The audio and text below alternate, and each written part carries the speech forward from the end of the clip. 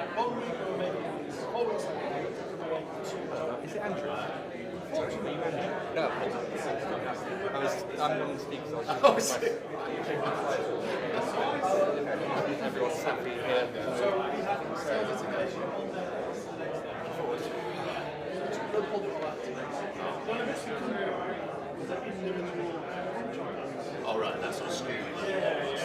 Oh, yeah, sorry, absolutely. We couldn't do this because we weren't talking about putting a barcode on the bottom of each chocolate. Oh, right. In white chocolate, but we couldn't get the precision. We actually took it to their The 3D printers. we took it to their lab to say, do you think we could do this? They went, no, nowadays, I think we probably do raspberry stuff. It tastes like that. But yeah. Yeah, one of the biggest projects I've ever done last 10, 15 years was on Cadbury.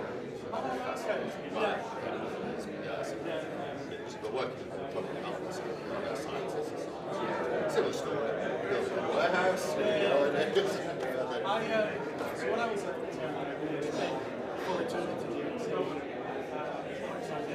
was at IBM. I worked in that computer.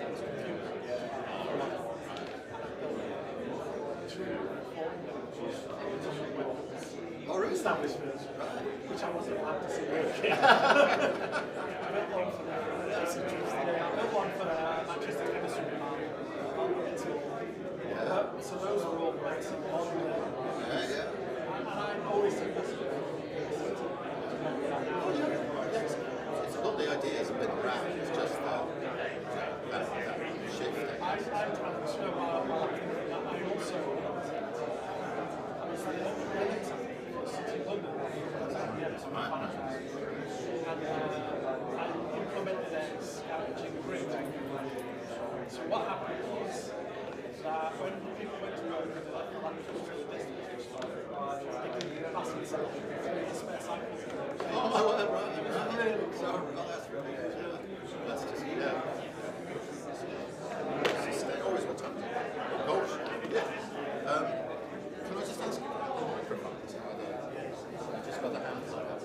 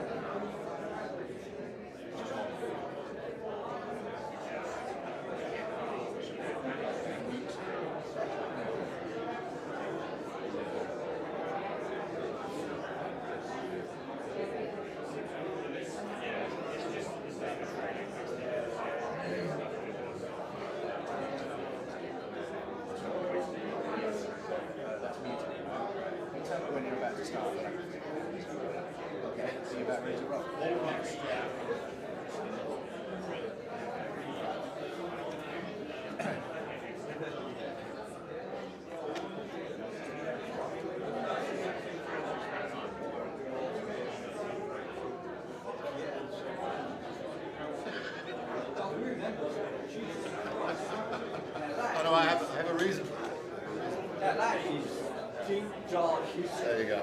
No, I like that.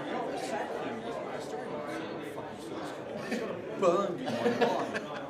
There are bits of it that just I can't. It's like you want to forget, but you can't. No.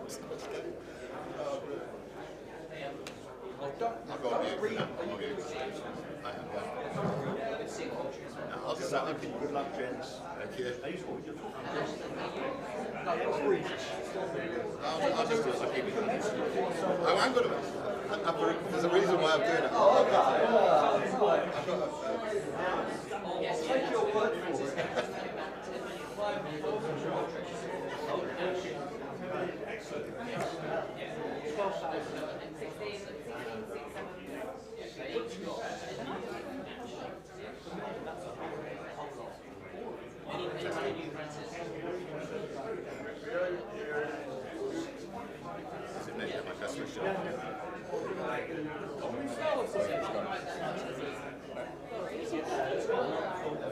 Yes, yes. Testing, testing. Good morning, everybody. Please take your seats. Thank you.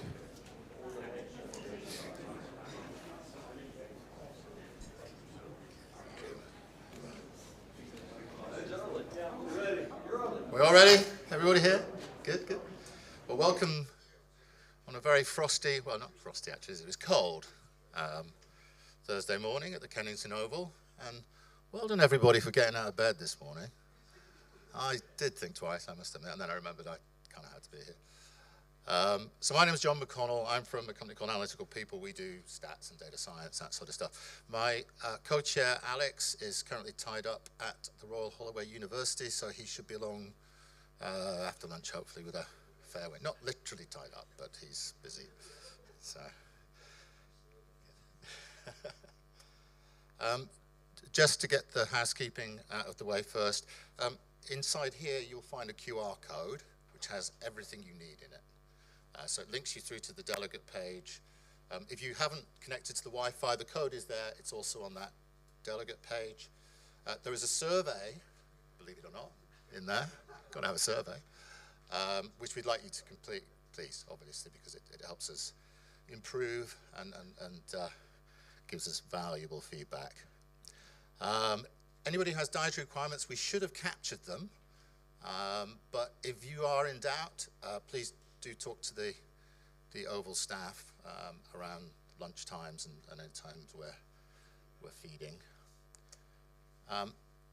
We're not planning a fire alarm. There is no planned fire alarm today. And you may find that the closest fire exit is behind you. So there's fire exit there, in the rare event that this happens, please do head for the doors. Thank you. We have two sponsors for today. ResearchWise AI, Mr. Ray Pointer is with us today. Ray, would you like to just say a few things and explain a bit more about ResearchWise AI? Thank you, John, and I'm here with my co-founder, Will Pointer. I'm delighted to be sponsoring ASC, having been involved since it was the study group for computers in survey analysis. And this is the first time I've put any money back in, so that's all good. We're at the back of the room. Come and join us at the breaks at lunchtime. ResearchWise AI. We're developing lots and lots of software tools, software toys in this area. So there's a free PII scanner which runs in your browser. There's a word cloud thing. There's a data analyzer. The main thing we're looking at is a thing called Pulse, which is a whole set of routines that will do tasks like data summarize, sentiment analysis, things like that. So we're here partly to show you what we're doing. Mostly, we want to hear what your problems are because we might be solving problems you don't have. That's always a concern with software. We focus mostly on the things we like doing, which may not be what you need to buy or use. So please come and see us at the breaks and lunchtime. Thank you, Ray. Thank you very much. I'm going to keep my intro brief. There's a couple of more housekeeping points I want to make. The second sponsor today is Inspirient, and Guillaume Emetti is going to talk later about what Inspirient is. He's presenting one of the papers after lunch. Thank you. And then we have our broader set of sponsors who sponsor the ASC annually, and needless to say, without them, we couldn't keep the ASC bus on the road, together with all you attending the event today and paying for the privilege. Thank you very much. AI is full of buzzwords, of course, so we thought we'd have some buzzword bingo. I'm hoping we don't complete this before we get through the introduction. Let's see. So there are 10, everybody should have different cards randomly selected. We had a random generator, algorithm from Andrew De Broglie, who's going to present later. If you do complete all 10, in the middle of somebody's presentation, please do just raise your hand and say bingo politely. Don't frighten them. And if we don't complete, there is a prize. We'll see how see who's got the most completions. After the event, is Tarek here yet? I don't think he's here at the moment. Yeah. That's not on the card. Yeah, the data space party is taking place tonight at the Telegraph, just off Moorgate. I know a few of you are already booked on there, but I believe there are tickets available. If anybody has anything, has a spare evening and you'd like to join, again, you should be able to link through to that on the card. Conscious of time, I'm just going to say very briefly that this is our second AI conference. We did our first one, we called it Generation Survey, in November 23, so 2 years ago, which I'm sure we all remember was about 1 year after it happened, after GenAI, OpenAI was launched, ChatGPT effectively. And at that moment in time, stuff was happening within research. There was a lot of thought and prototyping and theory, and we wanted to leave it for a couple of years to see, just give it time to bed down and for more real applications to start happening, and that's why we're here today. We have, for those of you who've been on ASC conferences in the meantime, there's always been some AI in there inevitably, so we've kind of learnt an awful lot along the way. But yeah, today's program we think is really interesting because it does represent more maturity of GenAI within research. We did also have a conference, I don't know if anybody remembers it, in 2018, which was about machine learning and AI. That was a very different time, let me tell you. Does anybody remember machine learning? Nobody talks about that anymore. Okay, I'm going to skip this one because this would be like a bagatelle for the bingo. I'm just going to come back to that later. It's the Gartner hype curve. And I'll come back maybe later if we have time and talk about what the AIs had to say about all of that. But in the interest of time, let's get into the main part of today. And I'd like to invite Mr. Andrew Jevons, who's in the front row here, to come and present. He's got a teaser for us about surveys. The title is Surveys Are Dead, Long Live Surveys. Just looking forward to introducing. Andrew, we were talking earlier, you were a developer of Quantum back in the day. Yeah. Okay. For those of you who aren't aware, Quantum is being developed again, and version 7 is about to be released. I can see that fills you with joy. Yeah. Yeah. That's great. Andrew, I think you presented at probably our last 3 conferences about different aspects of AI, and I think you were the first person I learnt RAG from, and I've been ragging a lot recently, as I expect a lot of people around the room. So, Andrew, over to you. Hi everybody, just give me a second to start this timer so that I don't go over too long and get yelled at by the, hold on, find the timer lads, give me a second. Right, 15 minutes, right, there we go. Hi, as you know, I got up at 6:10, which was a bit of a problem for me. Anyway, yeah, I'm Andrew Jevons. I've been around this business for a long time, unfortunately, as you'll learn during this talk. As was stated, I worked on Quantum. I also worked on Quanvert and all these ancient packages.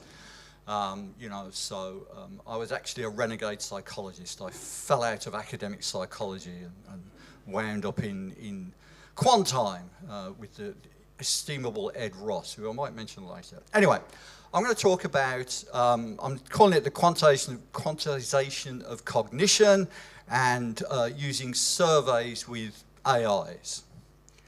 This little slide, and I'll give you start off the bingo with neural networks. The original paper about neural networks was in 1943, so these things are really old. And punch cards, because that's when, you know, computers really became generally used, and market research was full of punch cards, and the old people in here will be sort of looking at the floor, remembering those lovely days of all that paper. And that's like, and the bottom one is this guy called Cajal, who was a Spanish neurologist who do these lovely drawings of the brain, and he's always been a favorite of mine for various reasons. Okay, so one of the things about people is that we communicate in language, and that's great, and we do that most of the time. We don't use images. You know, we don't carry around a bunch of flashcards saying, and when somebody says, "How are you?" and you hold up a card or a phone with an image on it. You might feel like it sometimes, and you know, might communicate it on social media, but we use language. That's the core of our knowledge base, is language. And this is the guy who I feel is kind of the poster child for quantization of cognition. This guy, Rensis Likert. And back in 1932, he developed the 5-point scale. Who hasn't heard of a Likert scale? don't put your hand up if you haven't. People you'll get banned from the organisation or something. I don't know. Anyway, he invented this scale of 1 to 5, where 1 is, whatever it is, and 5 is whatever it is, because he needed a way. He was a social psychologist, which in my field was sort of, not a real thing, but my apologies. But anyway, and he needed a way of assessing what people felt about things. He was an expert in management psychology a lot. Now, there's nothing natural about, say, a 5-point scale when it comes to talking about your feelings. Multiple choice questions aren't particularly natural. You might say to your spouse or something, do you want this or do you want that? You don't say, well, I'm going to give you 5 choices. You can answer 2 of them. And there's another, if it's other, then you have to tell me what it is. You don't do that. We give a couple of choices, that's it. NPS scales, Net Promoter Score scales, aren't natural. Scale of sentiment. We don't go around saying, I love you 3 on a 1 to 5 scale where 3 is. You wind up divorced. We just don't do that. We don't function that way. But in order to cope with all the language that people produce when you ask them questions, people started to distill them into numeric values. And I always feel that Likert was kind of, as I say, the poster child for this, the 5-point scale. Whatever it is, you can put it on a 5-point scale. Now, turning now to what we do, no sales pitch. We do this thing where we do these AI personas, and when in doubt, we simulate all sorts of things. Mainly we deal with segmentation studies, or where you've got an identifiable population, and we produce a persona which personifies that population, and you ask it questions and talk to it, and and if you tell them they don't exist, they get very upset. We've got a transcript of these things having an existential crisis and crying and refusing to talk and swearing at us. It's quite freaky. But, they can get very realistic responses. So these are very useful because, as we know, personas, producing personas, particularly from segmentation studies, is, pretty much a business. And, a couple of years ago, we were producing these personas via AI, and we thought, okay, what happens if we ask them what colour is their kitchen? And they gave us answers which seemed to comply to their personas. Or you ask them, what are you going to have for dinner tonight? And they'll give you an answer. So they're quite useful. But there's an inevitability with these things. Sooner or later, a client is going to say, well, can we do a survey with these things? I was immersed in surveys until, this kind of stuff came along. That was always my business in one way or another. And because we've always had surveys, it was something I knew was on the horizon. So, I duly developed an interviewing system. I'd worked on another Q product called Quancept. They all started with Q. I don't know why I had an obsession with Q for some reason. I never worked that one out. And that was a telephone interviewing system. I did a lot of work on that and dialers. So I could write a survey system, and I called it Tullius because I'm a pretentious old fart, and I thought that was a cool name. And we had experimented with these personas and surveys. We'd said to them, what do you think about this? Give us on a scale of 1 to 5. There you go, Likert scale. And they'll answer, they'll give you an answer. But it was very unstructured. And the first thing that came along from the clients was concept tests. Now, that's pretty common, concept surveys, surveys about, will this concept work? So we thought, okay, they don't tend to be very complicated, so I can make a survey system that does this. The next question was, what kind of style do we want this to be? Do you do it like Catty, where it's one question at a time, which is pretty slow, rather inefficient? Do you do it more like the web, which is less conversational? You might present some questions in a block. You might present grids if you're feeling really, advanced. Or do we go back to the old style of paper surveys? The young people here won't remember paper surveys, but they were a big thing. And people were very reluctant to get rid of them because very often they might have had surveys. I know one was in New York, had run for 25 years, and they didn't want to switch it to CATI, and there may even still be paper surveys around. And paper surveys can be quite complicated. They'll have quite complex instructions in them. So, you know, with a paper survey, you're given a block of questions and saying, hey, you know, will you answer them? And if you answered this way, go to here. And when you answered question 5 like this or like that, what did you mean? Turns out, paper's the most efficient and the most economical approach. You can present them with blocks of questions. I think at the moment we're, well, 10 to 15. And you could probably present more. I mean, the latest Gemini model that just came out is what? It's a million tokens input. You know, that's quite a lot. It's quite a lot. So you can give them a lot of information in one go, and they'll sort it out. You've always got a bit of a problem with this effect called needle in a haystack. That is, you know, you give an AI a huge amount of information. Is it going to catch that little piece of information that you've given it? And we're still testing the bounds of this, of what kind of logic you can put in the block of questions that you present to the AI.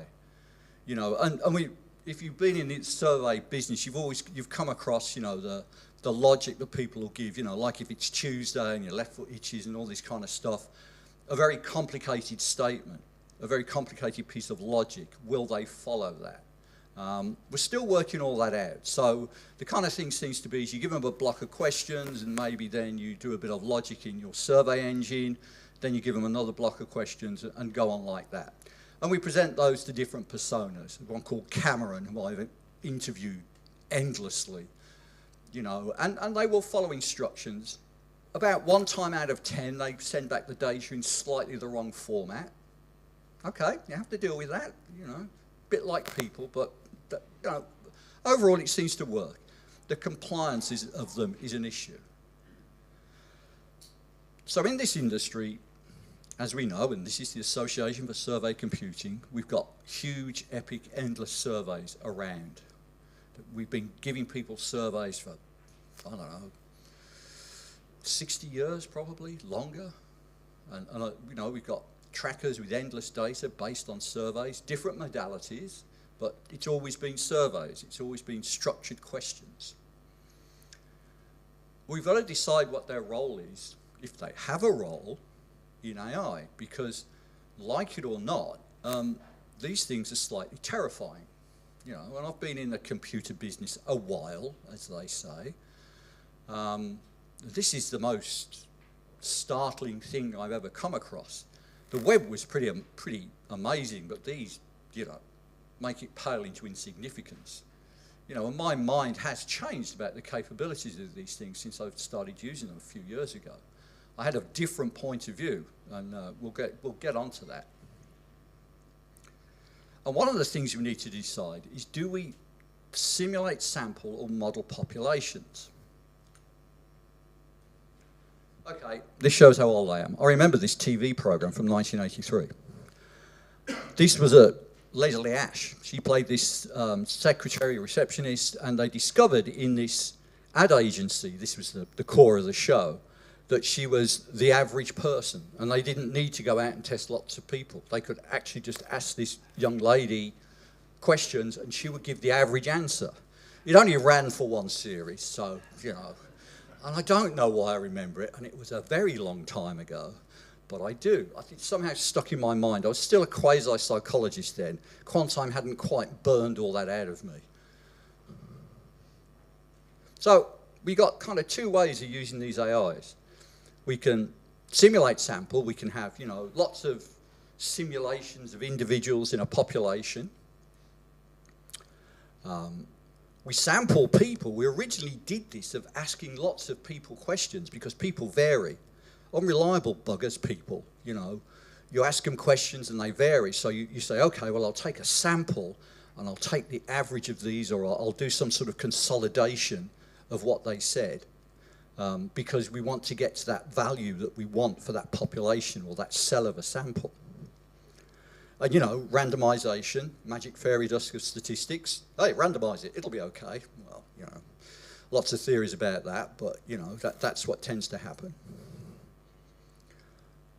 Or we model a population. We use the capabilities of the LLM to model a sample cell. We're not particularly interested in simulating lots of individuals within that cell.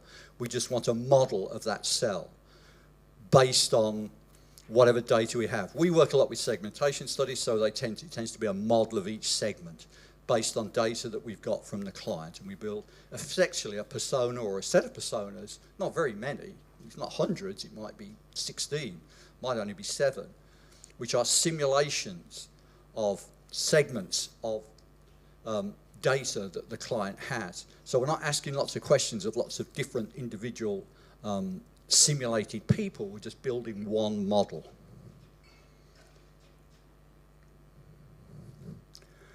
Let's come back to surveys a minute. When we asked respondents, these nice people that I think it was Gemini produced for me because I was playing with Gemini. I'll get out of the way. We asked them questions. We use language and we turn it into numbers, and there's an error in doing that. I'll call it a quantification error and call it something else. But there's an error inherent in translating what people say into numbers, like Likert scales or whatever they are. Then we take that survey data and we explain it in some way in a report or presentation.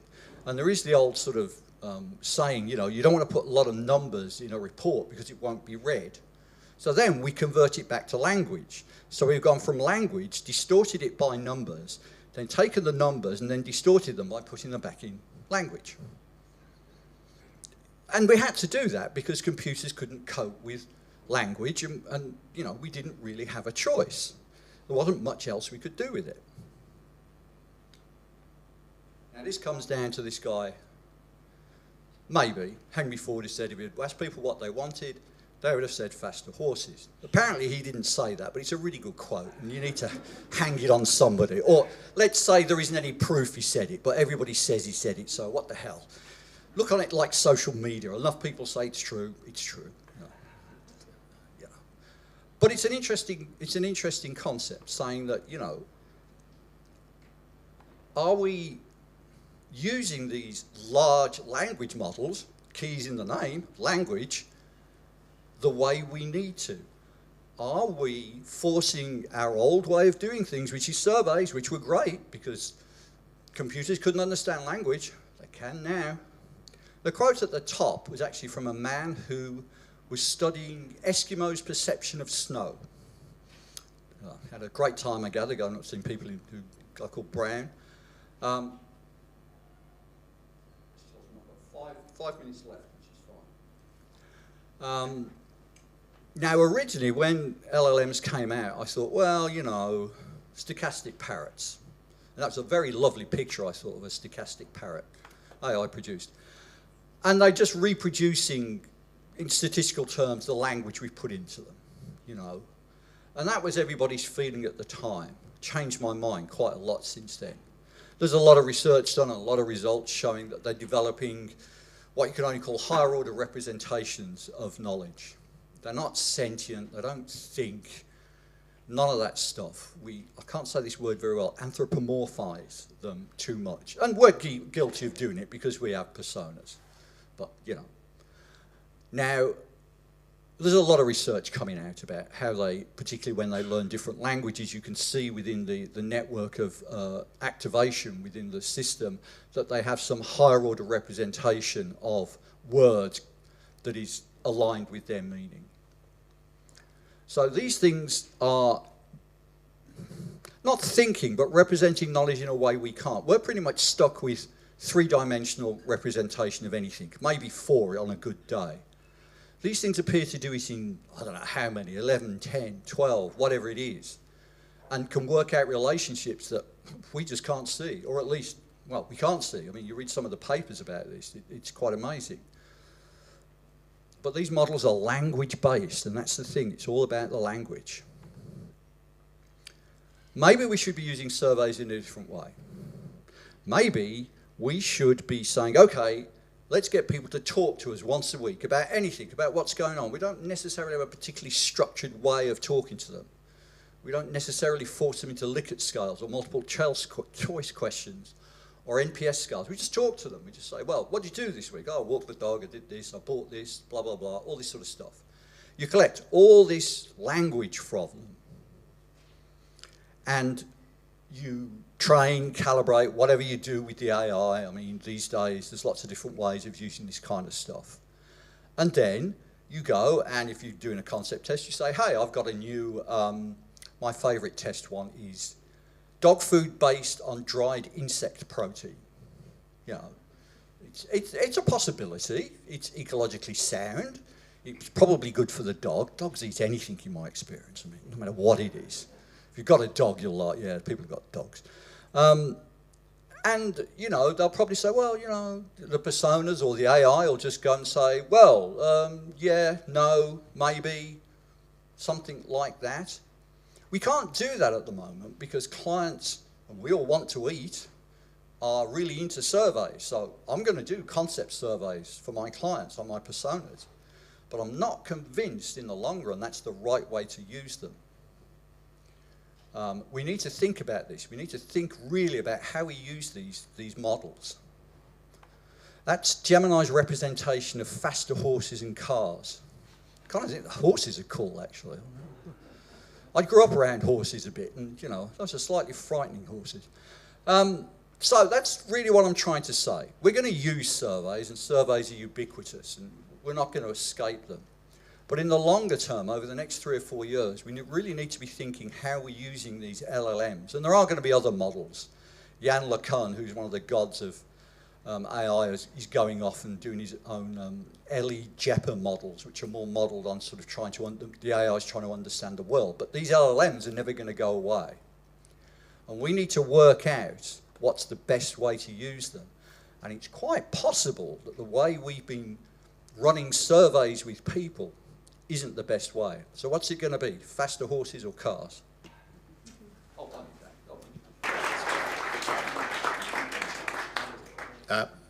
do we have a spare microphone? Just this one. Oh, sorry. Oh, great, thanks. We do have an online audience as well, so anybody who has questions, please can we use the microphone. Any questions for Andrew at this stage? I've got a question about higher order representation. Oh, yeah. When did you first start to notice it?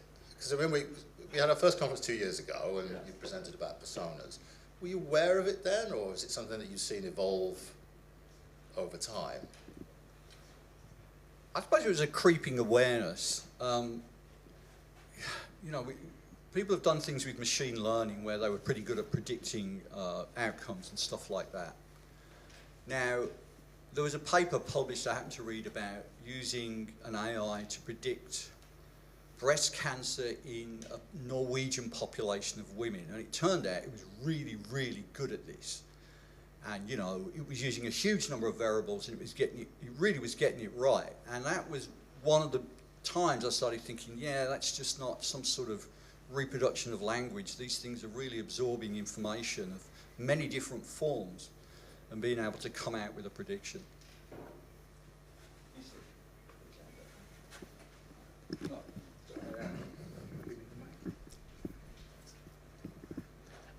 Thanks, Andrew. So what, mainly for my bingo card, but I'm going to ask it anyway.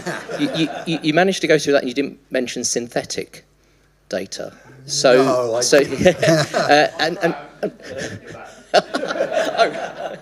but Andrew didn't say it. I said it. But so what I was trying to work out, because you're modelling your populations rather than creating the survey data, clients, as you say, today still perhaps want data formats, data files to work with. So I've kind of, in my very basic understanding of synthetic data, I seem to be getting, like, you know, either you've got 70% of your completes and you fill it out with 30% synthetic data, but your view of the personas is different. Is that a fundamental difference of the idea of synthetic data and personas, or am I misunderstanding it? No, you're probably right. I mean, I do have a problem with calling it synthetic data. Data's data. You know, if you have the simple equation for a straight line, y equals mx plus c, y is synthetic data. It's made up. You know, the result of a model, a prediction, is data, and people here are saying that because AI's produced it, it's synthetic data. I can see Ray at the back looking away because we've had arguments about this. But yeah, I mean, I suppose, yeah, when we do the surveys, we're producing synthetic data, but I just call it the prediction of the model. It's like if it was a some mathematical equation you put down. It is really, but it's so complicated we don't understand really what's going on inside these networks of neurons, neural networks. So yeah, I think it's synthetic data. I just don't use that term.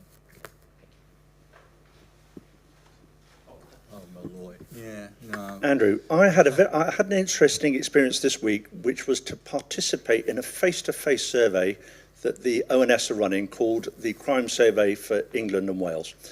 And so it's a proper old school random survey. They tried very hard to get me and eventually did. And it's a face-to-face interview, blah, blah, blah. Quite a lot of very detailed questions about my lived experience of crime in general and in my area and so on and so forth. Quite a lot of very personal, difficult questions about a whole range of subjects. I can't imagine, so none of that data is public. I don't know how an AI, either in any of your scenarios, would ever be able to represent that kind of data in that kind of detail that the ONS would trust. I mean, can you imagine an AI, a persona answering that questionnaire? Could you imagine that data being generated, just by asking a bunch of personas? Or does that still, that whole very detailed thing still live on? A couple of years ago, I said no. But you'd be surprised, you'd be startled about what these things actually can do. We'll do a little demo for you if you want. Okay. We'll go online and do it.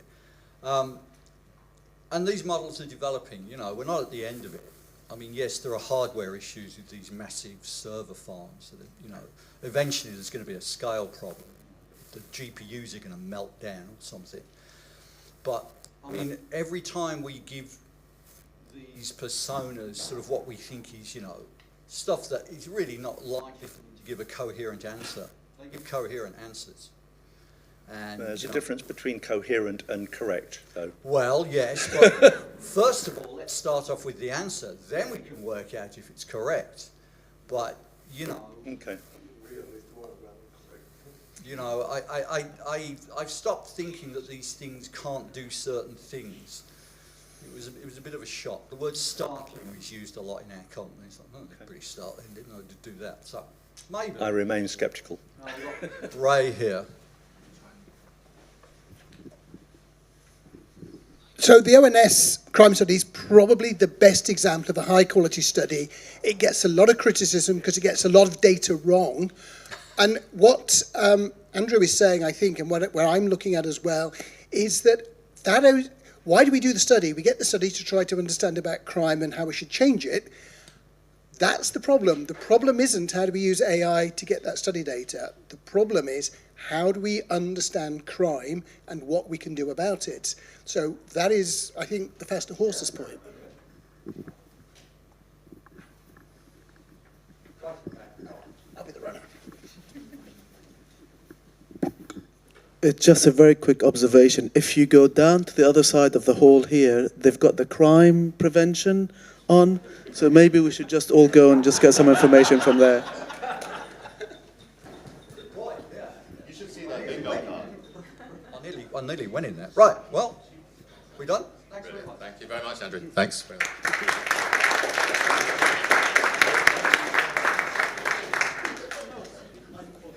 Great. So next up we have Andrew and Maria from Strat7 Jigsaw. So Andrew is the CTO, group CTO at Strat7, and Maria Colarusso is, thank you, we've been practicing, is the head of digital.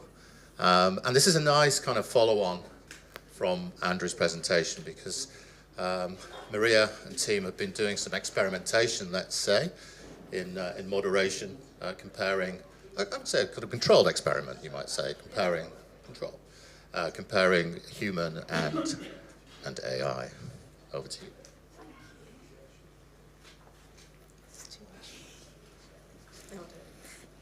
everyone. I don't know if we'll be as eloquent and witty as you have, Andrew, but I think, as you say, it's a really good kind of context for some of the stuff we're about to talk about. So we're going to talk about AI moderation and interviewing, and kind of what that means for data quality, the quality we capture, the experience of the user kind of that's giving us the data, and what it means for the future. What happened? What did I do? There we go. There you go. So I'm Maria. I am head of digital, as John says, at Ycatcher. That's our digital research platform. We're part of the Strat7 group. And I've got nearly 20 years of research experience, starting out in data processing, doing some of that kind of old school data processing, as you mentioned there, Andrew. I kind of moved into qual research and then into quant, and I now focus very much in digital research with a focus on AI. Andrew. Hi, I'm Andrew, the CTO at Strat7. I started my IT career with punch cards, so I kind of resonate with what Andrew's saying. I've got to declare myself up front. I'm 100% in Andrew's camp. What I've seen over the last couple of years in my time spending looking at these models, my language was much fruitier than Startling, I can tell you now. What we're doing here is really interesting. It scratches the surface, I think, a little bit of the capabilities here. So, this whole thing came out of a response from a survey where somebody said, look, I just think it's a bit boring, it's a bit tedious. And they are, and they can be, and they're dry, and we get survey fatigue. And I think, we kind of sat down and thought, well, is there a different way to do this? Can we do something a bit better? So in that context, let's kind of take a step back, really. So surveying's been a background of market research for decades. It's the go-to thing. That's what we do. That's how we do it. But they can lack all kinds of richness, depth, and emotion. We miss nuances. We absolutely do, because you're answering a question. Because of AI and because of model capabilities, we thought, maybe there's a way to do that. Maybe we can use AI to moderate those surveys. Maybe we can get more out of the participants by using AI to ask the questions. So, as we, sorry, I'm not following the script, which is throwing Maria massively. Major apologies. We're getting the context now, it's fine. Yeah, as I said, and I told her I would as well, so also I lied. So, just before we move on, a quick show of hands. Who can conversational AI replace surveys? Is that a yes?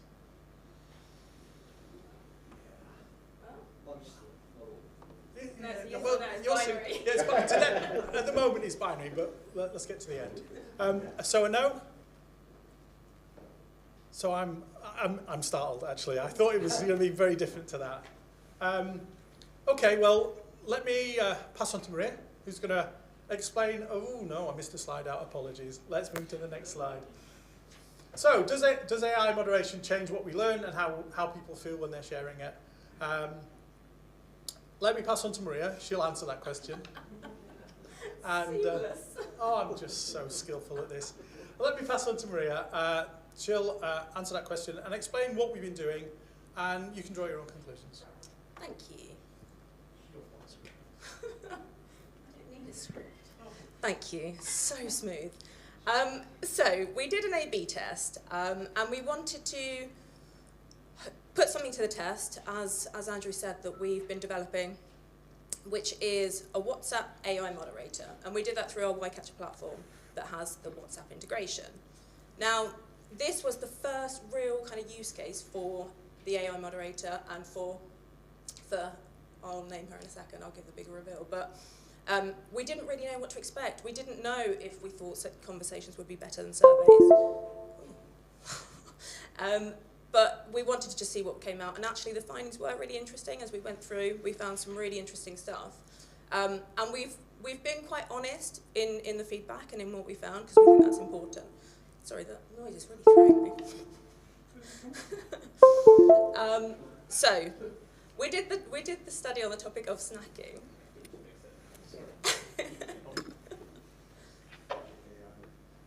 Okay. Oh, okay.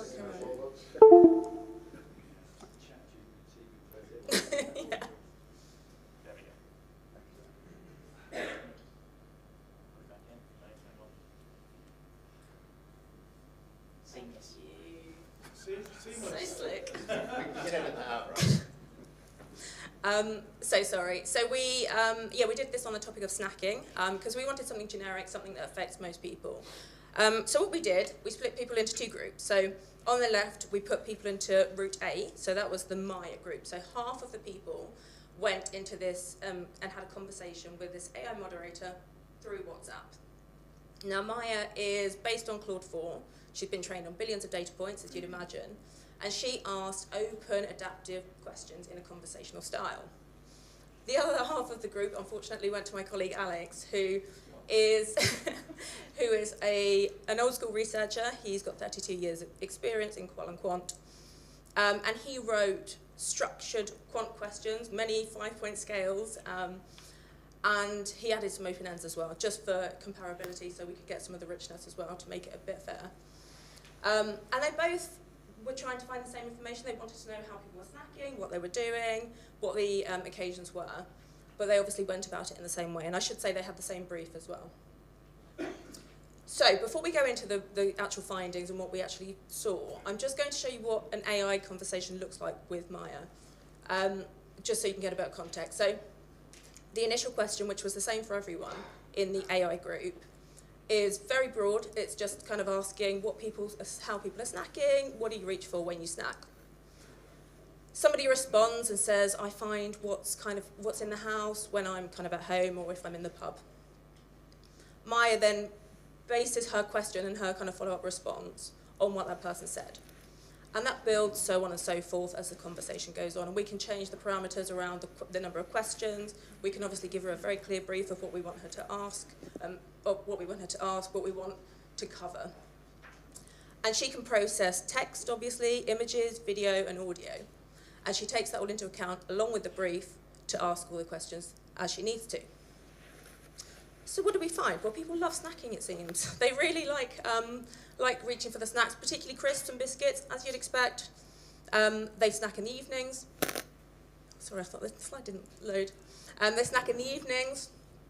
They watch it in front of the TV. They do it in front of the TV. They do it as a treat. They have Walkers, Cadbury, and Doritos. It's nothing groundbreaking, nothing new, but we got some good context. And actually, we found the same information from both of the groups. So both groups were saying exactly the same thing. But what did really differ was how people expressed themselves and what they were telling us. So if we compare the first question, which is an open question for both of the routes, and that's important for comparability, we've obviously just seen Maya's initial question and response there. And that question was very broad. It was very open to interpretation. People can kind of take it how they want. As a result, we got a response which answered the question, but it's light, it's very superficial. Then, if we compare that to the human written question, you can see that's a lot more targeted in terms of what we want to find out. What are you snacking on? Where are you buying it from? Why? Name a few. And as a result, the response we get back is much more detailed.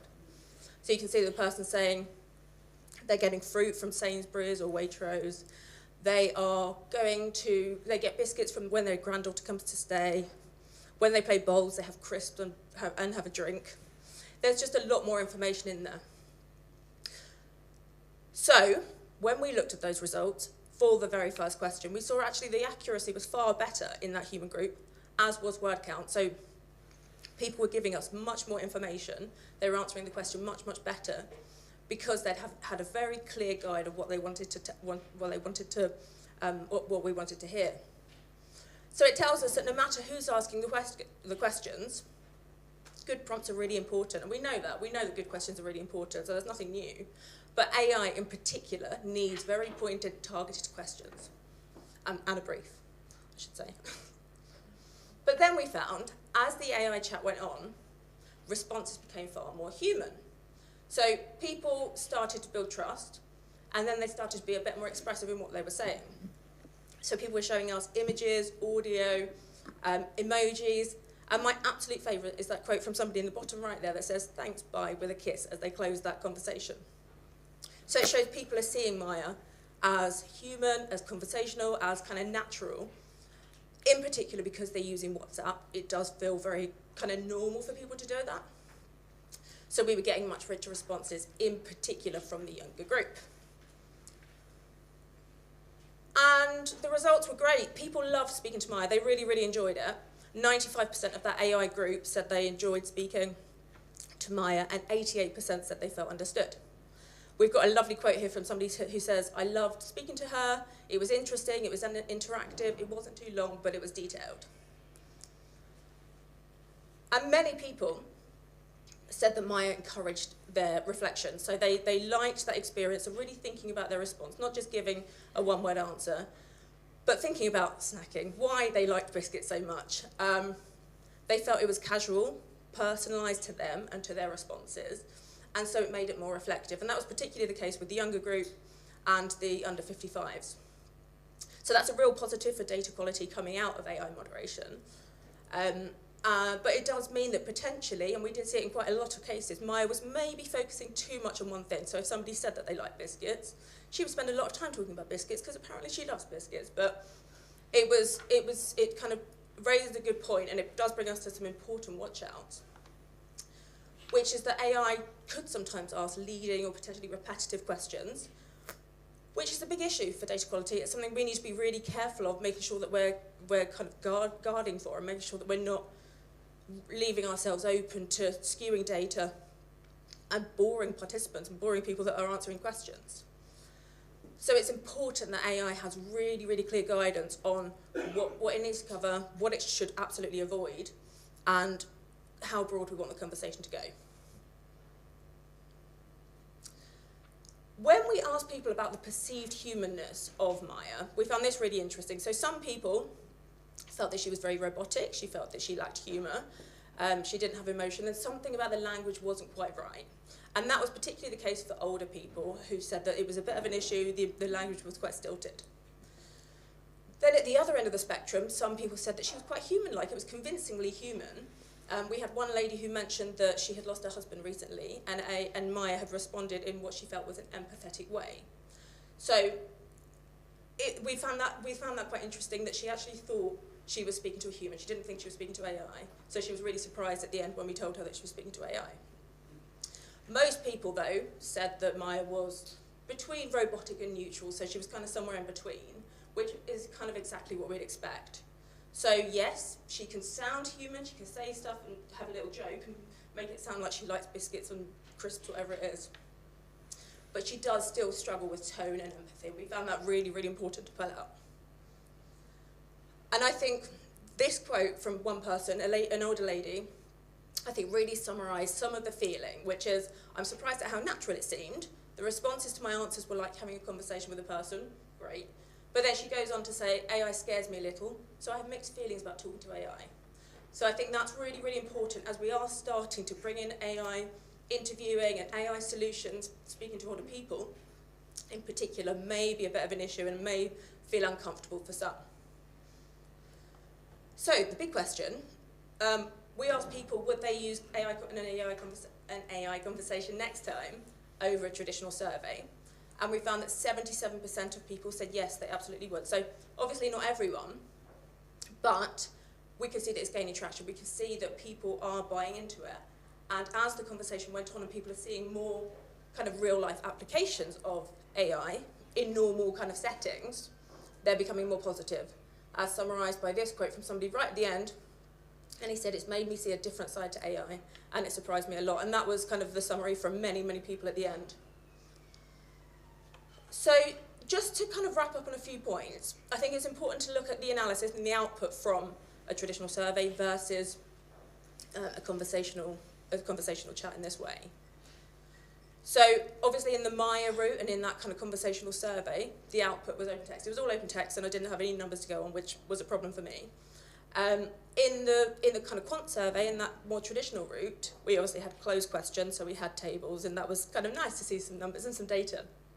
But we also got some open text from the kind of closed questions. So when we kind of look at them side by side, exactly as Andrew said earlier, AI really struggles with quant. It was a real issue getting kind of a quantification of, yes, lots of people said walkers, but how many people said walkers? I want to know an actual number. So I had to go through and I had to count the numbers for myself because I didn't quite trust what it was telling me. And I thought you were going to say something. And I should say that I did ask AI what the numbers were, and it was kind of fine, but I didn't absolutely trust it with great certainty. But of course, AI was great at summarising lots and lots of text that we got, so that worked really well. I think a lot of this stuff and a lot of the things we're talking about are obviously going to evolve. Lots of stuff in the AI space is absolutely changing. But for now, AI moderation feels safer when it's kind of paired with a quant survey. So you get that robustness. Excuse me. You get the robustness, but you also then get that richness and you get that depth from the conversation. So what did we really learn? Well, we saw the same story. From both groups, we saw the exact same story. But what did differ was how people were telling their story. We saw much kind of richer, more natural AI conversations, particularly with younger groups who found it really comfortable and really normal to go through those conversations. But comfort and perceived humanness and that perceived empathy was really, really different across different demographics, and that's a really, really important point to remember. If we think about that lady, though, who had lost her husband and said that she felt empathy from AI, I think that's an interesting point that, you know, a lady that has obviously gone through quite a hard time has felt that empathy from that person, from AI, not a person. She's not a person. That fourth point we think is really, really, really important. Human eye oversight now and will continue to remain essential in something like this. We absolutely can't just, you know, let Maya go off and do whatever she wants to do. We think it's really important. I, as a researcher, had to go through and I had to read every single response because I wouldn't have been able to do the analysis without it. That might not be everyone's kind of way of doing it. People might be fine relying on AI summaries. Personally, I wasn't. And finally, this is just the beginning. It's absolutely the beginning. There's a lot coming. Lots of stuff is going to change. AI is going to continue to improve. And conversational AI in particular is going to improve as well. So going back to our poll, we don't actually think AI moderation is in any way going to replace surveys in the short term. That may change. Ask me again in a year, it might be totally different. But it will evolve them. If we use them together, I think they'll be really powerful insight tools. Oh, that was a lot there. Sorry, that was really boring. So that's all well and good, but there is a sobering thought, which is if you kind of look at the general population, 39% of people are positive about AI in general. Now that's not necessarily in the context of what we're talking about, but it's kind of across the board. And you know, this quote here: "Please don't replace people's jobs. We don't think we need an AI chatbot." I think that those kind of sentiments are pretty much endemic in the general population and understandable, I think. At Strat7, the stuff we build tools and we partner, but we're very much towing that human, for the bingo cards, human in the loop. We're very much making sure that we do that. A lot of what we do has that human moderation in it for now. I'm in a slightly different camp from the researchers behind me, but you know, we are where we are with it. I think, you know, as we move forward, these things will change, absolutely. And the speed of change is accelerating massively. So, you know, maybe if we come back in here, we'll have another conversation about what actually we have achieved and where we are. I think that's really interesting. So, next slide. But there will be impacts on market research. You know, what's going to happen with researchers themselves. Had a conversation this morning over coffee about this very subject. You know, the senior researchers in our organisation have trained over years and years and years. All of a sudden, there's a whole new bunch of skills that they need to understand and they need to get grips with. And how do they do that? How do they do that safely? How do they do that and feel empowered that they're still making decisions about market research? How do we deliver the right things to our customers? You know, make sure that the research output we're putting out is actually valid and is useful. How do we do that? And there's a whole bunch of stuff up here. There's more, much more, and there's mechanisms and models how we do this. So the whole thing needs some real work as we move forward because the landscape is going to change. You know, it is going to change the way this industry is. I think what is important, though, fundamentally, if you think about, you know, curiosity, empathy, and interpretation skills, they're with people at the moment. They sit in human minds. The models will change. I don't know how much they're going to change. They will change and will get better. But at the moment, we still keep people in the loop. So, some practical guidance, I guess. I mean, specifically from a techie, but led by Maria, obviously. I think really it's pick a use case for now, you know. It's great for exploratory, early stage discovery, pop-ups, doing stuff really quickly I think is great. I've got some kind of further uses for it further down the line in terms of feeding my personas and my simulated personas. But yeah, absolutely, you've got to be really careful about that. But again, watch out for things like rigor and bias control, ethics and safety, you know, and that integrity experience. The models that we use to drive Maya, we've had to turn the temperature right down because it started to get really leery and came really weird answers. So I think there's asked really weird questions. So, you know, you really, really have to think about that as well. And for us, we're learning, right? It's the beginning. And this thing is only improving all the time. And in fact, you know, there will be improvements along. And as I said before, it'll be really interesting to see where we are in a year's time. There will be improvements, as you can see from this slide, which we've nicely prepared. Oh, hang on, I do still need this. So based on everything we learned, as I say, there were loads of findings that came out, and lots of stuff that was really interesting. Some stuff was surprising. Some stuff was a bit disappointing. So me and the developers, we've sat and we've looked at everything that's come out, and they're very involved in the work that we're doing, obviously because they're building it, but in terms of what it means for research, what it means for how we go forward with this stuff and how we launch it. And I should say we've literally launched it today, so a press release has just gone out. So it's very live and very new. We think it's important that questioning, she can't be asking leading questions. That's a fundamental kind of no-no. So we're looking at reducing any of that stuff, making sure that she's asking the right questions, and we are getting that robustness and that research rigor that we know is really important. Adding in safety and quality checks, again, really important, making sure that we're alerted, thinking of things like healthcare. If we need adverse events, we need to know straight away if something goes wrong. So making sure we have those alerts in place so that I can kind of deal with anything else can my team. Quant capability, so that's something we are looking at this very minute. The team are probably working on it now, they probably solved it. But just adding in some way of giving Maya a brand list and saying, as people are responding, count it, and trying to find a solution that means we can get quant from it. Again, we don't know what that looks like, and it will get better over time, but we are trying to think about what we can do.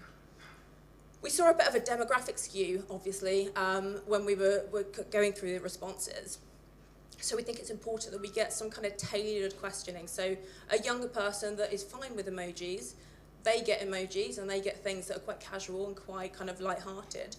Whereas maybe an older person who feels like they want more proper English, they will get proper English, and they'll get it in the way that feels comfortable for them, so she will mirror how people are responding to her.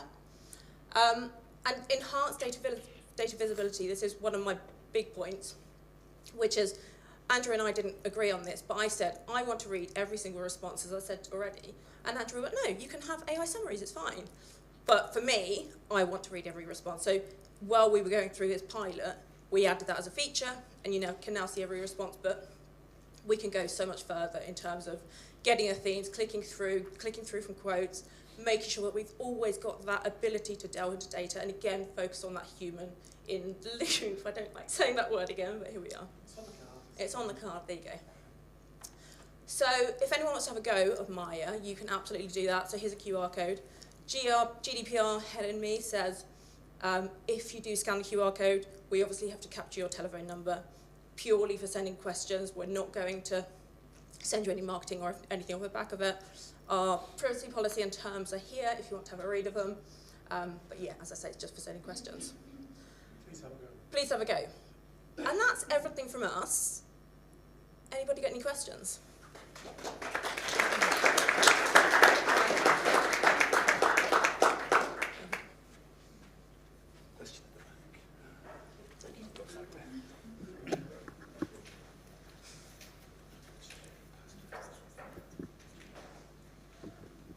Hiya, Rob from Field Locker.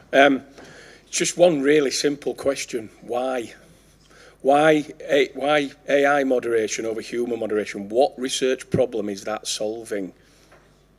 It's a good question. It started deep. I like it. I think there are many issues, and I have to be really clear within our team and within the researchers in the organisation. We're not saying we're going to deploy this to replace anyone that would write otherwise a WhatsApp survey or a traditional survey. I had this conversation just yesterday. But we've had clients who say, I want to launch something literally tomorrow, and I can do that. I can launch it like in an hour, not even that. So there's a big speed element. It's a big speed element, and we're seeing that a lot from clients. They want to be doing cool stuff with AI. They want to be doing it fast. They want to do it cheaply. So that is a big, big thing. And it works. It works. It gets us the answers we need. But I do always say, supplement it with something else. Don't rely purely on this, because we still want to keep that human in the loop, the thing that we are advocating for. Yeah, I think, to be honest, it was a loaded question, because I'm not against AI at all. I think it's here and there's loads to be able to do with it.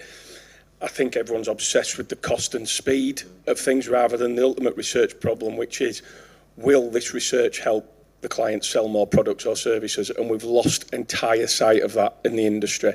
We're obsessed with the speed and the cost of something, not will it help them sell more products and services. Thank you. Any questions?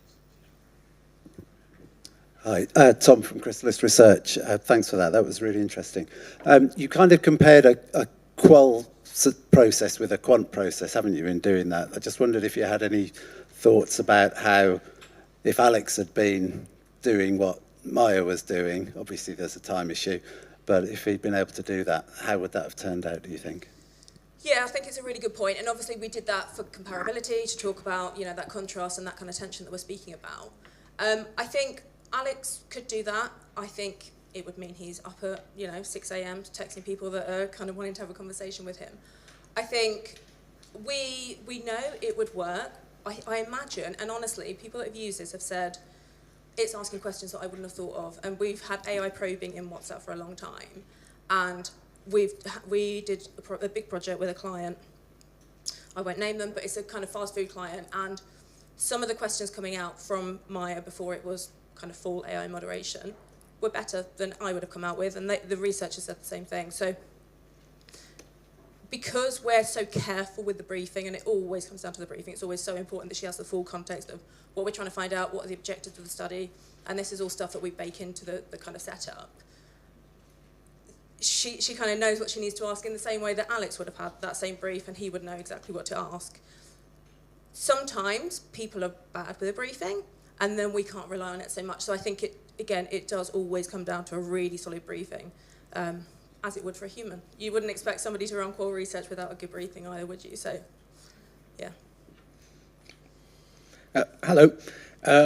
Chris from Royal Holloway. I'm up next. But I was going to ask about a little bit along the lines of the Turing test, but were people in your study informed that they were talking to an AI, or did they figure it out? But also, how does the bias in data, because I'm quite new to the surveying side, how does the bias in data affect when people think they're talking to a human? For instance, adding like a delay to the responses so they don't immediately appear like it's answering instantly. Like if you make it appear more human, do you get more, or less AI biased responses, I guess? It's a really good question. So we told people that they would go into one of two groups. One would be an AI group, and one would be a human group. We didn't tell them at that point that they would be speaking to AI or not. And we didn't put any delay in. The responses came in the same kind of cadence for both of them. So we tried to make it normal, the same, and again, comparable. Some of the feedback that came back from people when they said, I think I was in the AI group, was responses were really quick. It's definitely AI. And I was like, well, we can't control for everything, but we tried to control it as much as we could. That emotion that we looked at was all before the reveal, before they knew kind of what it was. It changed a little bit, and people were quite surprised about what they were, kind of, if they were in the AI group, they were surprised about being in the AI group. But for the most part, I suppose people kind of knew, again, particularly the kind of middle groups, up to like 55 or so, they were pretty confident if they were speaking to AI, they kind of knew it and they felt fine with it. Does that answer your question?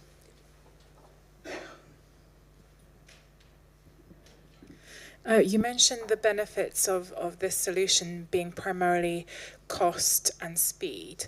Do you have an idea of the cost benefit for your clients at this point, or is it still in the early stages of development? I think we're having some really interesting conversations with people. I obviously won't name any of them, but I think the idea of having something that kind of adapts and learns, and we've had one client say, but can we have it as our own collection that answers, that kind of trains Maya just for our data, all of our data coming back, and they want to roll something out potentially globally, not globally, I got ahead of myself there, in kind of within the UK, they want to roll it out to lots of different, I won't say stores, lots of different places. And the idea is it learns from what people are inputting into it, and then it asks relevant questions. So I think that's a really, really important benefit for people. In terms of the cost benefit, I think we know it's very cost effective. We're still developing kind of what it looks like commercially. We are, like I say, we just launched it today, so we're kind of still in those early phases, but I think the real value is in it being able to adapt questions, being able to respond in the right context with the right kind of knowledge of what somebody's told it. That makes sense? Thank you.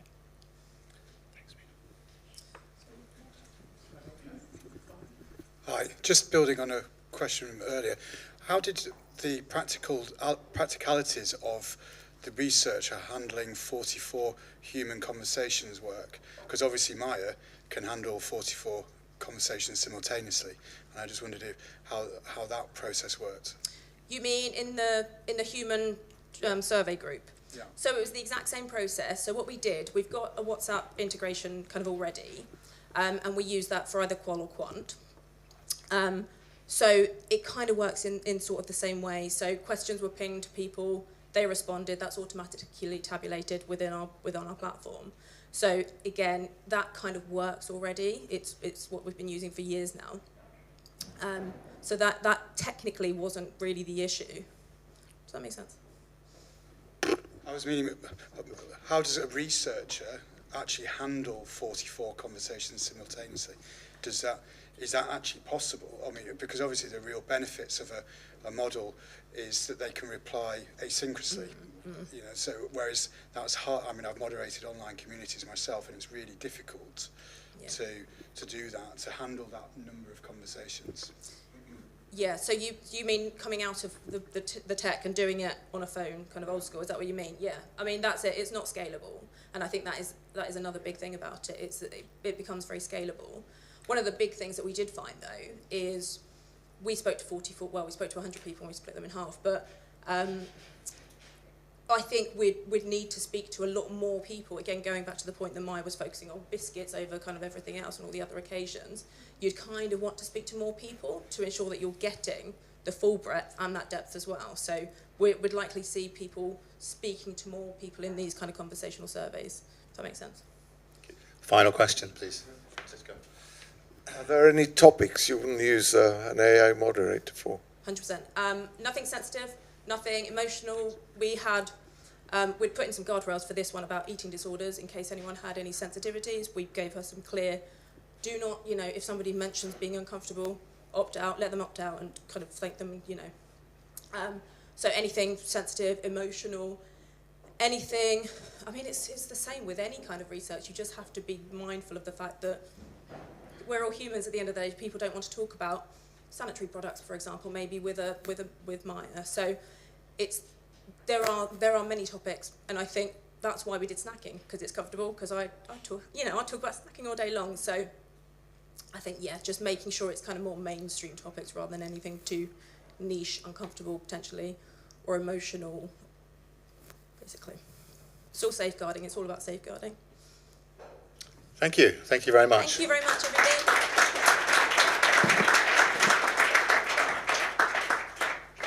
Okay, it's Chris.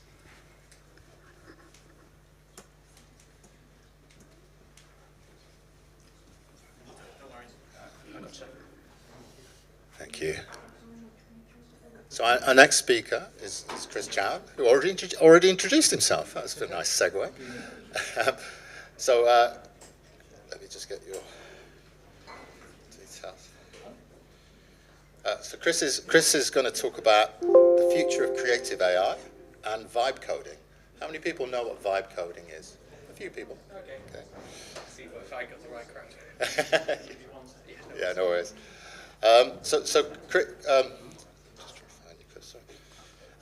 Chris, you're doing a PhD, aren't you? You're a creative technologist, I think it's fair to say. Yes. And you're doing a PhD, and you're bridging between Surrey and Royal Holloway, is that right? Yeah, okay. Doing a CDT. So. Okay. Great stuff. Just let Andrew go away. Over to you. Thanks, Chris.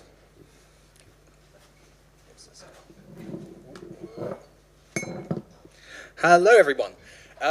So I'm not entirely sure why I'm here today because I am not typically in the field of surveying, and I'm more of a creative technologist. My background is working with virtual reality originally, making games. Then I moved on to running an innovation hub in Brighton that was supporting startups working in creative and tech backgrounds called the Fusebox.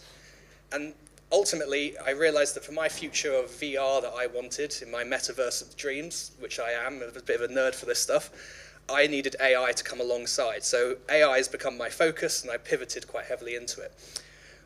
The reason that it actually became so exciting to me, and this was quite a few years ago, was the fact that for someone like me who I like to think I'm a techie, I like to think I'm a programmer, but I'm really not. And actually, can I see a show of hands of who are the programmers in the room?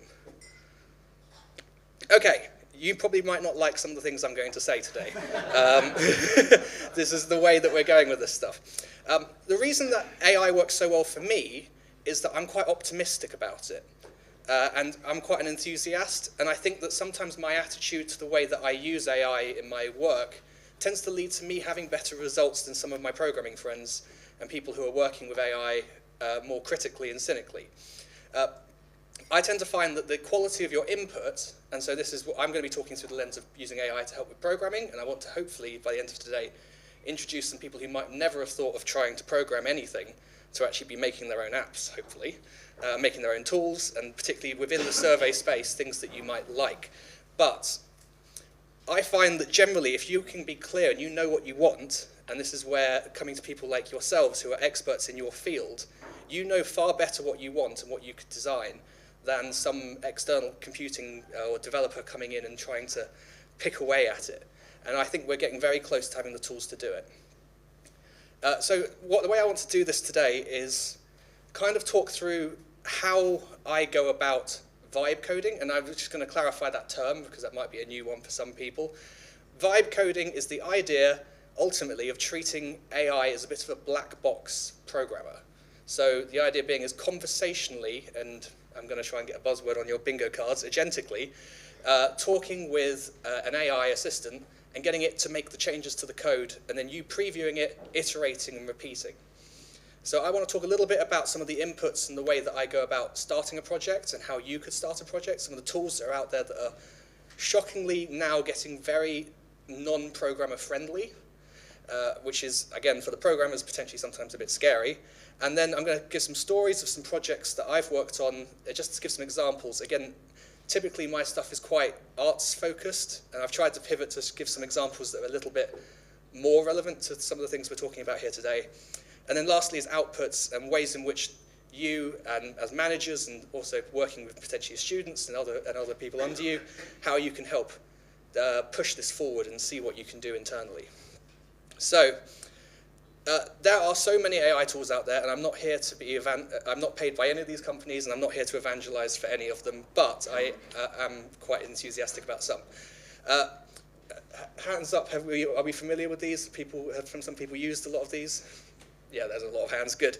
And everyone kind of has a favorite, and the problem with the AI space is that this is already out of date when I submitted my slides, and it's out of date again as of yesterday with some of the updates. There's always someone on top, and there's always tools that people are saying, this is the best one, this is the killer, this is going to be the thing.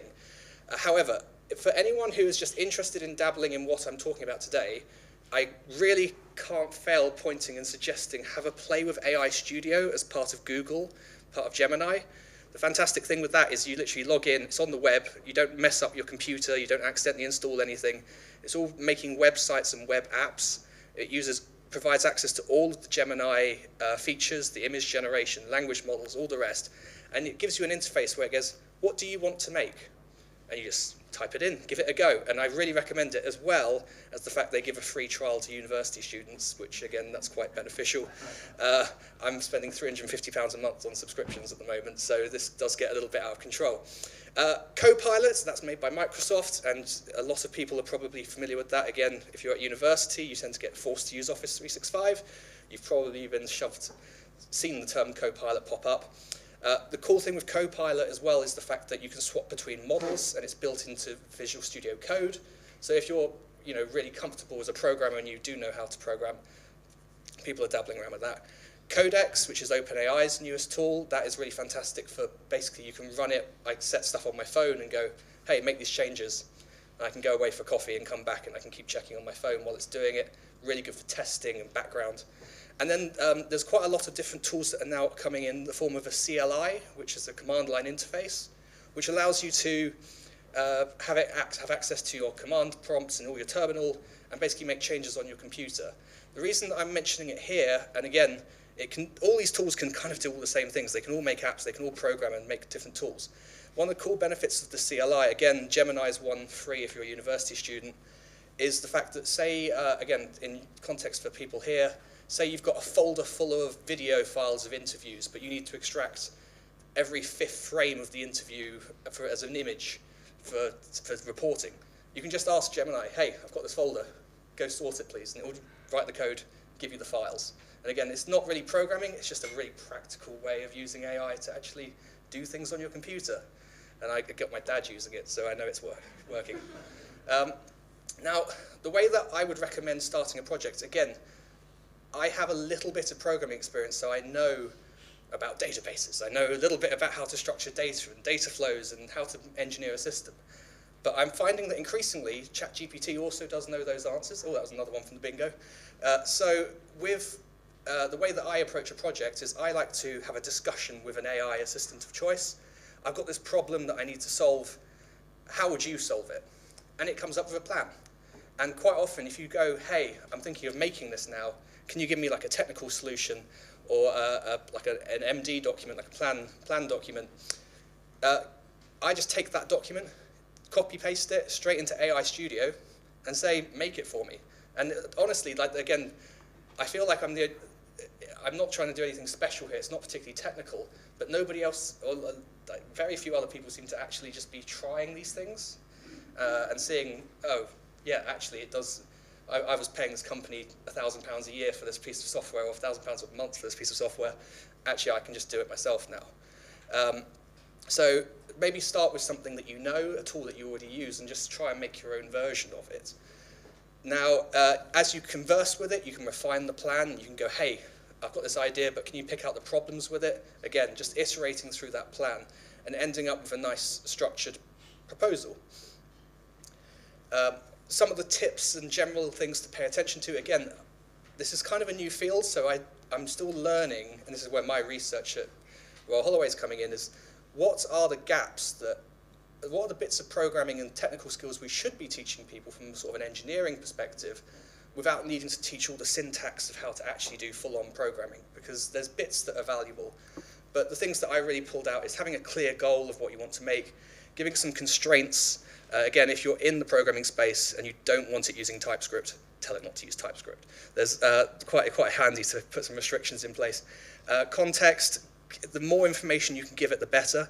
One of my favorite ways to actually create an app these days is do an interview with the client, just an hour-long Zoom call, transcribe the Zoom call, paste that into AI Studio and go, make the thing that solves the problem we discussed in this meeting. And again, it quite often does a far better job than hiring someone to do it.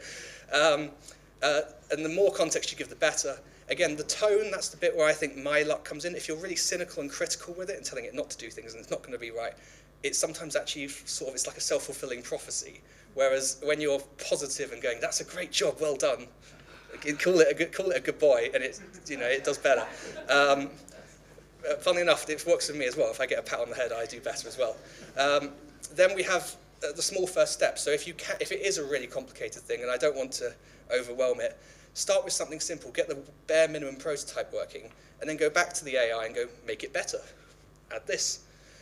And again, curious attitude, I think that's my main strength more than anything else. It's just the fact that, again, I didn't know anything about surveying coming into this, but I now have a reasonable experimentation because I was interested, so I've been having a play.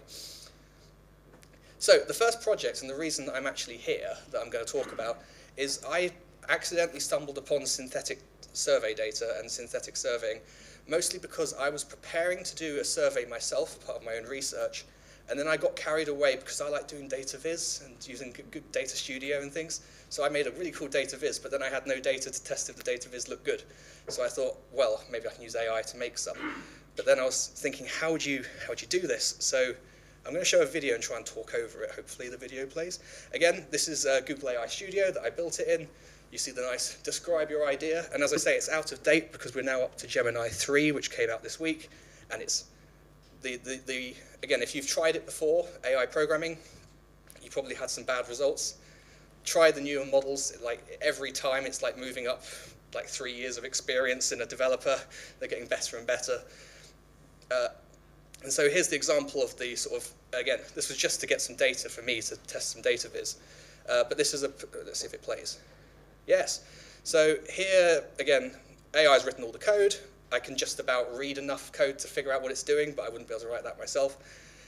Here you can go and create a persona, and you can, again, I know nothing about what is important for personas. This is why I'm coming to talk to you people, because you would do this far better than I ever could. But again, you can type in a prompt, like I think in this case, an experienced retired businessman, and now Gemini is going to fill in all the personality details that it associated with that person, which could be interesting. And you can even generate little avatar pictures. Again, the reason I'm showing this is because I made this in about 30 minutes. So I don't know this area, but people who do will do better. The other thing is the cohort manager, you can actually get it to generate 100 diverse people of different groups, depending on what your criteria was. And then I did the option to either do a structured interview where you can have multiple questions being qualitative and quantitative, or just ask a single question for now. And then it would just ask all the personalities the question. But at the end of the day, I just said, I want an app that helps me create survey data so I can test my data viz. And seeing the stuff that's being talked about here today, I know that people are making tools like this, again, but you might have a better idea of how the tool for you is exactly personalized. Moving on to another project, just to tangent this, this is where prototyping comes in. I'm going to talk a minute about how dangerous it can be when it goes wrong. I'm just checking, how am I doing for time? Okay, fine. It's showing how dangerous it can be when it goes wrong, but with things like, we're working on industry projects as part of my PhD, and this is an application which is designed for a study assistant for schools. Again, we built this in about 2 weeks of prototyping, but it's a fully functional application rather than just a wireframe. And this is a conversational AI assistant for schools where the students can talk with an AI buddy who's intentionally been made naive, to not actually give them the answers, but to help them. Again, my colleagues were doing some fantastic research around this, but this whole application was all built in a couple of weeks, and it actually, the school's now installing it as part of their full-on process. So it's crazy rate of application development. Another project which I can't really talk about, I can't show it because I didn't have rights for the video, but one of the projects I worked on was working with theatre writers who wanted to do laughter detection and have a branching narrative experience that changes whenever someone laughs in the experience. I realized quite early on that actually laughter is quite hard to do without smiling. So again, quite interested to see what your thoughts are. But there's a library called Face API that allows you to measure micro-detections in subtle facial expressions. And one, it's very hard to hide a smile from it, so that was quite good. And we ended up having a whole branching experience that would branch the narrative depending on whether the user smile, look sad, get excited by the experience. And I thought, again, within surveying, you might be interested in that, so just a cool project. But this is something I just went to the AI and said, hey, look, I want to do make the video branch whenever someone laughs. And it figured out the libraries, figured out the tools, and built it. And then just a fun one, and this actually ties in quite well to some of the AI personality stuff. I've got a business card, which I think I've got a couple in my bag if someone wants to have a look, which is using web AR to be a holographic mini-me, where you can chat to me. It has all my research papers and all my knowledge base of different things that I'm doing. It sounds like me, and I've 3D scanned myself so it looks like me. Again, if we were to do this with the synthetic survey data, now you could actually have these synthetic personalities answer questions, but then also do a face-to-face interview with these synthetic personalities as well. So I think there's some cool connection to come. Just to show the example, there might be some sound, I don't know. If not, it's just my voice anyway. But that's on the back of my business card, and it uses WebAR, so it all goes to the browser. And again, I tried to... Hi, I'm Chris. What's your name and how can I help? You get the idea. Hey there, I'm doing great. Thanks for asking. It's been a pretty interesting... Okay, we're done with that. We don't need two of me. Now, the cool thing with this, the reason that I think that's really cool, though, is I tried to make this myself when I was programming several years ago, and I made it kind of work very badly. But then years later, I've just come back, and this is where old projects start coming back up in my head, and went, hey, AI, can you fix this for me now? Suddenly, it's now made the app work on every device. It's cross-platform. I think it's quite a cool product, but I'm too excited making different things to ever pursue it as its own product. This will upset programmers, I'm sure. Again, I'm not trying to say that this should replace programming.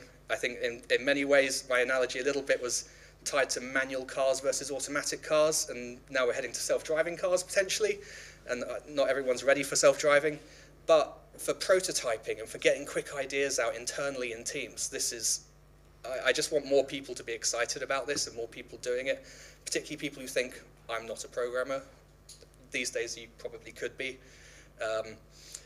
Now, this is where I want to, just before I go and make everyone sound super excited, there's some really scary papers that are saying that over 25% of AI-generated code on GitHub has security vulnerabilities, has database breaches, has exposed API keys.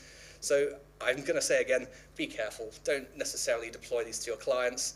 Hand it over to an expert still to have a look at it. But give it 2 years and maybe we won't need to. I don't know. It's just moving forward so quickly.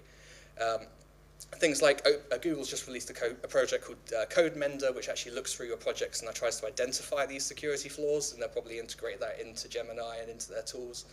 But just sort of, yeah, I'd say play around, but just bear in mind that it's probably going to break. And then I think we're almost at the end, but my workflow is to start with an idea, plan it out, get the AI to generate it, do a test, show it to people. Again, people are a lot better, stakeholders are a lot better at telling you what they don't like when they can see something than telling you theoretically what they might like. Again, we get that, the faster horses type situation. And then demo it. And just for the managers and for people here, what I would recommend, if you get the chance, run some hackathons. If you see people like me who get really excited by this stuff, try and encourage them, because I like, as I say, pat on the head.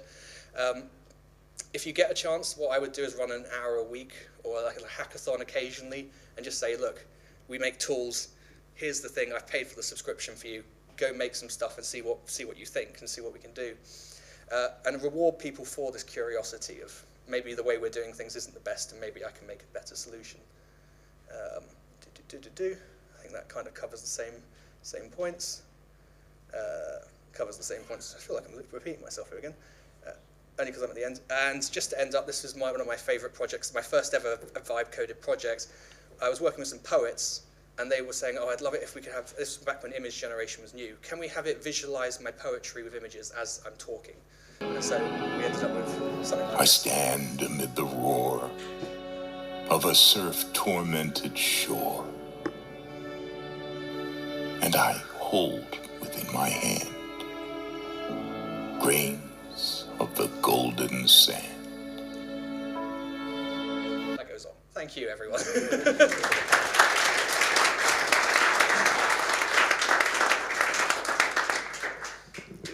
Has anyone got any questions? All at the back. I'll get there eventually. Hello. I've tried for the last 35 years or so to be a professional programmer. So I'm not saying AI will take my job, bingo. But I wonder, once you've done a prototype, you're happy with it, it doesn't quite work, and then you need to maintain it, make it a product. How does that work? And I find, reading somebody else's code really hard. I find reading my code really hard. So how does that work if you need to make it a product? In all honesty, I don't know yet. not everything, to be fair, nothing, I'm the type of person I'm so scatterbrained with my ideas and projects that I never see a project through to that level of completion. I like prototyping and sort of showing off things. The only thing I can say is that the trend in that improvement in quality and reliability is, like, I think I must have skipped over the slide, but back in 2022, it could barely make a Hello World website that would load reliably.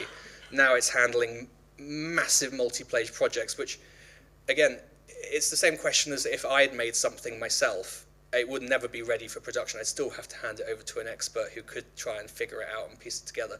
I think the main point is just to test if the idea works, and then you know whether it's worth putting the money in for now.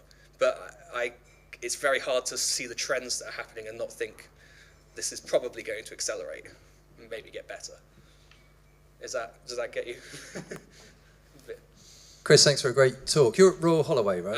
I am, correct. So we're at this wonderful time right now where we can have an idea, get a proof of concept together, and then give it to an expert architect if we need to go into production, right? An expert. But he's only become an expert, or she, because they've put 20 years in doing it the hard way. Exactly. So how are we building the next generation of experts when we've basically got ideas and experts at the moment? Are we going to lose this moment? I mean, there's one, I had a little bit of the analogy about a manual versus an automatic, that it's like, I still like driving a manual car because I like to have to control the vehicle and all the rest of it.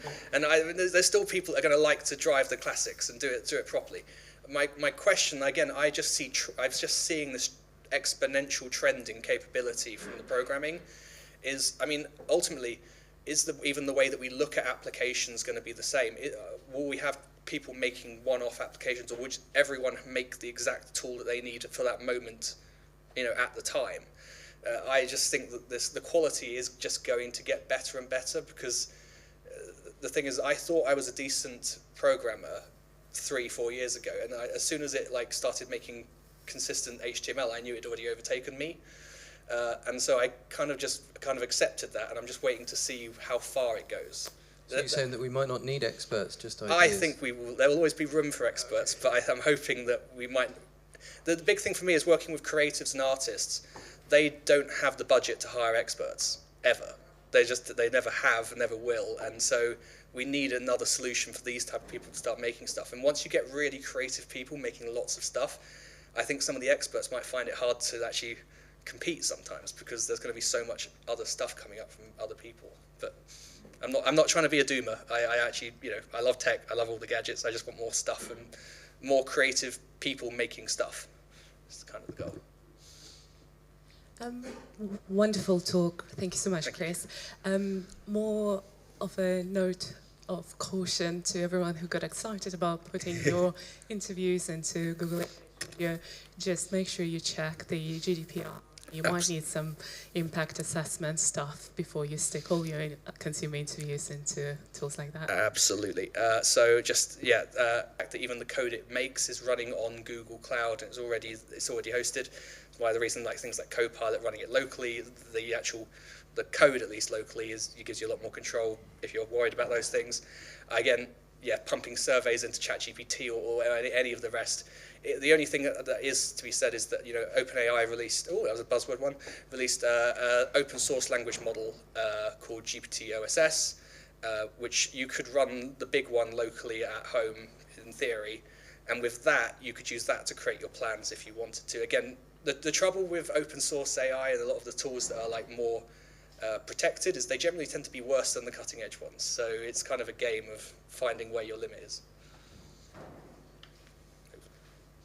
But be careful. Don't let me get you in trouble.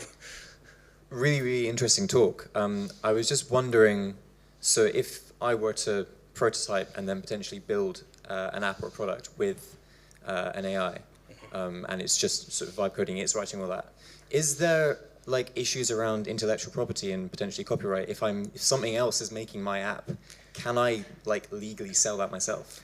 I think it's a bit of a grey area at the moment, as it probably is for a lot of things. I think with programming, it's because again, I'm coming from the creative side where I'm normally dealing with artists who are doing music production and image and painting and things, and they're all very worried about the sort of IP and the protection of that. I think with programming, there's always been a history of, it's a little bit more, going on I mean, I just used to copy code wherever I found it and steal it. That was everyone posted their code on the internet. There's so much of it. So I think, weirdly, I find that actually AI code is more original quite often than some of the AI images or AI like other modalities. But yeah, it's a tough one. I'm hoping that ultimately I think the person who prompted it ultimately deserves those rights, because I think the idea wouldn't exist without that person coming up with the motivation to do it. Once we start having AIs that are then also prompting the AIs to start making apps, then maybe then I start to see the IP ownership gets a bit messy when you say, make me an app that's going to make me £1 million, and then you have an AI that goes off and figures out how to make an app to make £1 million. Then I don't know who owns that, but yeah, it's obfuscation, I suppose. But it's also a lot of the time when a company hires a programmer to make the app. Does that programmer own the application, or does the company that hired them own it as well? So hopefully that. I don't know. Is that everyone? Lovely. Well done. Great. Thank you Thanks, very everyone. much, Chris.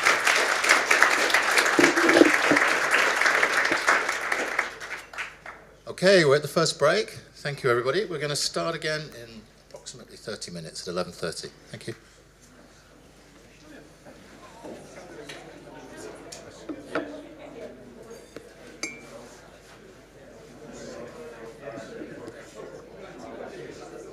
Oh, yeah, no.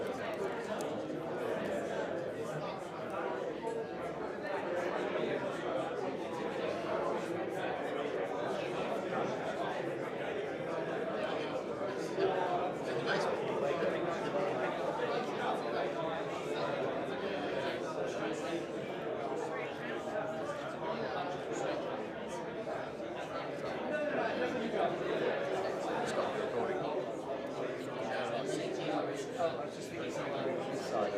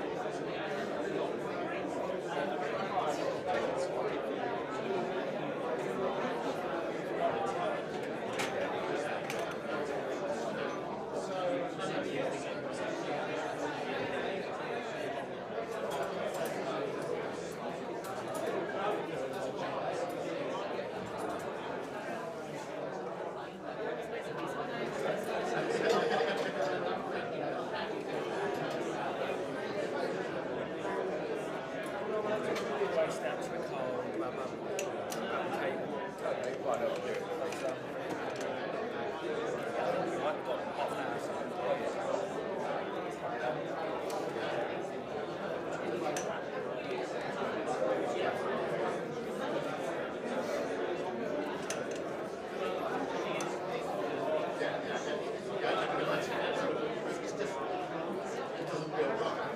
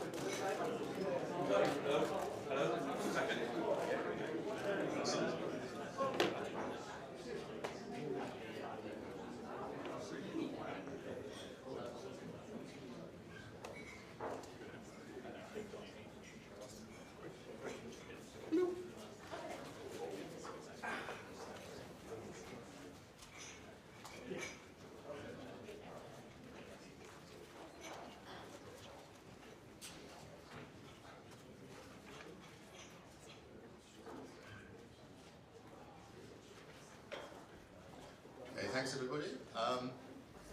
I imagine a few of us have tussled with the problem of trying to take research data into non-research data in the past in in platforms. And I think the two chaps next to me have probably done more of that than many of us. So they're going to tell us, what does AI mean in the context of research data, survey data, and the data warehouses, data lakes, the big platforms that are ubiquitous these days. We've got Cameron McCanch and Andrew. Third Andrew of the day. We're on a roll. Sorry. You're the third Andrew today. We've had some bad press. We've had some very bad press. I know. Very good. Okay, thanks. So both these chaps are founders of Purify Intelligence. Thank you. I'm going to hand over to you at that point. Thank you. Thank you.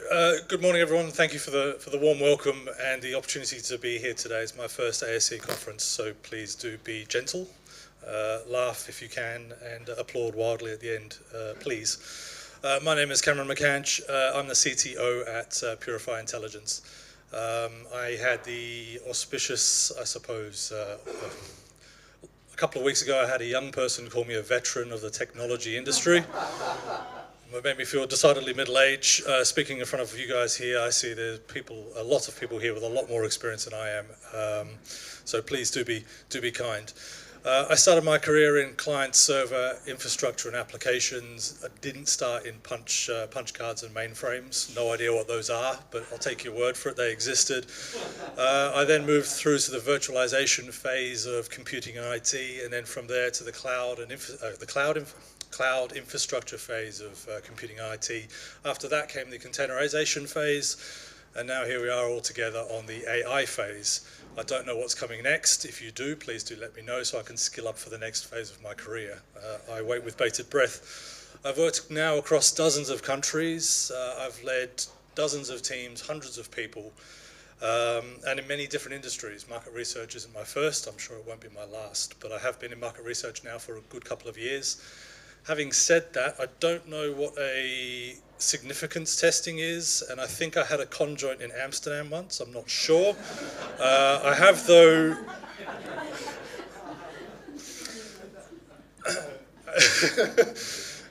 Apparently. I have, though, brought along with me Andrew to help me with that part of the presentation today. Hi, I'm Andrew, for those of you who don't know me, because you haven't been to many ASC conferences in the past. I've been working in market research tech for quite a long time. We founded Purify Intelligence with the kind of simple goal to make survey data better for all these modern applications which are coming out. So we're a startup at the moment, and it's a really exciting time. It's great having Cameron on board, plus a few others. Yes, thank you. There are hundreds and hundreds and hundreds of tools available for data engineers, analysts, market researchers available today. Every day there's a new tool released, and of course every day we see grandiose promises about they'll be able to fix all of your data, do all of the things you need them to do, possibly solve world peace and world hunger as well. As we all know, and specifically this group as well, they don't always work in the market research context. There are a lot of gaps, there are a lot of problems, and they're not necessarily always fit for purpose. Looking specifically at the AI analytics platforms, Andrew and I have spent a lot of time, certainly over the last year or so, looking and trying to understand the good from the bad, the useful from the unhelpful, and the AI from the BS. What we do know, and I'm sure this is something you all know as well, is not all these tools are fit for purpose. This is nothing new. You've heard all of this before, and you know this from your own experience. And we do know that AI is not a good fit for many, many things. So very recently there was a paper published by the MRS, and what they were looking at was how accurate are large language models when you're asking it about statistics. So the question they asked was, in 1973, what was the percentage change by quarter for the UK GDP? And out of the 20 large language models that it tested, does anybody know how many got it right? Zero. It was 3. It was 3 got it right. Gemini, I think, came out on top. But then if you asked it again, it wasn't always giving you the same answer. So I hope what that paper does is kind of just clarify we can't use these large language models just to regurgitate stats doesn't work. So what do? There's huge kind of analytical software out there, and they're all trying to solve this problem about how can we get stats right with AI. So, logos. We have some logos, ladies and gentlemen. So much money is being poured into the AI analytics space at the moment. We're talking hundreds of millions, if not billions of dollars. And yeah, it's, I think, too important to ignore. So we have some logos on the screen here. These companies are pouring in tons of money into innovation. And I think as an industry and as a group of companies here, they're too important to ignore. Maybe you don't adopt essentially everything they're doing, but you need to be looking very closely about how your workloads can fit into these tools and how these tools can fit your particular workloads.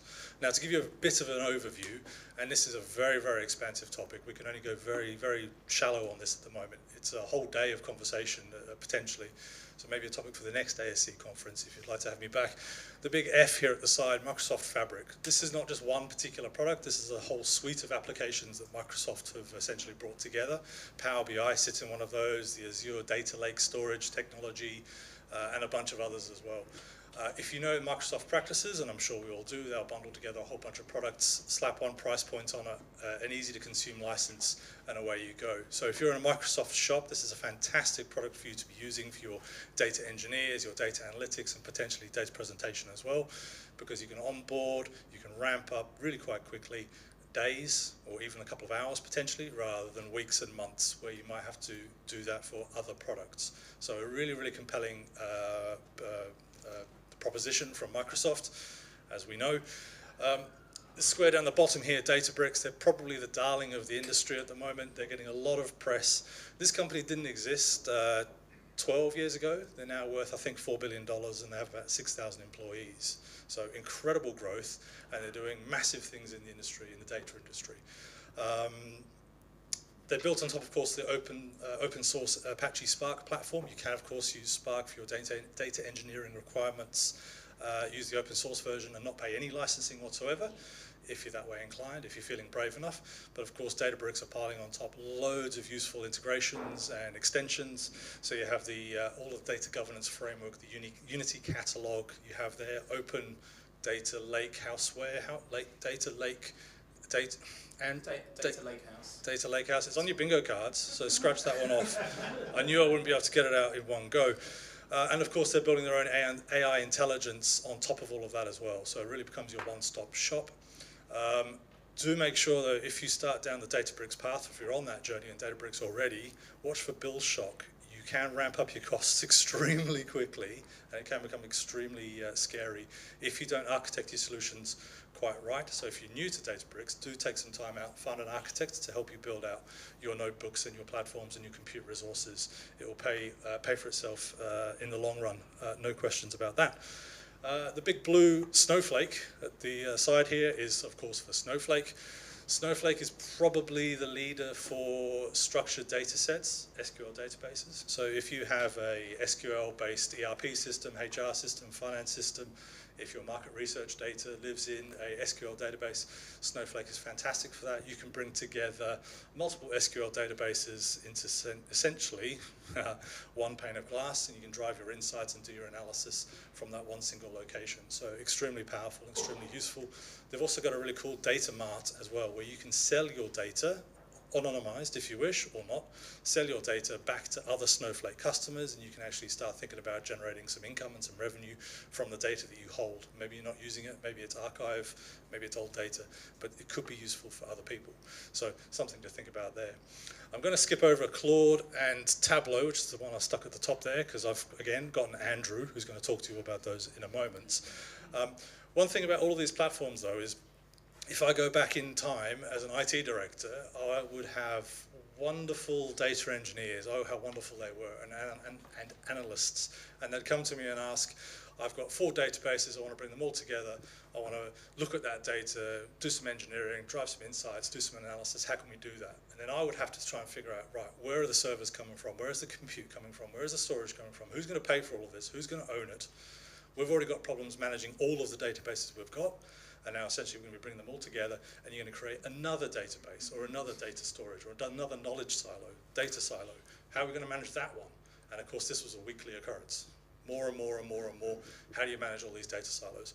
Well, Fabric and Databricks absolutely help, and also Snowflake absolutely help for those types of things as well. You can ramp up and bring all of your data together into one essentially interface, drive insights and engineer your data across the one single platform from multiple places without duplication, without replication. And you know your data is going to be secure and safe. Billing is going to be under control. You're going to have a clear line of sight of ownership as well. So they're really, really powerful applications. And I think, again, to the point we made earlier, if you're not using these platforms, you need to be looking at using these platforms. Maybe you don't necessarily see how they'll fit in your business today, but maybe you need to start thinking about how you can change how you operate so you can start using them tomorrow. Because the amount of money they're pouring into them, the rate of innovation, you can't ignore it. So what I'm going to do now is kind of get into what this means for us as market researchers and how we display data. So first of all, I kind of want to start by saying I use Tableau a lot. My consultancy is a Tableau partner, and doing market research in Tableau is a solved problem. It can be done. There's a lot kind of like, almost like marketing by other companies that say it can't be done, it can, and it works really, really well. I've recently done a project which I had 1 million respondents in it, and we're able to do instant analysis and crosstabs on what that was showing. It's super powerful, super good stuff. And so I don't want to kind of go into kind of what it does and how it does it, but more to talk about kind of what Tableau are doing with AI. So what they tried to do initially is kind of just, well, let's try and shoehorn AI into the existing product. And I think that's kind of a strategy done by a lot of companies at the moment to kind of quickly say, oh yeah, we do AI. But it doesn't really help. So as someone who's an experienced Tableau user, it doesn't really help that I've got an AI bot in my corner. Because even if it does tell me how to do the calculation, and maybe it's quite a complicated one, I still need to know how to use the product. It's not doing everything for us. And in the same way, as Chris was talking about in vibe coding, you kind of still need to know what you're doing. And as Jerome mentioned, if you're going to put it into production, if it stops working, you need to know how to fix it. So for me, this AI world is not working if you embed it straight into these applications. What is kind of interesting, which Tableau have done, and it's kind of AI, kind of not, machine learning, is this thing called Pulse. And so they're almost encouraging people to move away from designing dashboards and actually define what your metrics are. And if you define what your metrics are, then you can get the AI and the machine learning to actually keep track of it for you. So this is fantastic for the market research, which is kind of continuous. You're getting new data each week, each month, even each day, because it's then actually seeing what's going on automatically. And it will identify kind of why it's gone up, why it's gone down. You can define which things it wants to profile, whether it's demographics or opinions. And so it's a kind of a really fantastic and innovative way of looking at data, in my opinion. And the other kind of fantastic thing is that it integrates really well with things like Teams, things like Slack. And so your end users can actually use the tools which they're familiar with just to kind of integrate in and ask questions about the data that they've got. So we're talking about connectedness. Yeah. Interesting point. One of the things we think we're going to see in our expert analysis through 2026, you're going to hear a lot more about, well, you already know about APIs, at least I hope you know about APIs, they've been with us for a long time already, but MCPs, Model Context Protocols, that's something I think we're going to be hearing a lot more about in, well, the rest of this year and through 2026. For those of you who are not quite aware, I'm going to give you a very, very simplistic explanation of what an MCP is. It's essentially, let's call it a server that sits between your data silo and an LLM. So if you want to connect your I don't know, finance data, ERP data, your research data to an LLM, put an MCP in between it, and it'll allow those two places to talk with each other. And thus, we'll then start driving connectivity between your data and these brand new tools that we're all seeing starting to emerge. Yeah, exactly. So it's not also just data. So Canva, we've also got an MCP, so you can talk to Canva in Claude. I think PayPal have now done an integration, and we're going to start seeing more people actually being able to purchase things through AI. So then I thought, well, I'm a Tableau geek. I wonder if Tableau have done the MCP. And they have. It's only recently come out, so I thought I'd give it a go. So I connected it to my Tableau server, and I said, oh, give me a list of all the workbooks which are in my demo folder. And off it went, using a kind of secure connection which I'd set up previously. And here it is, giving me all the kind of demo dashboards which I've created.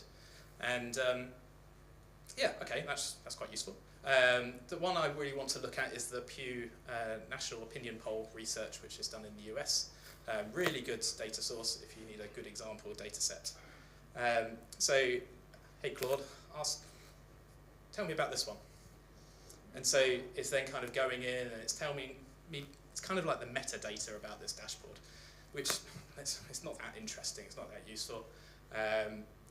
But it's at the bottom here, it's saying, oh, do you want to give us do you want to see what it looks like? It's like, okay, let's do that. So sure, show me an example dashboard. So what it's doing is going to the Tableau server, almost taking a picture of my dashboard, and then give me an analysis of what it's showing. And okay, this is really useful. So, oh, can you tell me about the demographic questions which are in this survey? And so off it goes. I can't spell. But it's good for me. And so what it's done, it's kind of looked at that image and identified all the demographic questions which were being presented at that time. But that's not all the demographic questions because they're hidden in the data set. So look in the data. So then it goes off and it looks in the underlying data of my dashboard and gives me all the demographic questions. Eventually, give me a let's say. Boom, boom, boom. Off it goes. And there's loads. So it's kind of gone straight in and given me all the demographic questions in a, answering exactly what I wanted. And it's like, okay, well, let's really push it. Give me the response analysis for each one of those questions. And so off it goes. Eventually. And this is reliable? Yeah, it's connecting to the source. If I ask this question again, it would do the same thing. Unlike the MRS study. And unlike the MRS study, it's not like looking at kind of large language models and what it's been trained to do. It's looking directly in it. If this data changed, like in the next hour, it would get you the data from the next, what's in that data source right now. And then it's like, well, that's a bit of a useless set of data for me. Can you put it in a table? And then we all know large language models are really helpful for doing things like this. So boom, it's done it. It's using the weighted counts because I use those in my dashboard. And also what's fascinating is that I haven't touched this dashboard for about 2 years. So all of a sudden, I can use the dashboards that I created in large language models now and ask questions to it. And it's getting the right answers. You have to take my word for that. But there's a big problem. So if we wanted to hand this over to our client and say, hey client, this is fantastic, take a look at this. They can go, oh, I wonder what Dave said. And what you can do is that it doesn't know when to stop. And so it will keep giving you all of the data down to the respondent level. Is that going to go? Here we go. So off it goes. And it's going to give me a profile of one of my respondents. Now in some cases, this might be quite useful. But it doesn't have the guardrails at the minute. But then it's only been out a month. So give it a bit of time. But yeah, it's given a nice little summary about who my respondent was in something that's really easy to read. So it's kind of pretty scary about how quick that is. I've not done anything on it, like I said, for a year and a half and just plugged it in and see what it could do. So then I thought, well, okay, that's using Tableau. Can I control the analysis that's being done so that it's not relying on Tableau's interpretation of what my data is? So I thought, well, all of this stuff is open source, so let's make my own survey engine and plug that into ChatGPT. So that's what we did. So this time we plugged it into ChatGPT, and I'll go through the quick thing. So here it's just creating a secure session to my data. It's held in an S3 bucket. It's stored in exactly the same way as all the other data that we had. And so let's just dive straight in and give me the analysis by gender. And so off it goes. Come on, Andy, type, go. And so what it's doing here, and it's an important thing to note, is that it's telling you, I'm going to go and connect to somewhere else. Are you sure you want me to do this? And so it's giving you that check. It's also, if you expanded this, it will tell you what the API call is and all the rest of it, so you can see where it's getting that data from. So let's say, yeah, go, off you go. Oh, I've gone too far. But it's just going to show it as percentages, so it's all fine. So here it's gone and got that data. What's important is that I calculated this percentage in my API. ChatGPT didn't, I did it. So if it's a weighted percentage or you want to apply some sort of something else to it, or you just want to do it wrong just for giggles, then you can control it. You're not relying on ChatGPT. So then from here you may go, well, I wonder what other questions I've got in my survey. So I wonder if I've got any questions about weight loss drugs. Oh no, sorry, I've gone too fast. Back up. So what you can do with that is then still use your large language model and the data analysis pack which is in those and say, right, make me a pie chart. And so it's taken the summary data that is extracted and made a pie chart out of it. Now we're going to ask, do you have any questions on weight loss drugs? Boom. And what it's done is it's accessed the API, brought back the full list of questions, then it's used its AI-ness to kind of go, is there anything which is related to weight loss? It's not doing like a text search, because that last one doesn't have the word weight loss in it. It's kind of using its knowledge, so it's helping you. And so it's like, okay, well, give me the analysis for the first one. And so it's passing it in, doing the data, boom, it's giving me the results. Okay, that's interesting. Now give me can you break this down by gender? And then all of a sudden it's done the crosstab for you. And then I've controlled this. These are all using my weighted percentages. And this is kind of a quick run. I haven't put significance testing in, but why not? That's the next step. And you may look at this analysis and go, oh, I wonder what other demographics questions we've got in this data. I wonder, if they would have any interesting kind of comparisons. So I'll go and ask, what other demographic questions are asked in this survey? And it will go and get them for us. Off we go.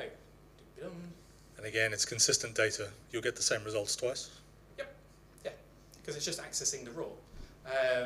And so I can then do crosstabs on the fly. I haven't done any of these pre-aggregated. They're all using raw respondent data underneath, but they're all in a secure server, which ChatGPT is accessing, but it's only able to bring back summary data. I just think it's mad, absolutely mad. This has got 10,000 respondents in it, it's got 70 questions, it's a big chunky survey, and it just kind of works. Back over to you. And it's connected. So I think in closing, in all of our exploration, our analysis, our thinking, one of the themes that kept coming back to us was the connectivity between your data and your tools and your applications. With all of the money, as we talked about, being poured into all of the various different tools, all of the innovation, one thing we can absolutely guarantee is tomorrow there'll be another new tool, and it'll be amazing and it will solve all of your problems in your life. However, your data is going to be living somewhere else. It's going to be used in other applications. You can't just upend your business to jump to the next new tool. Have a think about this. ChatGPT was launched publicly in May 2023, so it's about 2.5 years old. So if any of you here in the audience have experience with 2.5-year-olds, you're going to know they're chaotic, messy, noisy, unreliable, probably a bit like the LLMs that we find at the moment. So you don't want to be jumping from tool to tool to tool. What you do want to be doing, though, is making sure you can connect your data to your tools and your tools to your data and anything else that you need. Connect it all together, mesh it all together. And so how do you do that? APIs and MCPs. It's going to be the hot new thing. It's going to be the thing we're going to be talking about next conference. I can almost guarantee it. You may need to build or rebuild your infrastructure on the basics of that. So do get friendly with your local IT director or professional. And we can help you out with that, because that will be the future. And I will help you leverage new business and reinvent your business into the future. Cheers, thank you very much. So yeah, I suppose it kind of comes back to why we've set up this startup called Purify Intelligence. We just see that the data is the cornerstone of doing this. And we don't know what solution is going to be available. There'll be a new one next week. And but we just want to get the data in the right place. If we can do that as an industry and have our data accessible, more people can use it, more people see the value in it. That's us done. Thank you very much. Thank you.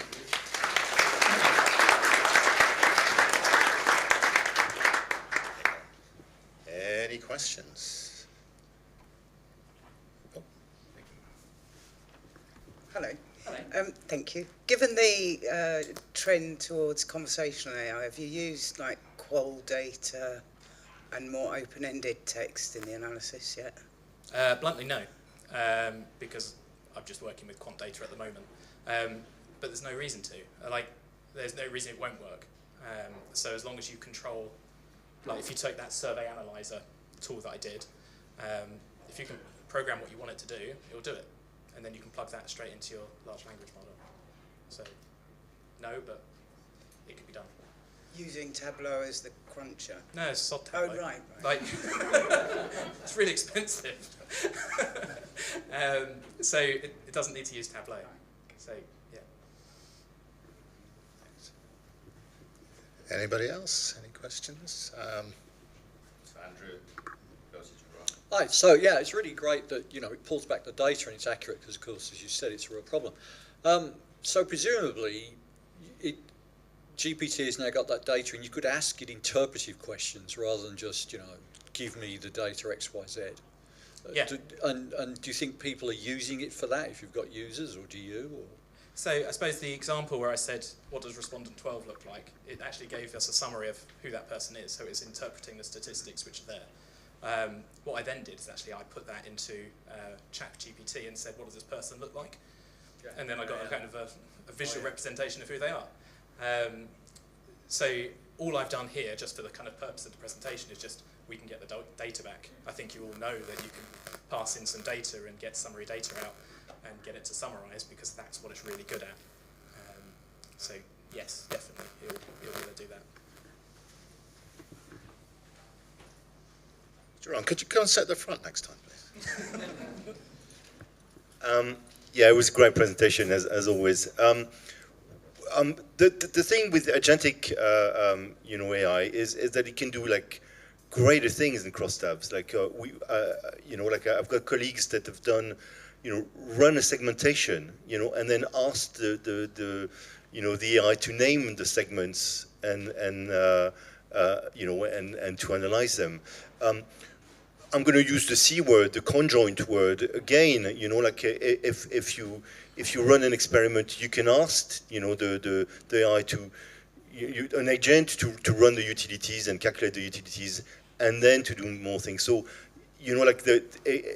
anything that a researcher does, all the methodology, the advanced methodology that are sometimes complex, could be done by AI and run after us. So it's an amazing new world coming, but there's more to come, that's for sure. And I can't wait to see what you're going to show next. I mean, the agentic aspect of this is fascinating and also very scary. Interestingly, there's a Microsoft's global conference, I think happened this week or last week, and they've put a big fat warning across a lot of their agentic workspaces to say, don't use this if you're not an expert, because we can't guarantee what the agent's going to do. We don't necessarily know if it's going to run away and steal your data or publish your data somewhere where you don't need it to be. And that was on the Microsoft conference that was basically said and reported the other day. It's a fascinating area. You're completely correct. Agentic workspaces can do all of these things for us, and very much the future is potentially we all might have a little army of agents sitting behind us doing workloads for us. And that's an area that's going to, I think, very rapidly grow and expand, and we're going to be hearing a lot more about that as well in the near future as well. Thanks. In terms of data control, so connectors in general and MCP specifically gives access, in your case, Claude, through to all of the data in Tableau. What new questions does that create in terms of controlling who has access to the data, what interpretation is made from the data, and so on? I'm thinking like pseudo-anonymization, de-identification, and so on. Yeah, I mean, do you want to answer it? Go for it. I mean, that's partly what the MCP is for. You can set those guardrails, and you can start to control what data is moving between your data silos and your LLM tools and AI tools. And there's a bunch of other guardrails you can use as well. So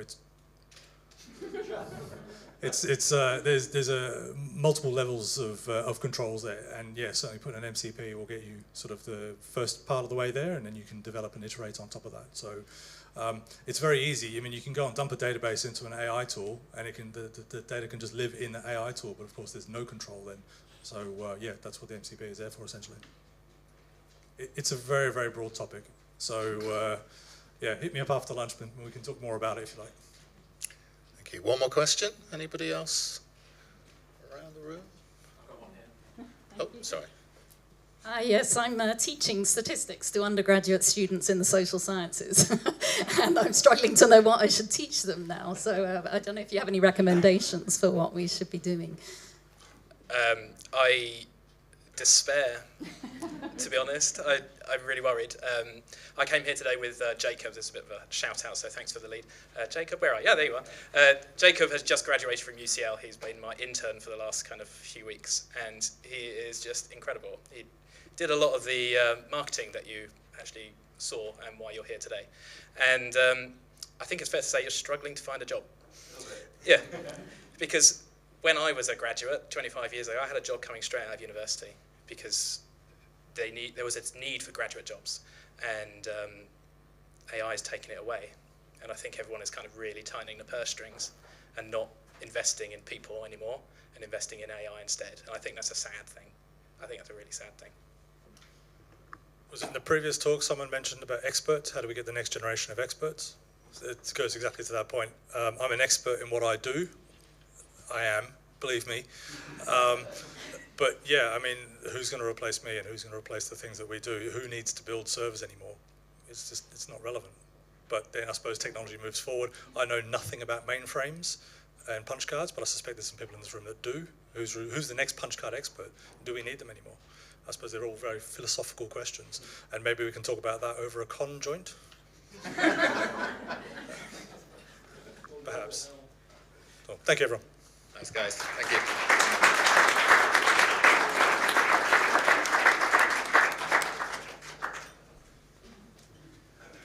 Thank you. We're going to go back and talk about surveys and survey design now. The next speaker is Caroline Roberts, who's from the University of Lausanne. You're as well as teaching statistics, which we just found out, Caroline is a senior lecturer and researcher and a survey methodologist. So you're going to tell us how LLMs can or cannot help us design surveys and how we can test and prove that. You got one already? Thank you very much. Yes, hi everybody. Let me just make sure we got all the slides up. Yeah, I feel like I'm coming in after, a great talk, and I'm going to make this feel very old-fashioned. I'm coming from an academic background. I have a PhD in social psychology, but I've been working in survey research throughout my career. I'm a survey methodologist, and we do a lot of methodological research integrated into surveys, mainly academic and government surveys or purpose-designed studies to test different aspects of the data collection process with a view to trying to improve the quality of the data that we produce. So I do a lot of research on this. I've also been doing quite a bit of survey programming in the past, but I try not to do that. And I teach methodology at the University of Lausanne in Switzerland. As you can tell from my accent, that's not where I'm from originally. I did my PhD at LSE, and I'm currently a senior visiting fellow at the Department of Methodology. And I am collaborating with colleagues there and at Varian on a project that is financed by the Economic and Social Research Council as part of a large collaboration called Survey Futures, which you may well have heard about. It's a collaboration of survey practitioners, methodologists, and commissioners, and probably some survey programmers as well. So it's very nice to have this opportunity to come and meet you today, because it's really an area or a community with whom I've had less contact, I guess, over the years, despite working in this industry for a long time. Okay, so our Survey Futures project, Survey Futures consists of a number of different research strands. Ours is about harnessing generative AI for questionnaire design, evaluation, and testing. I've been working as a consultant as well in questionnaire design, providing expertise to, to improve the design of questionnaires. So I've got quite a lot of experience in this, and we know very well that this is the kind of thing that LLMs can do pretty well. So we wanted to, for one, just evaluate how well LLMs can apply different quality frameworks that exist in the survey methodological literature, designed to sort of identify characteristics of survey questions that can cause problems, lead to measurement error, and create difficulties for respondents. And then, we're coming at this obviously with like zero computational expertise, apart from my colleague Tom Robinson, I should say, who's a computational social scientist. But we're really kind of learning as well. This is an opportunity for developing kind of proof of concepts and learning how to, decide what the best ways to prompt and to fine-tune LLMs to do some of these QDET tasks. I'm going to use this acronym a fair amount. Then of course, our ultimate goal is not just, can an LLM do this, but can we get it to do it well in a way that enhances the quality of the data that we produce?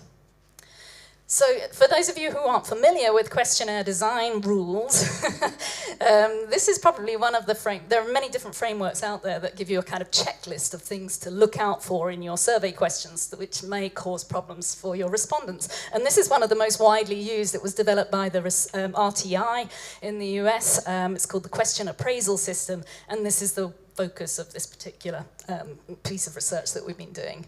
So the basic idea is that those of you who are familiar with the kind of academic literature on questionnaire design and response errors in surveys, there are lots of things that we do wrong as questionnaire designers that create problems for respondents who have to execute these different processes, cognitive processes, in order to come up with an accurate answer to a survey question.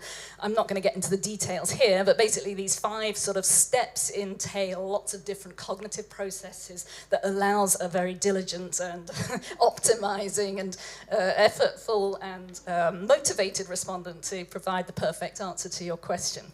So I won't get into the details, but the key barriers, according to our question evaluation checklist, are things like reading the question, the instructions that we provide, the clarity of the question and the task, the response task, assumptions that might be embedded in the question that might create difficulties for the respondent to answer the question, burden that we place on their knowledge and their memory, and of course sensitive questions that can lead to biases. And then of course how we design the response categories or what options we offer people. So the QAS basically takes each of these barriers and asks the person who has to evaluate a survey question to look out for specific problems or pitfalls with the questions. So determining whether the question might be difficult to read or if the instructions may not be clear, to identify problems about the clarity or the ambiguity of the question, whether there are assumptions, and so on. And it's basically a classification task. There are 27 codes altogether because within each of these different steps, there are steps that you have to kind of evaluate. And it's quite a burdensome task. So typically, people don't have the budget to invest in lengthy questionnaire evaluations. So we tend to focus on the most problematic questions with cognitive testing or applying these kinds of rules. So it's a classification task and should be one that an LLM can do pretty well. So our question is simply, how well can the LLM do that? And the most typical way of assessing performance of LLMs is to compare them to human beings. And so this study is doing that, but hopefully I'm going to raise questions about the validity of such an approach as well in showing you what results we've found. So, we have passed through several phases with this research. Initially, just sort of practicing with a mix of different initial prompting and using a mix of different models just to see how well they did at executing this task of applying the QAS framework. And we can do that. We did that on some practice questions that appear that are available in the manual that was developed to go with this QAS system. Then we've been scaling up and validating the performance of an LLM against novice and expert evaluators, and then looking at different ways to optimize the performance of the LLM by sort of tweaking the prompt and indeed looking at this question of, where's the error coming from in the performance of the task. The prompt. So obviously we tried some very initial testing just with like instruction-based use of LLMs, but we immediately developed a prompt that was very much based on the content of the manual that goes with the QAS instrument. So a lot of what you see here just comes directly from the form that you're supposed to fill out when you evaluate the question. I'm going to show you an example because as I said, there's example questions in the manual and the answers that were given by the experts who wrote the manual. And so our initial testing was really focusing on how well the LLM performed with respect to the experts' evaluations. So the kind of example question is, how often do you use a restraining system, include all types, when you drive or ride in a car, mark 1. Anyway, you can see that. So let's have a look at the expert evaluations and, in this case, GPT-4's responses. So the expert said, there may be some problems with reading this question, especially for an interviewer who has to read it out loud, as you just heard from my own reading of the question. The experts didn't see any problems with the instructions. I'm just putting the question back up there for you to remind yourself. The question tasks, so the experts found a few problems with the clarity of the question and the response task. Things like, the fact that there is instructions in parentheses, that can create problems for the reading of the question. The restraining system is not a very commonly used term, and so on. Then there are assumptions there about how, the fact that the respondent uses a restraining system at all or travels by car, and so on. So these are the kinds of things we're looking out for, which could lead to problems in the answers given. So now we see in blue the responses of the LLM, and I'll just go through this pretty fast. We don't have to read the details. The main point is to show that, not surprisingly, we get some quite nice feedback from the LLM. And also spotting things that our experts didn't, and that's important when we're thinking about how well it's doing and trying to evaluate performance against humans. It goes on, so there's the knowledge stage, sensitivity, okay, the experts don't have a problem with this part, they see some problems with the sensitivity of the question, there are issues identified with the response categories, and the LLM also spots some of these and some others. And the nice thing is that the LLM, because we instructed it to do so, provides a nice summary comment at the end and provides a recommendation for redrafting the question. This is just an initial prompt. You can ask it to do whatever you want, as you well know. So this initial testing is quite encouraging. We tested this prompt on lots of different models. We tested it multiple times on different models, and the agreement with the experts is around 70%, depending on what model you're using. So that's fine. Obviously, anyone can just plug in a survey question into ChatGPT and get an evaluation, maybe not necessarily following all of these different steps and getting into so much detail. But we wanted to do this at scale because we wanted to perform a validation of the model's performance against human evaluations of the same questions. So this is a bit embarrassing to present into an audience like this, but this is our very, very complex pipeline. Basically, we just wanted to get evaluations output at scale so that we could analyze the data alongside the human data. But obviously the idea behind this is that we develop some kind of tool of the kinds that you've been talking about, which we've been affectionately referring to as our CogBot. But the sort of main application of this is obviously not to just test one question at a time, but to plug a whole draft questionnaire in and get an evaluation, and then also to do, in methodological research, this is of interest also for assessing just how important these kinds of problems are for the quality of the data. Okay.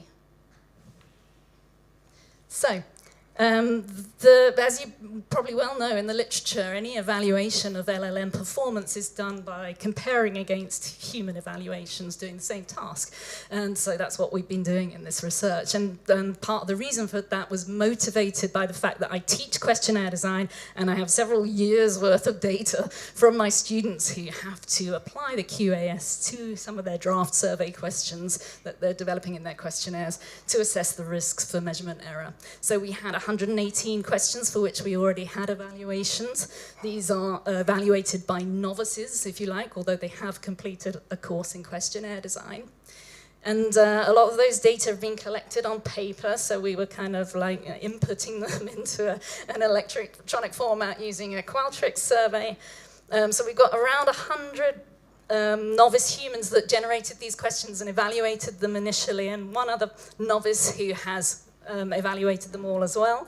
Then we had 3 expert humans involved, myself and my colleagues at Verian, who are in the questionnaire design team there, or lab. Have you seen the pipeline that pushes our question database to the model? In this case, we were testing GPT-4, and that was just a pragmatic choice, not because we know it's great for classification or anything like that.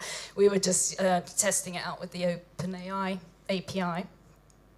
And our experts and extra novices evaluated around 25% of the questions. So this allows us to do some analyses of the kind of between coder agreement rates on different QAS codes and decisions that you have to make when you're evaluating the questions. So for the whole database, we have 3 sets of codes, and then our novices and extra experts evaluated this subset. And for now, we're just looking at the kind of yes-no data, like was there a problem or not? And did the different coders spot the same kinds of problems, basically? But we got a very rich qualitative database, if you like, of all the kind of textual comments and feedback on the questions as well. So the first question is simply like, to what extent does GPT-4 in this case agree with novices and expert humans in their evaluations of draft survey questions? And you can see that overall the agreement rates aren't too bad. They're kind of around between 60 and 70%. This is for the entire database. The agreement rates are highest between our novice questionnaire design evaluators and lowest with the experts. But I guess what's interesting is that obviously experts and novices, as you might expect, don't agree on the extent of the problems with the questions either. And then, well, here's looking at our subset of questions that were double-coded by extra novice and an extra 2 experts. And you can see that when you kind of do all the comparisons together, that they're all fairly similar. We're around the 65 to 72% mark in terms of overall agreement on those 27 coding decisions that have to be made. So then the next question is, well, what's the nature of the differences? And I guess this is where it gets a bit more concerning, because we can see that the LLM does a great job at this, but why is it not agreeing with humans all the time? Well, the main kind of take-home message so far is that our LLM that we tested here was much less critical than humans. So this is just simply like the mean number of problems out of 27 that were identified by each of our coders. So expert 1 is me. And I should say that I was deliberately being sort of maximally critical. I was trying to spot as many possible problems as I could, but this may not be very helpful if you're designing a questionnaire and you need to roll out your survey. You don't want my feedback coming in. And the other thing that's useful to observe is that there's a lot of variation between the different evaluators, obviously across questions. So we've got a different set of questions which were double-coded, so we get different numbers of problems, but also variation across the different decisions that have to be made on this QAS system. Sorry, this is another chart, but it just simply breaks down the mean number of problems by all the different coders. And you'll see that novices pretty much are spotting the same number of problems.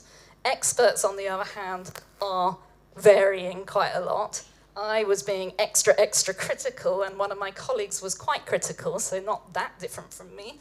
And then we've got another expert who was being a bit more pragmatic, I guess, in their evaluation. And the other thing I mentioned was that a lot of this disagreement is occurring differently, if you like, across different decisions that have to be made in this QAS system. This isn't a very pretty graphic, I'm afraid, and I didn't use an LLM for it. But I guess the most important thing is to observe is that there are some steps in this evaluation system where there's less agreement, and there are others where it's easier for the different evaluators to spot the same kinds of problems.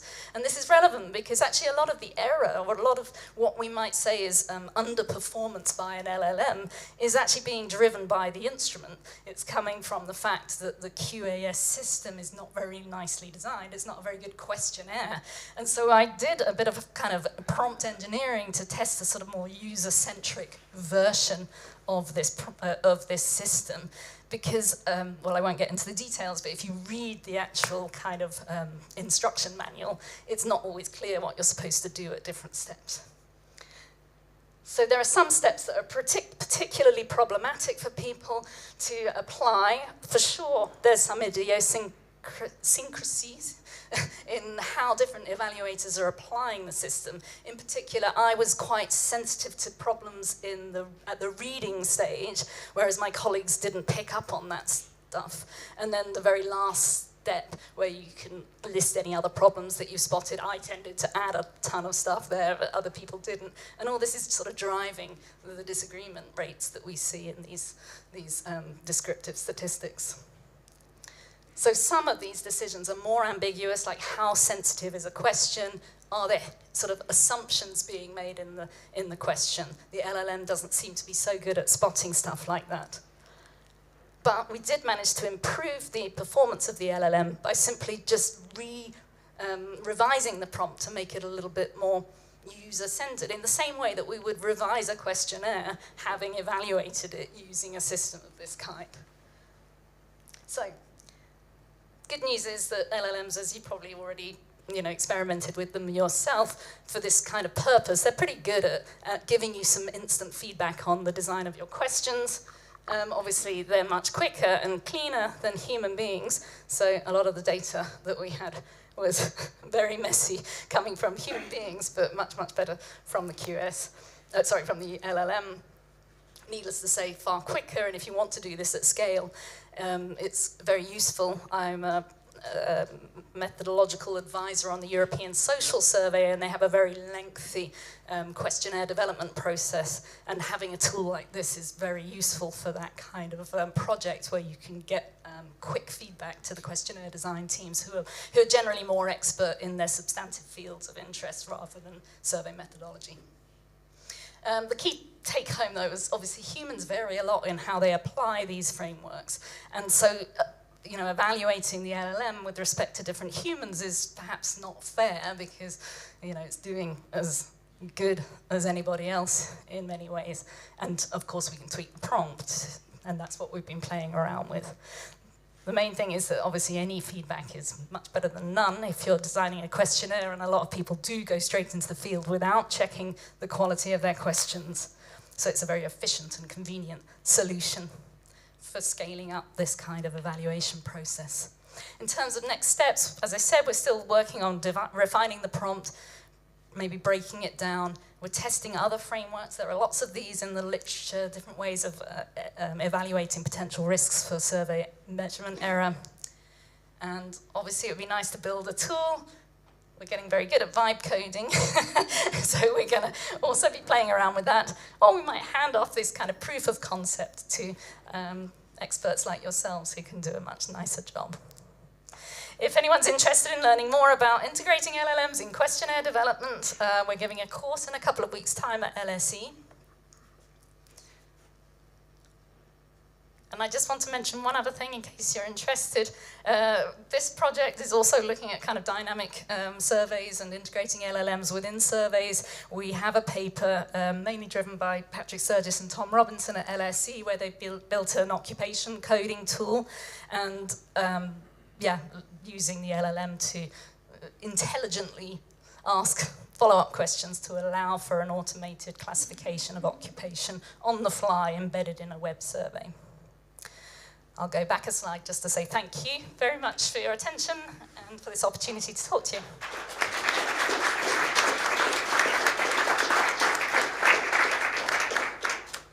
Any questions from the floor? Oh, I'll go this way. Thanks. I thought that was one of the most practical and useful takeaways we've probably ever had at the ASC. Everybody can action that. Thank you so much. Really relevant. Forgive me for leveraging in the TS API initiative here. I was just wondering if we might be able to speak later. So it's an initiative to transfer survey data via API. We've created a standard for that. It's endorsed by the Market Research Society, Association for Survey Computing, America's Insights Association. So I wondered if we might be able to have a conversation to see if it's relevant to you. Thank you very much. Well, thank you for the compliment. It's always good to kind of preface a pitch like that by saying something nice, but thank you. Yeah, happy to chat with you after lunch. Thank you. Very much. Cheers, Matt. Thanks.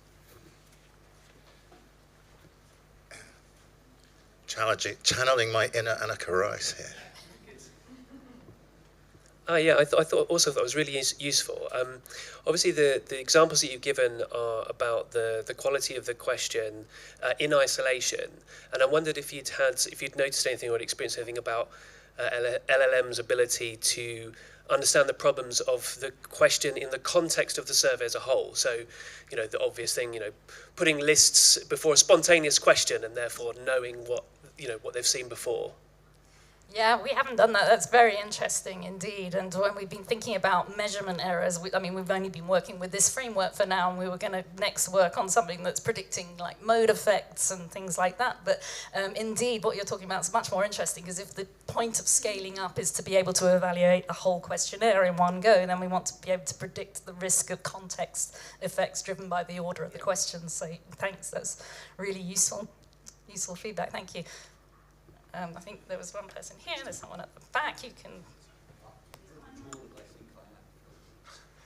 Yeah, very interesting. I was involved for a while in the social research field, as they used to call it in America, and the timescales were always terrifying for a commercial person like me. Too long. Oh, God, yeah. Oh, well, it'll take a year to code these open ends. Okay, so very often in these social research questionnaires, you've got a lot of stakeholders. Do you see any potential for using technology like this to, if you like, speeding up that process with the stakeholders? Because that's very often what one of the problems is. You've got 25 government departments who all want input. Thank you very much. Yeah, this is super interesting, and indeed, like I said, one of the main applications I see is in a project like you've got the European Social Survey, and it's probably one of the projects with the most stakeholders, because not only do you have the questionnaire design teams that are made up with experts from different countries, and then you've got different people within the sort of central organization of the survey who are involved in the questionnaire development process, and then it gets rolled out to all the national coordinators who have to comment on whether or not the kind of questions are, can be translated, or whether they're culturally meaningful in different contexts. And recently I said, well, why aren't you involving more survey methodologists?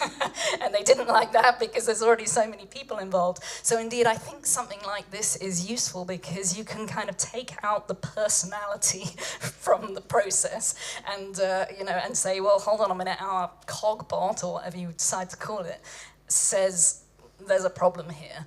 Because what happens at the moment is you say, there's a bit of a problem here. That's not, a 5-point scale may not be the best way to ask this question. And then the client or the expert in the subject matter, says, but it's always been done like this. It's validated scale, and we've got to do it this way. We can't do it. Yeah. So I think this will be really useful to say, no, hold on. This is driven by the literature, and it can help improve the literature, and hopefully take out the personality clashes that sometimes become involved in multi-stakeholder projects. Thank you. It's me up here. That was brilliant. Thank you very much for that. My question, which you've addressed part of it, is that you've said that you're doing this with the European different countries to do this, but you're testing it in English. How is AI being tested in French or German? If you're doing one survey, it works fine in English. You've given it all the answers. You've tweaked it so that it works perfectly. But then what happens when you do it in French or German or Italian or whatever language? How that is impactful? Thank you. Yeah, super interesting. So first of all, we're not doing this in the European Social Survey yet, and I would get very told off if I had suggested that were the case. But I believe that there's a space for this in the future. And indeed, your question's super important for that. I work in the Swiss context, and we spend a lot of time on survey translation, and for sure we can use LLMs to help us get some initial translations done, but we still need to pass through some human validation of those translations to make sure that they're okay, especially given that French is different from Swiss French, and Swiss German is very different from German German, and so on. So we would need, if we wanted to be comfortable with this, then we do need to do the kinds of validations that we've tried to do here. I'm just concerned that you have too many kind of opinions when you get lots of different individual humans involved in these things, and it's hard to then know what's an objective truth in terms of what makes a good question, and maybe there is no such thing as an objective sort of criterion for evaluating the question. But yeah, it's really important, and I'm not at all suggesting that this should be rolled out on scale without any human in the loop to evaluate what's going on in different use cases. Thank you. Thank you, Caroline. I think we better draw a veil. No, that's great. Thank you so much. Thank you.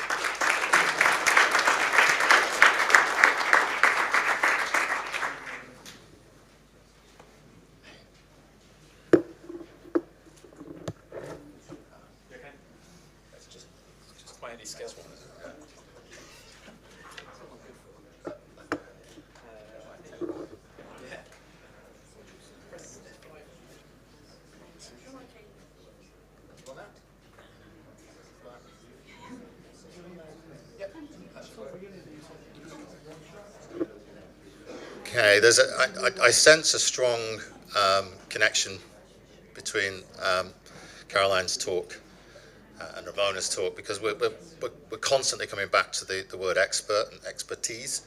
And I think what we heard from Caroline is that in the context of the frameworks and questionnaire design, it's very much a kind of collaborative model currently with LLMs, but not LLMs on their own yet. And I think, Ravona, that's kind of part of your story as well, isn't it? But thinking more broadly about different AI tools and so on. So Ravona is the Cultural Insights and Strategy Consultant and the founder of 23. Over to you. Thank you very much for having me here today. And I realise I'm the person who's standing between you and lunch, so I try to keep it concise. So the simple premise of this talk is that the arrival of generative AI doesn't eliminate the need for researchers. In fact, it demands that we become better researchers. And this is what I'm calling the expertise paradox.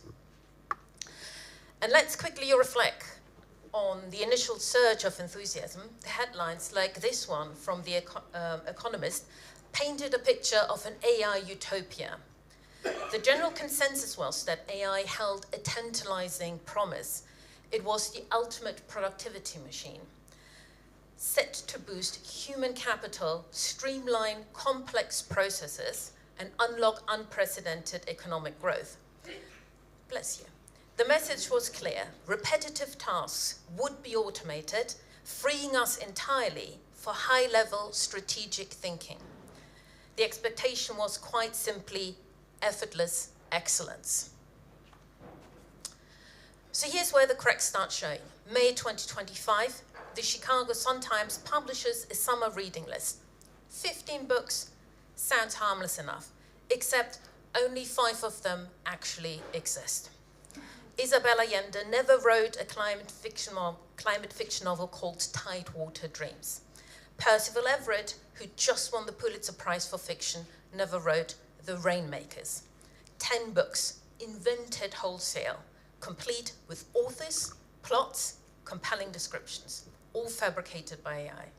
Suddenly, librarians are fielding requests for books that were never written. Readers wanting to reserve copies, and as one Chicago Times subscriber notes, what's the point of subscribing if they're just going to include AI slop? The writer, who created it admits he used AI and calls it a huge mistake.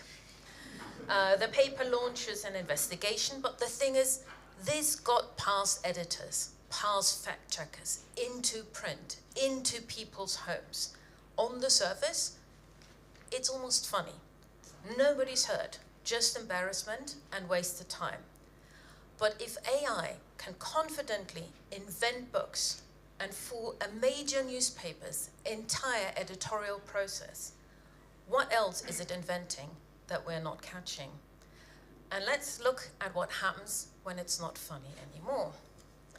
So we've got fake books, but here's the thing, there's something more worrying happening day-to-day in organizations right now, and it's got a name, work slop. This is AI-generated content that looks polished. Well-formatted slide, long structured reports, but lacks any real substance. It masquerades as good work while actually creating more work for everyone else. In a recent survey of 1,000 US employees, 40% said they received work slop in the last month. They estimate that about 15% of the content landing in their inbox qualifies as work slop. And on average, they're spending nearly 2 hours dealing with each instance, decoding what this actually means, working out what's missing, or just redoing it entirely. The Harvard Business Review estimates that for an organization of 10,000 workers, work slop costs over $9 million each year in lost productivity. But there's a bigger cost. Half the people surveyed now see colleagues who send work slop as less creative, less capable, less reliable. 42% see them as less trustworthy. A third say they're less likely to want to work with that person again. AI isn't just creating efficiency problems, it's eroding trust. Now we've caught up to October 2025. Deloitte delivers a 440,000 Australian dollar report to the Australian government reviewing their welfare compliance framework. It gets published, and then someone actually reads it carefully. Dr. Christopher Rutch, an academic at the University of Sydney, starts checking the references, non-existent reports, fake citations, and a make-up court case that never happened. Classic AI hallucination where the model fills in the gaps or simply guesses. Deloitte pulls the report, makes corrections, republishes it, but actually makes it worse. In replacing the fabricated references, they don't just swap one fake citation for one real one, they replace each hallucination with 5, 6, 7 new references. That suggests the original claims in the report weren't based on any actual evidence at all. Deloitte issues a partial refund, and they add a note in the appendix admitting they use generative AI. They insist the content and recommendations remain valid. But as you see the quote there from Labour Senator Deborah O'Neill, she put it quite bluntly saying, Deloitte has a human intelligence problem. Perhaps instead of a big consulting firm, procurers would be better off signing up for a ChatGPT subscription. $440,000 for a report built on made-up sources. That's not a productivity gain, that's a trust problem. So let's talk about what's happening in our own industry. Research Live has a running tracker of AI launches in the insight sector. That was last updated in January, but the list is staggering. We're talking dozens of AI products. AI chatbot surveys, AI thematic analysis, AI-powered qual tools, the list goes on and on. When you read through this list, the language is almost interchangeable. Better, faster, smarter insights, unlock additional depth, minimize manual tasks, speed up and automate. It's the same promise, repeated 50 different ways. AI has stopped being a differentiator. It's becoming table stakes. It's the plumbing. And when everyone's got the same plumbing, the same models, the same capabilities, what actually sets you apart? Not the technology. That's commoditized now. What sets you apart is what you do with it, how you think, what questions you ask, the judgment you bring. Which brings us back to the paradox. This research from Harvard Business School, MIT and BCG studied 758 consultants doing actual consulting work. Real tasks, not lab experiments. And what they found explains what we've been seeing with WorkSlop. They call it the jagged technological frontier. Think of AI's capability not as a smooth line, but as a jagged border. Some tasks that seem difficult for humans are really easy for AI. Others that appear straightforward are completely outside its capabilities. For tasks inside this frontier, things like creative ideation, writing, persuasion, consultants using GPT-4 saw massive gains. 38% higher performance compared to those without AI. Quality scores jumped up over 40%. They completed tasks 25% faster, but this wasn't evenly distributed. Lower skilled consultants saw a 43% performance boost, while top performers only saw 17%. AI was leveling the playing field, raising everyone's floor. Now, outside the frontier, disaster. The researchers designed a task that required careful analysis of interviews alongside quantitative data. And consultants without AI got it right 84%, and those with AI only 60 to 70%. Some people, same people, same level of skill. The only difference was whether the task fell inside or outside AI's jagged frontier. And the problem was that most people couldn't tell the difference until it was too late. AI doesn't make you an expert. It amplifies the expertise you already have, but only if you know when to use it. So, if AI isn't making us experts, what is it doing to the way we think? There's a term for this, algorithmic monoculture, and it's happening right now. Large language models are generalists by design. They build to predict the next likely word across any topic. They don't actually possess expertise, they mimic it by predicting what an expert might say, which means they're brilliant at amplifying the average, but they mute the unconventional. When we use similar tools trained on the same data sets, we risk losing the diversity that drives genuine innovation. What's most worrying to me is that the drive for efficiency and optimization undermines serendipity. Those moments of taking the scenic route when researching a topic, that's where breakthrough ideas often come from. If the process becomes too streamlined, we'll lose that. We're all regressing to the mean. Shallow synthesis, less diversity of thought, and crucially, we're outsourcing the thinking that's genuinely novel while keeping the boring bits that are just execution. Right, so what's the actual value of keeping humans in the loop? Let's be specific about what AI fundamentally cannot do. So no context, no why. An AI can tell you that consumer sentiment is shifting. It will spot patterns in the data, but it cannot tell you why. It doesn't understand the nuanced cultural, economic, emotional drivers behind what it's showing you. That interpretation, that's still human. It's backwards looking. AI cannot generate data that doesn't exist yet.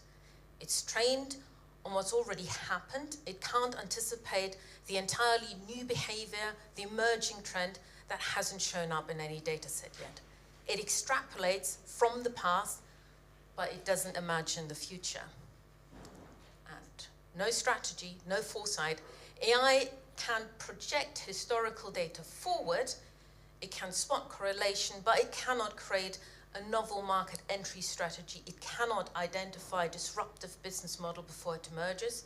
It cannot make a validated high-stakes judgment call where the stakes are real and the content is ambiguous. And confidence in error. That's the dangerous bit. AI models present information with immense confidence, even when they're completely wrong. hallucinations, fabricated facts, sources, data points. They pull from an unfiltered internet without a clear, citable path, making it impossible to vet the quality or reputability of the original information. Basing decisions on data that hasn't been rigorously vetted isn't a luxury. It's a necessity, and that vetting, that is human work. There's research published just this year from Peking University and Hong Kong Polytechnic that studied nearly 29,000 software engineers at a major tech company. They had full access to a proprietary AI coding assistant, free, pre-installed, integrated into their workflow, company-wide promotion. After 12 months, only 41% had ever used it. The researchers ran an experiment. They gave over 1,000 engineers the exact same piece of Python code to review. Identical code. The only difference was whether they were told the engineer who wrote it had used AI or not. When reviewers thought AI was involved, they rated the engineer's coding abilities 9% lower. Same code, lower competence rating. And it gets worse for certain groups. Female engineers using AI were rated 13% lower, male engineers only 6%. Engineers who hadn't adopted AI themselves were the harshest critics. They penalized AI users while other AI users didn't. The thing is, the perceived quality of the code didn't change. The work was rated the same, but the person's competence was downgraded. So we've got this paradox. Technologies designed to enhance productivity can undermine the people who use them. And the engineers who anticipated this penalty, who worried their managers would think less of them for using AI, they were significantly less likely to adopt the tool. We're not just dealing with a skills problem or an access problem, we're dealing with a stigma problem. When you let AI decide what to ask, you're not just outsourcing your labor, you're outsourcing your curiosity. You're letting a model decide what's worth knowing. That's not innovation, that's abdication. Researchers risk adopting machine thinking. There's a real danger of critical thinking atrophy, not prompting for dissenting views, not questioning assumptions, just accepting what the model suggests because it sounds confident. If AI makes advanced methods easy to use, who ensures they're used correctly? If you don't know what good research looks like, you won't recognize when you're being guided down the wrong path. You won't know when you're outside the frontier until it's too late. That's the difference in stakes. Research isn't a push the button and trust the output.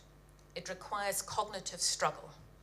That moment of wrestling with a problem, of not quite understanding, of having to think through why something doesn't make sense, that's where learning happens. If we eliminate that friction entirely, we're not making better researchers, we're making faster ones who understand less. This is from Zoe Scarman's Substack, and this is one of the best insights I've read on what's actually happening right now. She describes the organizational benefits of AI as slow. There are procurement cycles, integration challenges, legacy systems. That all takes time. But cognitive atrophy, that can happen instantly. If someone starts outsourcing their thinking to AI, the decline starts immediately. And it becomes harder to do the thinking yourself because the critical thinking muscles weaken. If we follow the Pareto principle, AI should amplify the 20% of your thinking that's genuinely novel, freeing you from the 80% that's repetitive, the formatting, the admin, but in practice, people are outsourcing the 20%, the hard conceptual work, and keeping the 80%, the admin, the execution. And this is backwards, and it's harming us. because the 20% is where you build the muscles. The 80% is just lifting with weights that are too light. You're supposed to offload those 80% because they do not help you grow, and keep the 20% heavy lifting, not the other way around. Early stage atrophy feels like productivity. Look at all this output. Look how fast I can turn things around. Meanwhile, you're hollowing out the very capabilities that make you valuable in the first place. The output looks good, the speed is fast, but the decline is still invisible. 5 years from now, who mentors the next generation if the current cohort never develop those muscles themselves? We're not just risking our own capabilities, we're risking the hand down of knowledge to future researchers. Right, so if we know cognitive atrophy is happening and we know that human-led research is the antidote to algorithmic monoculture, how do we actually make the case for slower, harder work? Because that's what we're really talking about, selling inefficiency in an efficiency-obsessed world. WARC's 2025 Future of Strategy report surveyed over 1,000 strategists globally, and 46 said human-led research is the antidote to average. As everyone uses the same AI tools, there's actually greater value in human-led research to move forward, to move brands beyond the generic. It's about playing to win, not playing not to lose. Human-led research is what differentiates you when everyone else has access to the same models, the same data sets, the same capabilities. The question isn't how much time we can save, is what we choose to do with the time we save. Do we just produce more of the same faster? Or do we use that efficiency gain to go deeper, spend 3 days sitting with the brief, to actually talk to real people instead of synthetic personas? The WARC report also argues that we need to evolve beyond the classic T-shape. Instead, it calls for M-shaped skill sets, people with several distinct areas of deep expertise, not just one. System thinkers who can think commercially, work confidently with technology, and still bring the human skills, empathy, judgment, cultural awareness. M-shaped talent becomes the connective tissue in an organization. They can see patterns, connections, and use cases that are still invisible to siloed specialists or poor generalists. For market researchers, developing M-shaped skills is about becoming orchestrators, not just in the loop, but on the loop, turning the space created by automation into strategic, creative, and culturally tuned outcomes no machines can replicate. And that's how you sell inefficiency. You reframe it as the only path to differentiations. I summarize this in 3 simple takeaways. Demand better researchers, not fewer. AI performs brilliantly inside its jagged frontier, but catastrophically outside it. And most people can't tell the difference until it's too late. Invest in building judgment, not just speed. The organizations that win won't be the ones using AI fastest. They'll be the ones who know when not to use it. And this demands better researchers, not fewer. My second is human-led research is the antidote to average, and make that your differentiator. The messy, inefficient, expensive stuff that doesn't scale. This isn't a luxury, it's the only path that doesn't regress to the mean. Play to win, don't play not to lose. And outsource the 80%, not the 20%. Organizational benefits from AI take years, but cognitive atrophy happens instantly. Create AI-free zones. Build fraction back where it matters. Thank you.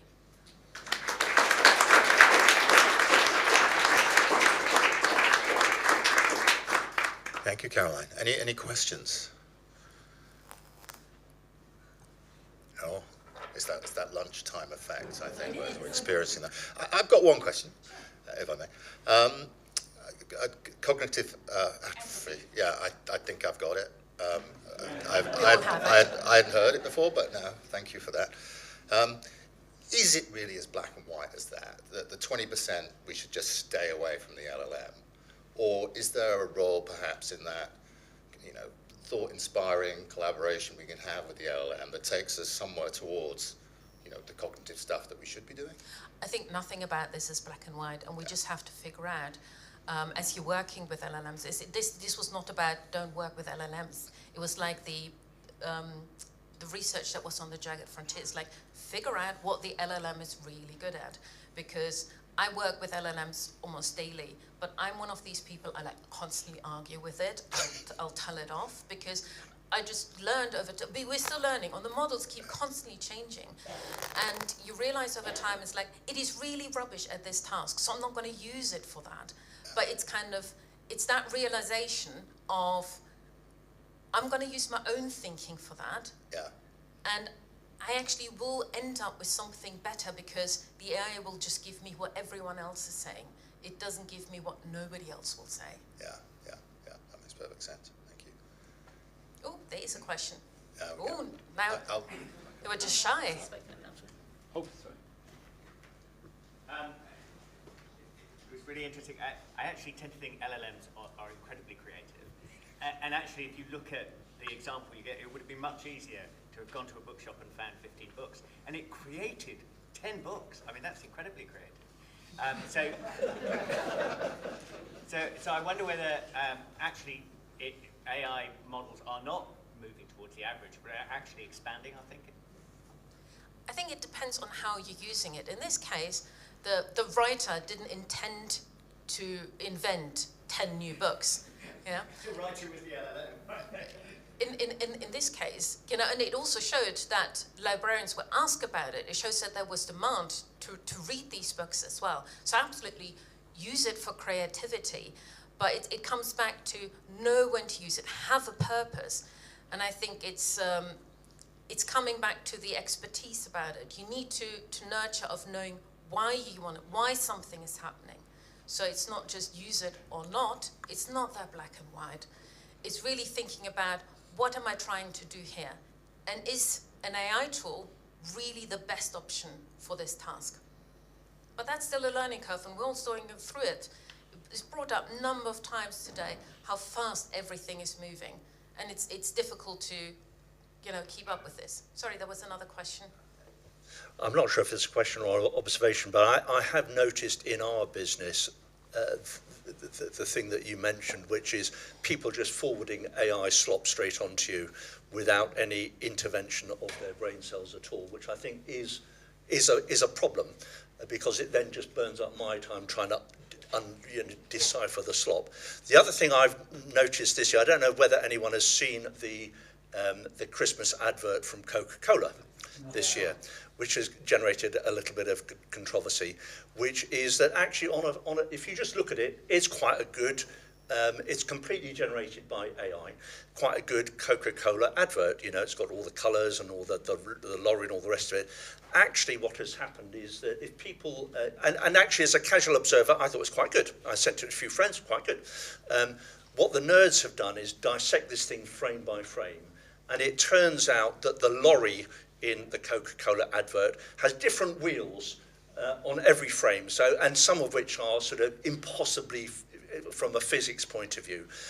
And my question is, in that sense, does that actually matter? So the casual observer thinks, well, that's quite a good advert, it's done quite cheaply, actually, it is, in some sense or other, is a lot of AI slop. And the question is, does that really matter or not, in that sense?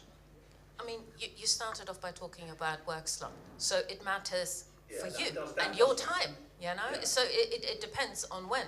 Yeah. If what you receive in your inbox looks great on the surface, but once you start looking at the wheels of the lorry, you see that it's all falling apart, it's not helping you. And then we're getting to the extreme of like the Deloitte case, where it actually is costing companies money. So it's a scale. So what's the answer? I mean, the answer is to apply brain cells. not just accept it at face value. But it's not just developing the brain cells, it's kind of there's a lot of collective expertise in this room, and there is somebody who is a graduate, who's still learning, who hasn't gone through that, I've seen it gone wrong, and I survived it.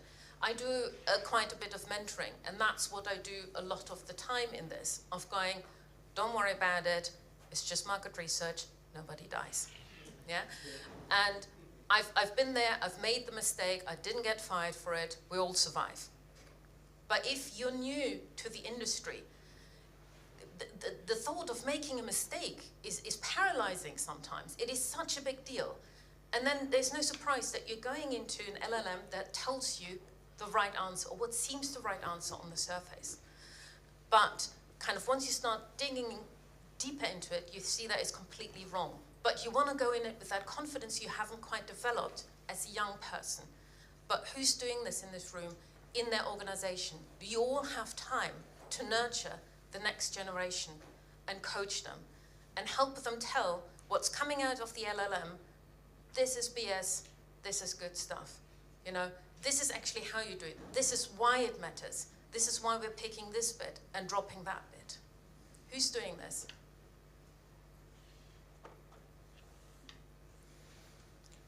Right. One more question? Questions, then it's, I think, time for lunch. Thank you very much. Okay, let's do it.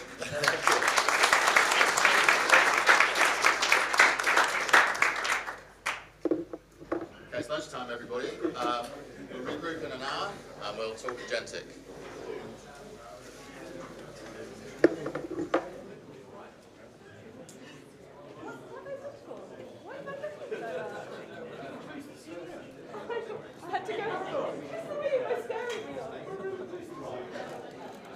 I really loved your talk. That was really interesting. Andrew said to me, do you think we should add that to Maya? So that was his first thought, to add that to it. I was like, it's going to be a nightmare to use.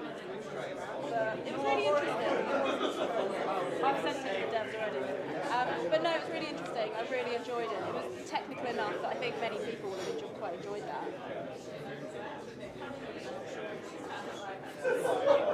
I was the same. Yeah, no. It's good to see. What, to add the glamour? Glamour, obviously.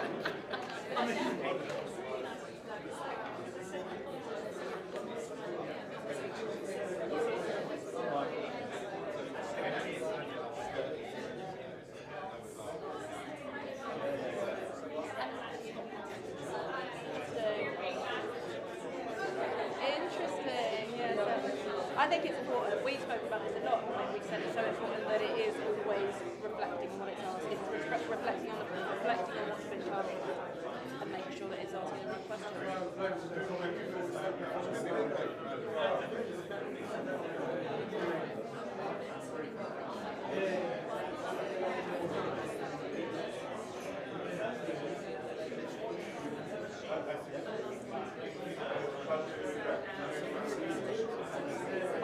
The different views. I mean, that was really it's good to see the polarity. Yeah, I agree. I completely agree. You don't have to agree, but especially to think about it.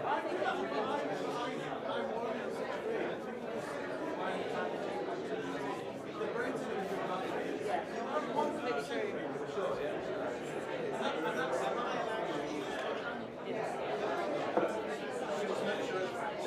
Yes, that's why I was coming over.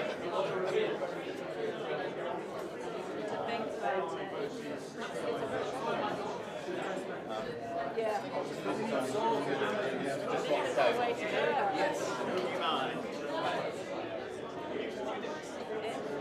I think it is.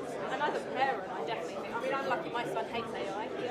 He absolutely is such a rejecter of AI. So I'm like, that's actually quite good. I'm pleased that you're sitting doing, exactly, he's 14 and he's like, don't use AI, and he hates Maya. He's like, you've built something that's going to take your job. Exactly. Exactly. I'd quite happily check myself. Yeah, that's true. That's true. But you, yeah. Anyway. Cool.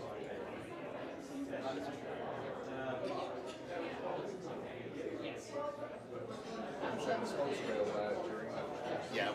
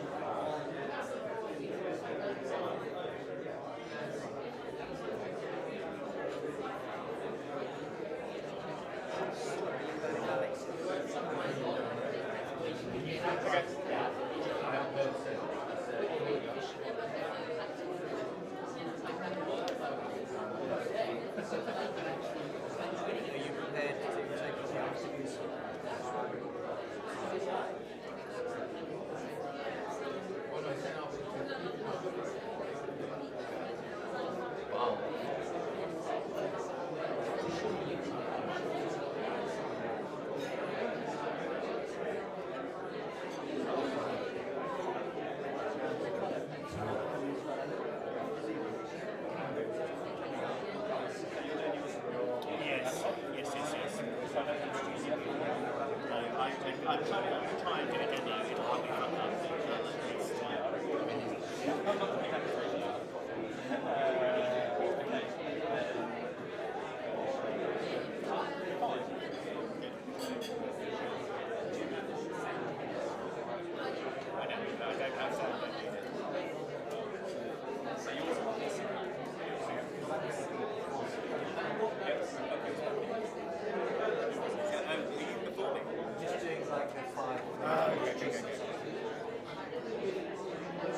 Well, it looks like I can just easily plug that in.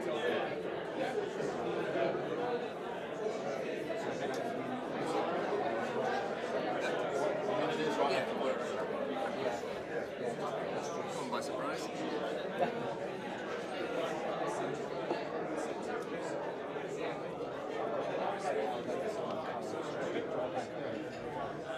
Yeah, might as well.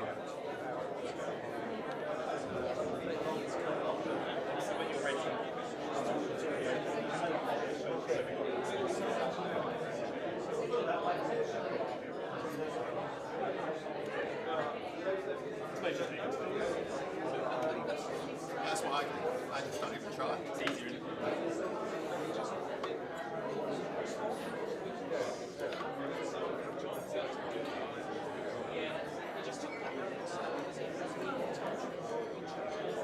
It's coming. It's coming.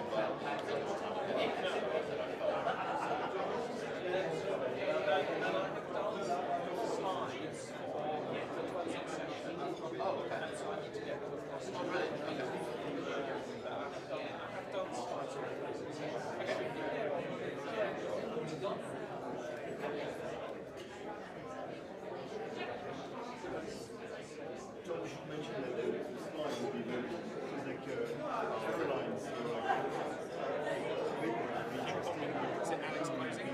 No, that's a good point. Everything's going to be, yeah.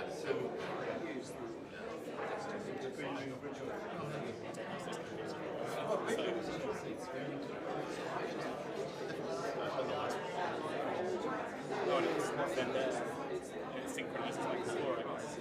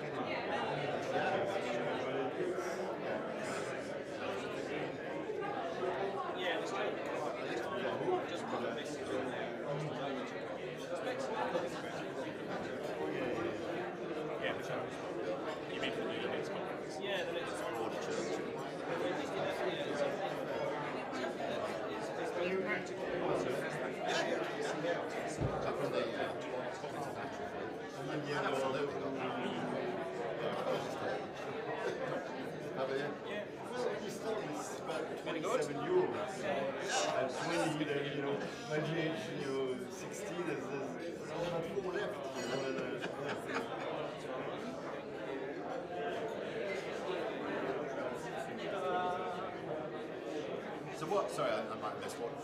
You're going to do something? Yeah, I've just done the slides. Okay. I'll have a look at it. Yeah. Oh, cool.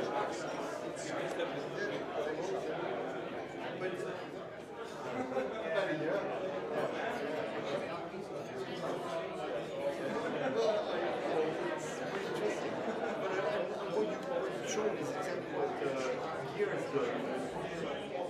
You also done an agentic stuff where he asks the software to be put up, he's going to then raise it on. And then it's on a segmentation. And then after that, and really advanced like research just make it run by the agent. And if your agent is very localized or whatever, then they don't want to about.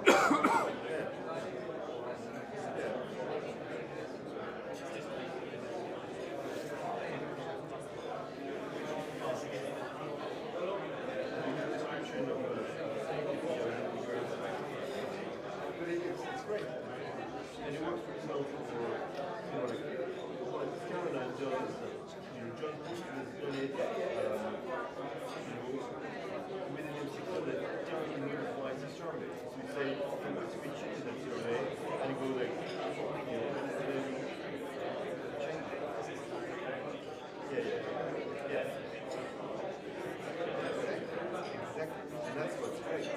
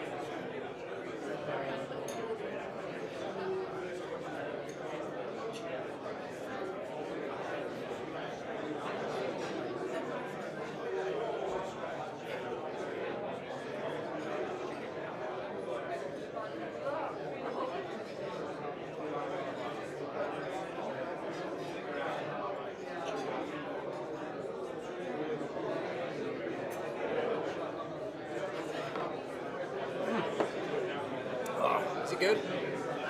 Lovely.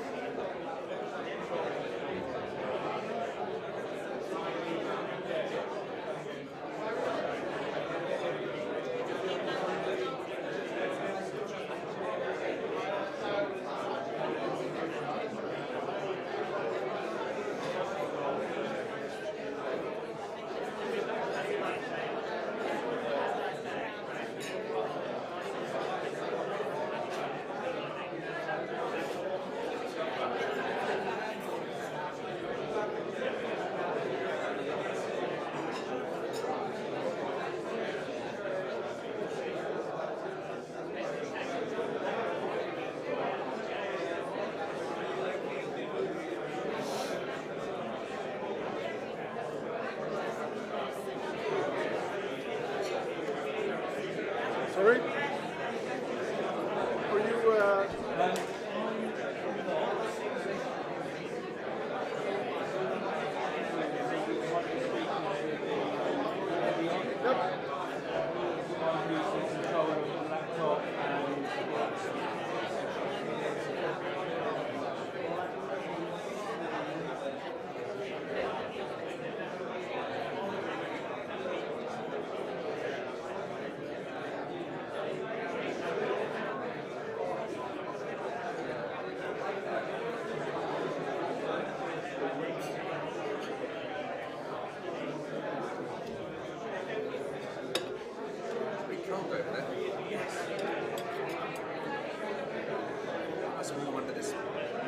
know, every now and again I go to a spot. Fill my plate up and then they want the chicken out. I didn't know there was chicken.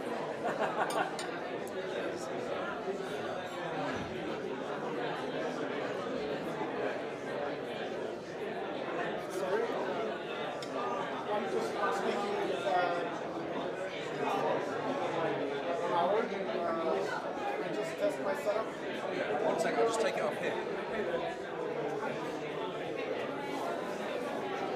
Okay, it's all good.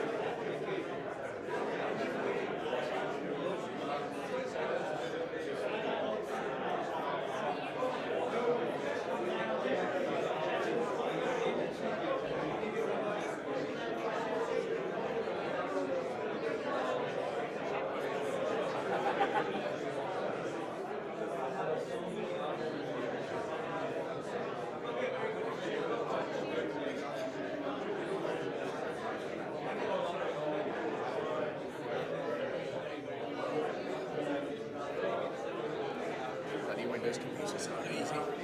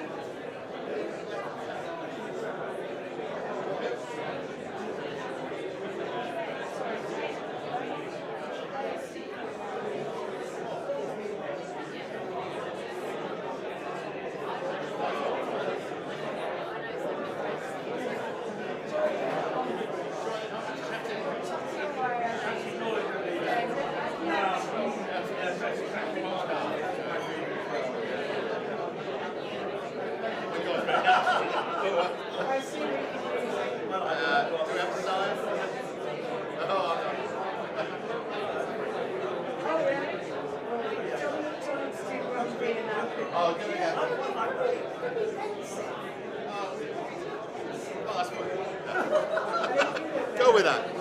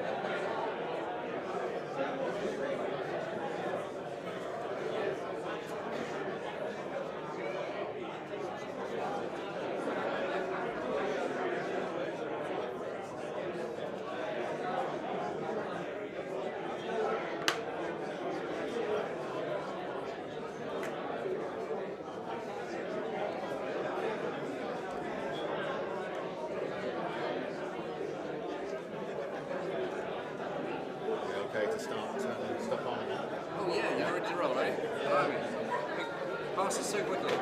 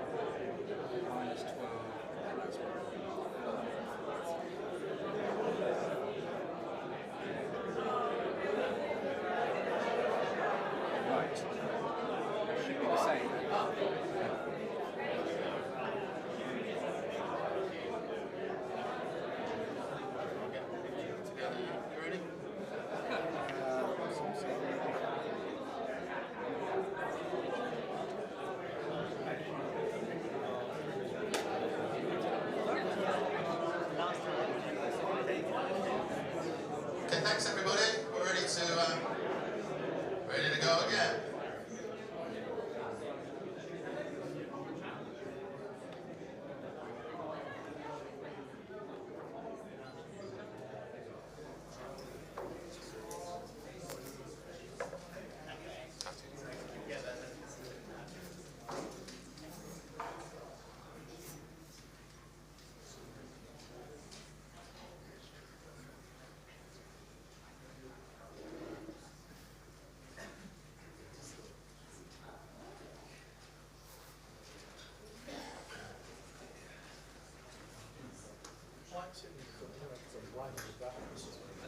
Okay, welcome back from lunch. Hope you had a chance to catch up with a few friends and enjoy your food.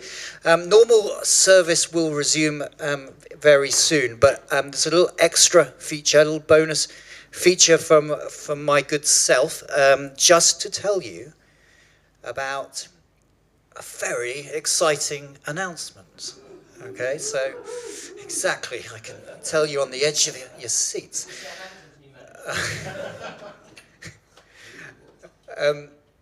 So, I am announcing today the introduction of the Research Technologist Hall of Fame. Okay? Would you like to hear a little bit more about the research technology? Of course you would. Of course you would.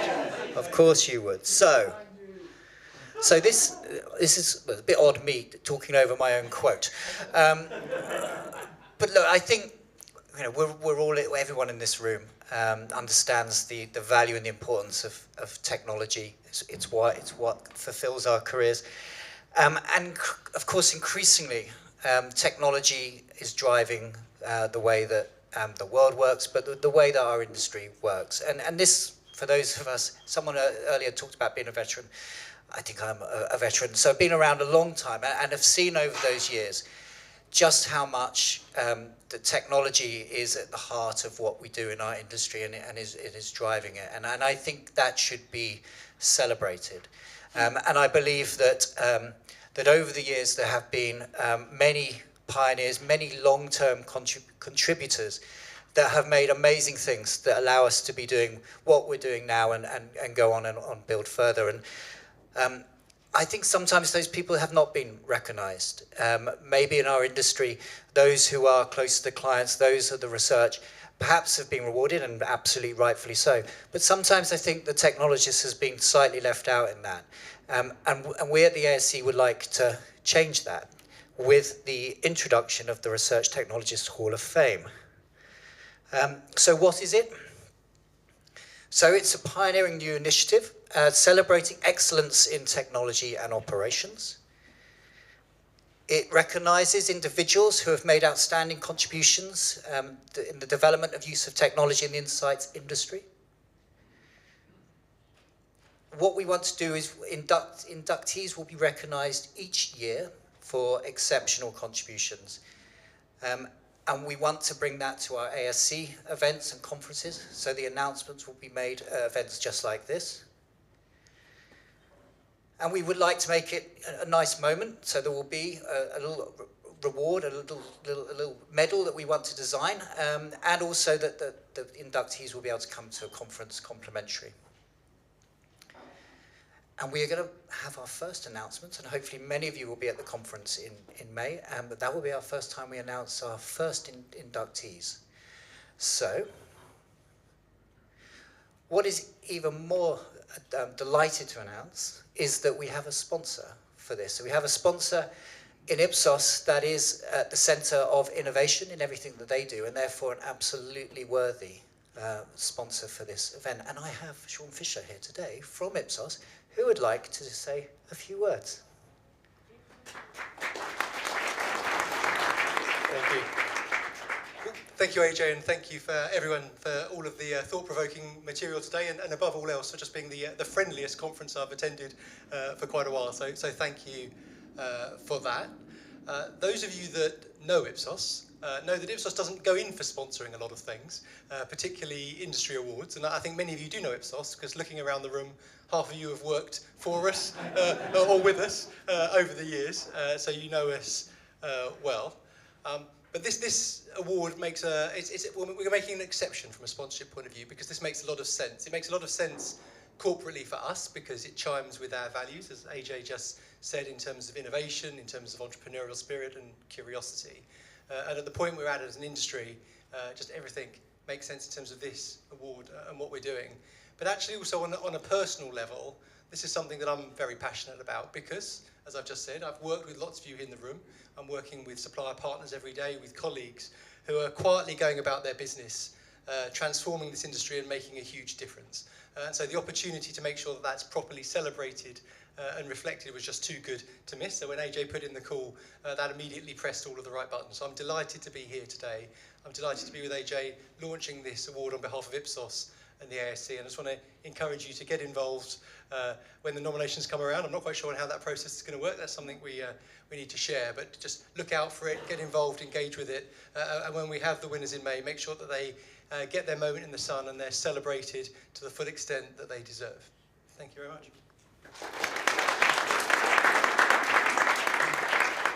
Thank you, Sean, and thank you, Ipsos. You are the first to know.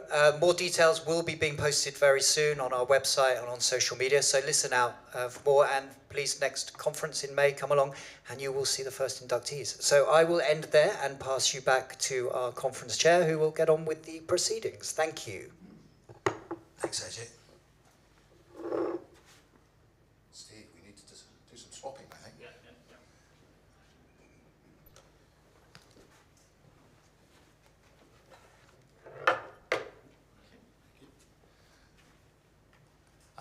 We've heard the word agentic quite a lot this morning, and this is the first time that I think we're going to talk about it in anger. Just make sure the tech works. I think we probably all know who Steve Phillips is. He's the founder of Zappy, and Zappy is a platform that I think very recently has really embraced artificial intelligence in all sorts of ways. And it is one of the first platforms, if not the first, I think, to go agentic, I think it's fair to say. So Steve's going to talk about our agentic future. Thank you. So I have to say, this is my second conference speech today. I was at the MRS Leaders Conference this morning, and I'm just going to be honest, I much prefer them as an audience, largely because you can get away with what I think of as AI presentation slop. So I can just sort of wander around looking confident and say the odd LLM, and people think I'm clever, whereas you actually know. So much more scary audience. I should also say, and this is the most detailed technical I'm going to get today, I was reminded by the fact that we're at the Oval, and I don't know if you'll all know about RAG, Retrieval Augmented Generation. What you may not know is the derivation of it, or the first application of RAG modeling, which was actually started, I don't think he named it, but he started it. It was the founder of Cricinfo.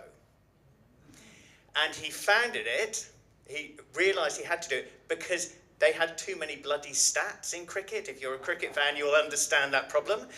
And so they had to have an application to go into and quickly find weird stats about Jon Snow's average in the 1927 Test series against someone or other. And so came up with Retrieval Augmented Generation. And that was the start of RAG. Anyway, so that's as clever as I'm going to get today. I'm going to talk about agents, and I've also got 40 minutes and probably only 20 minutes presentation, so I'm hoping we make this a conversation, because I do think, I'll talk about what we're doing at Zappi, but actually I think it's an industry decision about whether we go in this direction. I don't think it's for Zappi to make, and I think we've got competition from lots of interesting other places, so we have to decide as an industry what we do. So actually I'd love people to go in the direction that we are, so I'll just be very open with what we're doing, and I'll even do a demo if I can get that to work. But this is the way I think about any client organization, I suppose us to a certain extent, but larger client organizations, utilizing AI. So at the top you have some form of application, chat. At the bottom you have some sort of model, GPT, hence ChatGPT. And obviously it can be an ML model, a lot of the time now it's generative. And it can be any model and any application. The job, in my view, of the consumer insights industry is to be this connected data set in the middle. And the difference between a company just using a generative model, a ChatGPT function, and a company with a competitive advantage is the connected data they put in the middle. And our clients expect us to be able to create data that will work well with that infrastructure, and also have data that can connect with other data streams as well to maximize the benefit of all of the investment they've made in data over the years.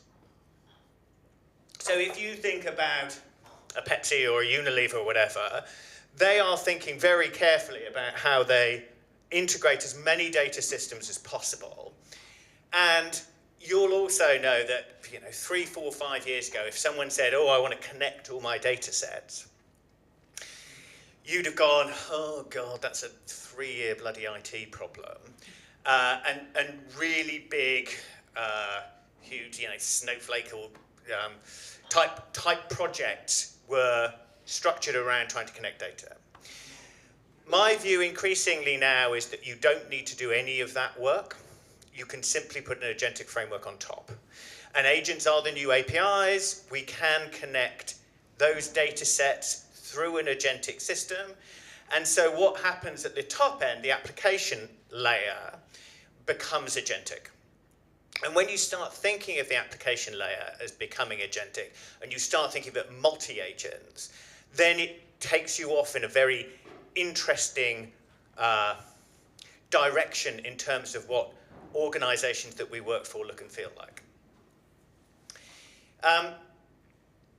So then you start thinking, okay, what do I think increasingly our job as insights professionals is to think about these 3 layers and think about how we connect them. Because the interesting thing is the connection points across agents and between agents are around prompts. So we saw the presentation earlier about the prompting for the questionnaire design thing.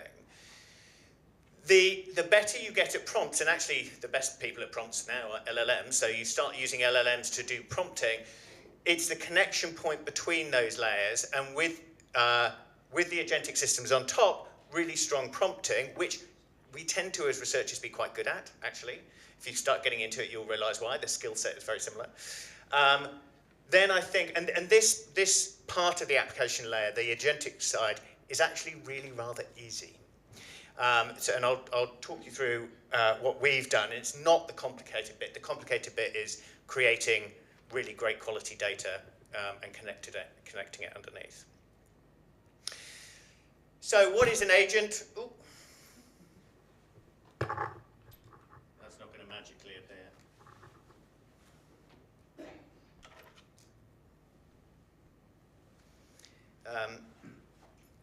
Oh, it's back. Thank you.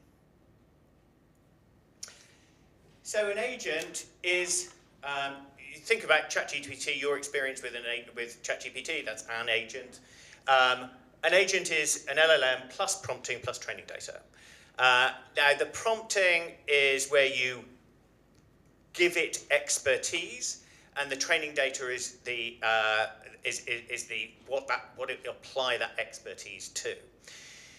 So what it happens is it moves from being a generalist for general Q&A like a ChatGPT to a very specific expert agent. And that agent, you can give, people talk a lot about the fact that they are supposed to create action. So an example of that, so I was at the Web Summit last week, and agents were everywhere. Everyone was talking about agents, but they then started talking about decision tech, which I thought was a really interesting way of envisaging where we're moving. So if you think about decision tech in, for instance, the advertising world, that would be taking data about the consumer, using it to understand what type of advertising consumers would like, using that to, with other data sets, to create an ad, using that ad to then put it into a digital deployment system, and then using the data that comes out of the deployment to say, I'll upweight the spend on that ad versus that ad. Right? So that is a workflow which can be entirely agentic. So you have those individual agents making decisions about what to create and how to spend money on that creation. There was a phrase which is also really nice, which is, although well, it depends on your perspective, I suppose, but marketers are moving from being creators to systematizers. So instead of managing creators, you're managing systems. So those systems can be autonomous in decision making all the way through, and you're just giving them the budget or giving them the direction. So agents are the core to being decision tech. Oh, by the way, if anyone has any questions as we go, just shout them out. So then you start thinking about how many agents do you need in what situation, and how do you create an agent? I'll show you through actually creating an agent. We have an agentic system which will create product concept ideas. We got there, it wasn't actually our idea, it was a client said, look, Steve, you've got all of this amazing data that we do a lot of concept testing and a lot of ad testing. Those are the two things we do. And they said, well, you've got all of this great data about consumers. Why can't you use that coupled with an LLM to create a new product idea? So we thought, okay, great. This was like 2.5 years ago. We thought, great, okay, we'll try that. And so we took our data, gave it to an LLM and said, create a product concept. And it did create a product concept. And so we test lots and lots of different product concepts. If you want to know whether a product is going to work well with young men in Texas, we can test it with them. But also, if you say, well, what works well with young men in Texas? We can go, oh, well, young men in Texas like this type of thing compared to other people. They like these types of, if you're creating a beer brand, they want to put a shotgun on the front of it, and they want it to be very high alcohol content, or whatever it might be. So we know those things. Combine it with an LLM, you can create a product concept. So we did that, and it was relatively underwhelming. So we do these workshops with the client, and the client would say, yeah, okay, you've come up with this idea, but it doesn't really gel with my brand. I'm like, okay, so what does that mean? They said, well, we've got these brand guidelines or whatever. Can we feed that into the LLM as well? And you're like, yeah, okay, fine. So we fed that into the LLM. And then they said, oh, and the output was fine, but it didn't, didn't follow their brand guidelines. So we're like, okay. give us your brand guidelines, we'll throw that into the LLM. Okay, fine. And then they'd say, okay, that's a nice product concept, but you haven't got the social media data, so we don't know what the trends are. Can you put the social media data in there? So, okay, fine. We'll check the social media data in as well. And what we were doing is throwing more and more and more at one agent. And that agent had a limited context window. It started focusing on the first thing we put in or the last thing it put in. The prompt was getting really complicated because we were asking it to look all over so many things. And then ChatGPT or OpenAI came up with their agentic framework, and we piled onto that because we saw that as a solution. So what we ended up doing is creating multiple agents, each with a different specific job. And because of the way we were doing it with workshops with clients, we ended up really doing an agent per human job. So if you think about the people in a workshop creating a new product concept, we created an agent for each of them.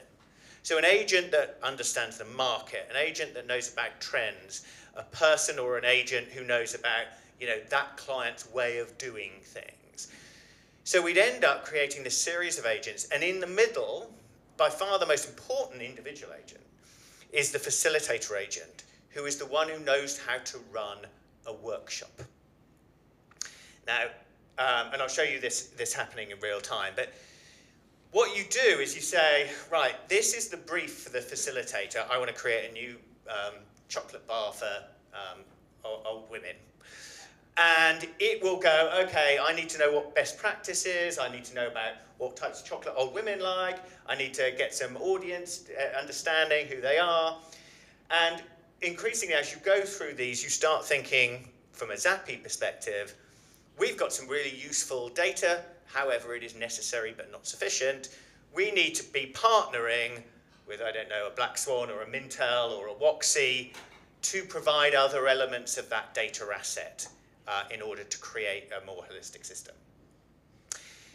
So this is how we think about the agent universe. And we've now created probably hundreds of agents. Each of our clients has their own agentic workspace with their own agents trained on their own data. And those types of agents can get really quite interesting. So one of the just different workshops we've been playing with, and you can see how far the idea stretches. So one of our clients was a booze company, and they have a lot of issues around what you can say or not say around booze, right? So you can't, for instance, legally you can't say that something is, you can't equate masculinity with high alcohol content. That's a no-go. So every time we did a workshop to create a new product with them, they ended up putting, they had a lawyer who would have to be in the workshop, which was fine. Except after in the second session, I said to them, because they weren't doing much, they were just hanging around to the end, I said, do you have any basic materials that you give to your people when they're joining your legal department about what the key things you need to know in your sector? And he said, yeah, we've got some training material. So I said, okay, give me that and we'll create a legal agent. So we put that documentation into an agent, created a legal agent, and now that person doesn't need to turn up to that workshop. So we've created a lawyer. Now that is not what I expected to do when I started Zappi. We also, another one was a focus group agent. So literally we created some product concepts to a client, and they said, oh, it's so annoying because I'd really like to have tested these for focus groups. We did some focus groups last week. So I said, okay, get me the transcripts. We got the transcripts and we created a focus group agent, synthetic focus group agent off the basis of those transcripts. And we tested the idea with that agent. Now that was in the meeting. So both of these we were creating in 10 minutes. So an agent is very quick to make. You have to think about the prompting, you have to think about the training data. And then you start thinking, what do these systems of agents look like? And you do end up having hierarchies. So they look really like an org chart.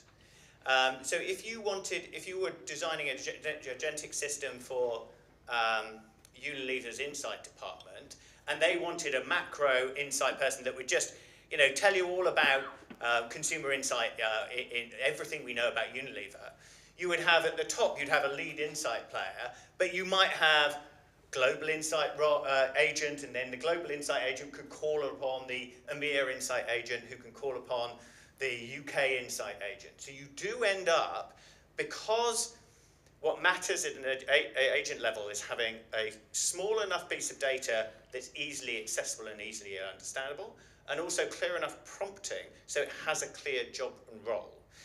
And that's why you end up with a whole series of agents and have those agents working together in exactly the same way as you would have human beings.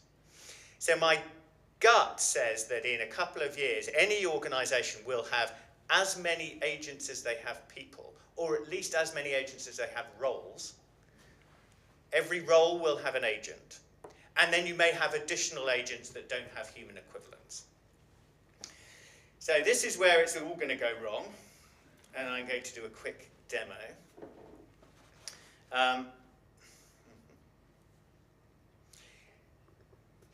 So I have got an equivalent of one I created earlier, so when this fucks up, we'll do something else. So let's do a chocolate.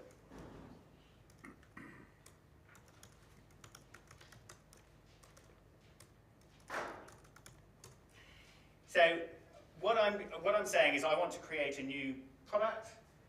This is going to the first agent, which is that facilitator agent. And that facilitator agent is going to start asking me questions, because it doesn't know enough about what to do. I've dry trial because it's a new idea. Older women who love yoga and want to have an accessible treat. Oh. I wasn't sure that was You could have said, I was halfway through. Oh. Tough audience, I told you at the beginning, you're a tough bloody crowd. Okay. Steve, can I just, who am I at this moment in time? You're the client. Right. So you are Mondelez, Cadbury's chocolate. How much is that? I think the answer is Bourneville, by the way. I can't spell it, so I'm not doing that. Galaxy's always the answer.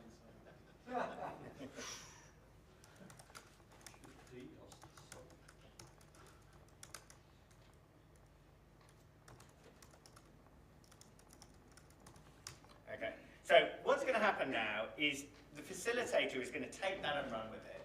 I'll show you the one I prepared earlier because I don't want to go through it all. But it will... Okay, I'm just checking if it needs anything.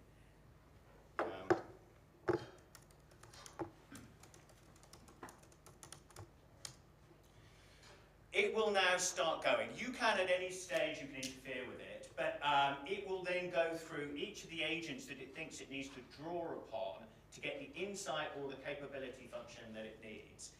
So it'll start working through that. It will go to, the nice thing is you can have a look at who it's going to and what they're saying. So here is one I prepared earlier. And this, I don't know why I thought about this last night, but it's such a horrible idea. I wanted to create a new spread for the UK market based on crisps. I think it was because I was eating crisps at the time. And it came up with, I mean, look at that. I mean, just genuinely horrible. Oh, come on, that would I like crisp sandwiches. Yeah, so there clearly is a target audience. That's brilliant. So what I want to show you is actually what's on the side here. So, and I haven't actually looked at these, but you could see, well, you can, first of all, you can see how many tokens it takes per interaction. So the first thing it has done is it's gone to a best practice agent. So it knows it needs to create a product. So it says, okay, what does a great product concept look like? This will obviously be different by client because each client will have their own best practice.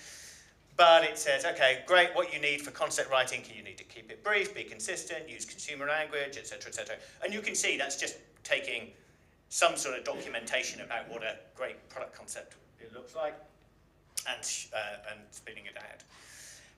Don't oversell, etc., etc. So that's sort of regurgitating great concept. It then goes to a category insights trend agent. So that trend agent is going to be looking at a particular data set, saying, what do I know about salty snacks in sandwiches, and drawing from whatever data asset you put it on top of. So that will bring out some insight, which is wonderful. Then you're going to go to, this happens to be a Zappy specific agent that is looking at our data asset, seeing if there's anything useful there. Then it's going to a creative agent. So it's gathered a load of great data and great insight. What does it cost per token? So to run one of these, I mean, per token is like 0.001 cents or something like that. Would probably be $5 maybe to create a product, something like that. So it is then created. So this is what it's come up with: crispy spreads, dip, dunk, spread, bring the crunch home, which I'm sure is going to be a winner. So the creative agent has created this. It will then not just stop there. So it will then test. Oh, so we've got a duplication agent. This is quite fun. So clients would say, oh, but maybe this concept has already been seen outside. So this duplication agent, all it does is, the only prompting it is, look at this language, search the internet, can you see something similar? So it's a very simple agent, but it's actually very nice and powerful. I mean, you can create one in the afternoon. And so it'll go out and it will say, yes, I've seen lots of like this before, you need to start again, or it will come up and say, no, you don't. Then you've got a synthetic respondent who gives it a score out of 10. If it scores 7 or less, then it may have to redo. I can't remember whether it's... Oh, yeah, so it's asked it to redo it because the synthetic agent wasn't terribly complementary. So it's recreated it. Then it checks it again. This time it scores 8 out of 10, so that's okay. And then it goes to a visual design agent who has come up with that. So you can see... Okay, I'm not going to go back to that. So you can see the process with the multiple agents. You can see what they're looking at, which data they can access, and you can see how they work together. Now, the relatively successful demo, nothing failed, which is nice. So what does this world give you? I think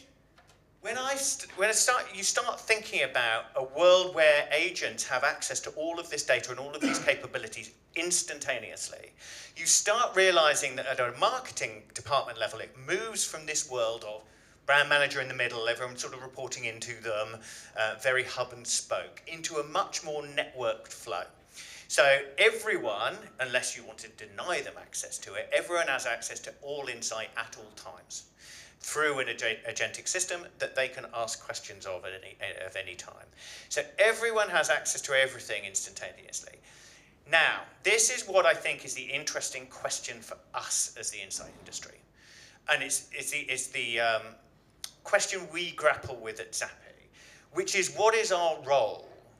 So at the moment, or this type of activity, when it's, we're talking to, so, can I name now? I'll probably get away with it. There are probably 4 or 5 very large companies that we work with that you will all know who are building their own agentic systems.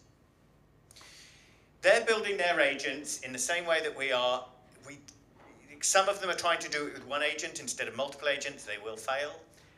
Others are building software and they're CPG companies or FMCG companies, in which case they'll probably fail. Probably not a good idea, but they're absolutely doing it. So we're moving into this agentic world whether we like it or not. The question we have as Zappy, and I think the industry, is what is our role in this agentic world? Do we just ingest, do we just pump data in? Do we own some of the capabilities of the agent? So in the clients where they're creating their own multi-agent system, I want several Zappy branded agents sitting in their system with access to our data, with the prompting done by us, because we know our data and we know how it should be used. So I want to own that agent. I don't mind if I don't own this system, but I want to own the agent.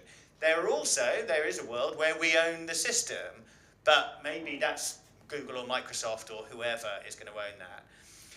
But this, to me, becomes the question of where we go and how much do we put. You can imagine a tier within that data asset where you've got, you know, raw data, net data, all the way up to insight. And which bit are we allowing the agent to access, and how do they access, and how do we stream that into the archive? So I think, to me, that is the really interesting question that we have as an industry, is what is our role in this agentic world?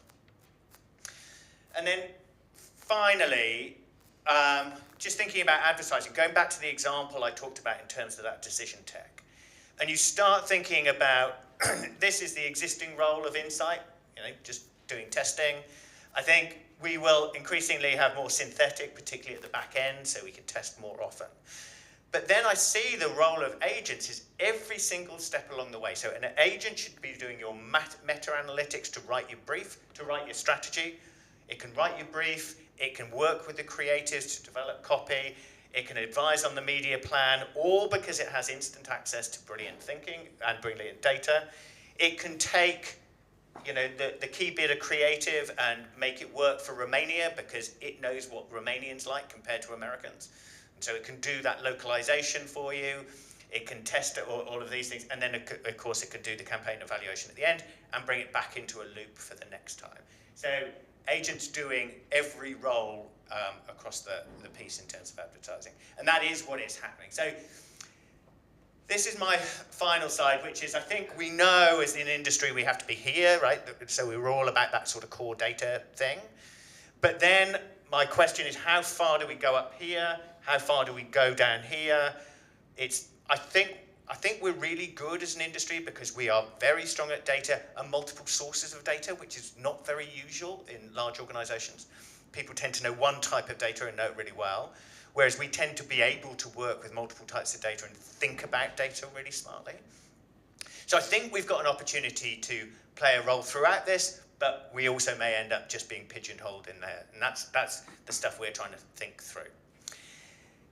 So with that is my thoughts about agents, and any questions, comments, ideas, very gratefully received.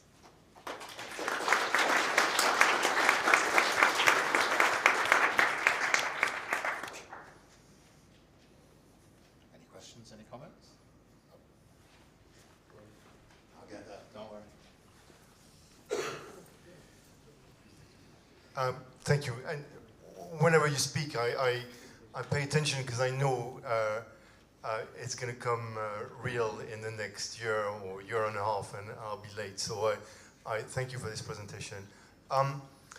We had a great presentation at the end of the morning about, you know, regression to the mean, and how do you see that working? Do you imagine like a truly an agent, one that says, hey, let's go creative, or how is this going to work? So, and I did ask a question about, to be honest, we've used this to create a lot of product concepts, and I thought my initial assumption was that the LLMs would create slightly generic ideas, and that we would use the humans in the workshop to stretch those ideas and make them more interesting. The exact opposite is what we found. So the LLMs are highly creative, but often off-piste a bit. So often don't necessarily do something that works in the category and works at the brand. Is because they've got so much data, they create a flavor variant that you wouldn't think of for chocolate because you've been in the chocolate category for the last 20 years. Whereas an LLM is not restricted by that sort of structure that we put around ourselves, the guardrails that we know instinctively. So actually what we found is that LLMs are very creative, but sometimes inappropriately so, and that our role becomes to pull them back in instead of push them out, which is not what I expected, but that is what we found.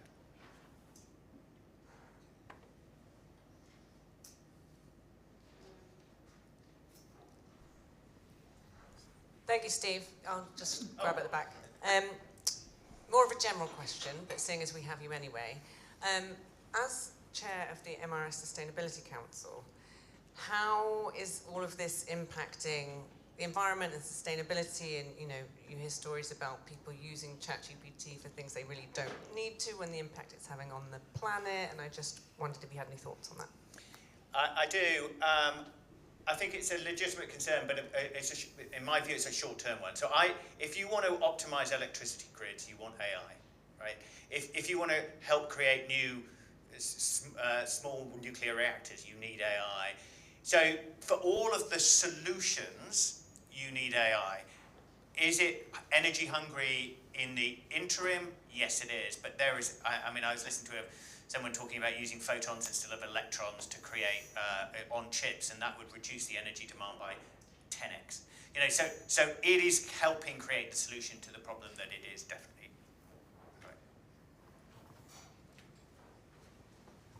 Thank you. So it's kind of like an observation, really, but there's been a lot of bad press about agents and how companies have outsourced their call centers to agents. But what you're saying is that the agent is like you have a shared goal. So if you want an agent to work well, you have a shared goal with it. So it's there to help you be better. And I think that's almost what the difference is from where we were a few years ago.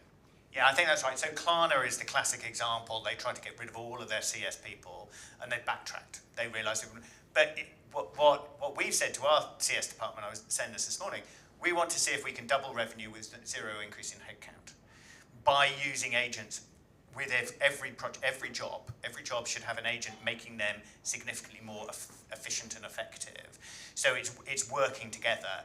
Now, obviously at a macro level, there will be job implications, but there will be benefits and there will be positives and negatives. They're bound to be. I was just wondering whether you've experienced any other challenges in, I suppose, the way people think of AI in tech.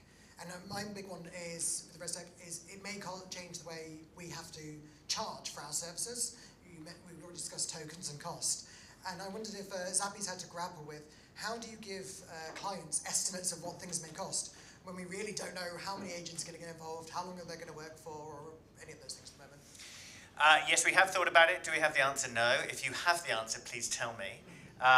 It is really difficult, right? So we don't know what the business model for this is. I don't know. We're grappling with it. I'm just happy to hear someone else is grappling.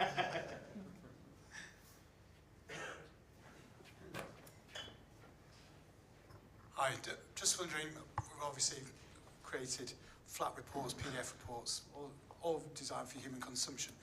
What does the output for the agent world look like from our insights? Well, at the moment, it looks like ChatGPT. So you can input a PDF and it will read it and it will understand it and it will respond. If you start looking at the new Gemini model that came out this week, it is creating worlds for you on the back of it. So I was listening to something or watching something yesterday about the new Gemini model and thinking, instead of ChatGPT, instead of the output looking like text on a background with visualization, it could create it as a 3D in-store display of this new product that we've created. So it's just looking at these models and see what they can do, but they as I keep on saying, they're the worst they're ever going to be right now.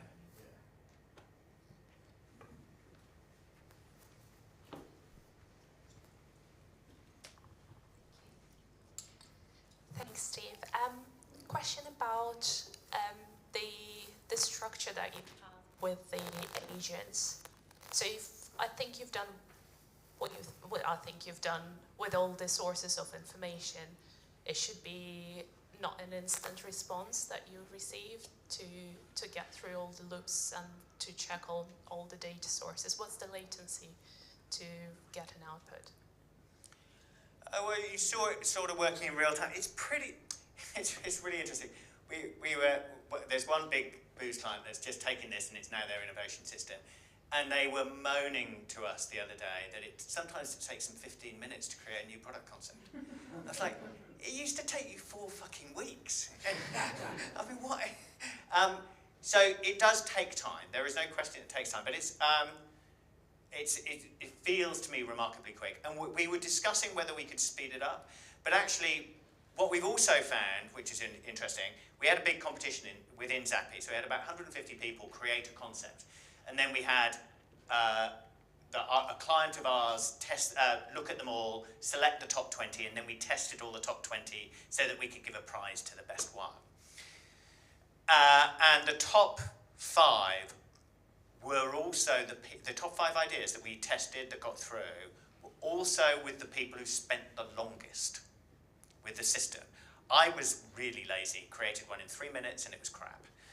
There were people who spent 40 minutes, an hour with it and created something really good. And so we're still at a stage where human in the loop, working with it, knowing what we know about human beings and categories and brands, will make it significantly better. So trying to push it too quickly, I think, might be a negative in some ways.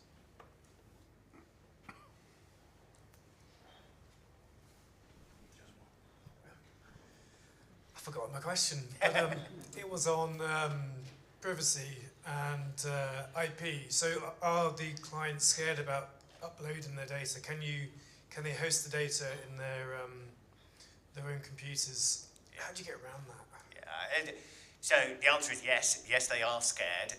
I mean, everyone's scared. We talking about time to do something. For most clients, we'll sit on Azure, and then it just makes it really, really long. It's just really slow. But that's their preference from a PII perspective. That they think of that as a non-leaky environment. With AI, there is an issue around this. If you look at the details, then you are leaking a bit of data here and there, and there's just no way around it. Or certainly doesn't seem to be. On the other hand, the advantage it gives you is so huge. I think you just have to. But for a lot of our clients, they're American organisations with a lot of lawyers in them, and they get very panicky about it.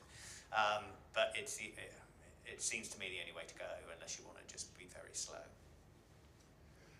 I think we're out of time. Thank you very much, Steve. That's great.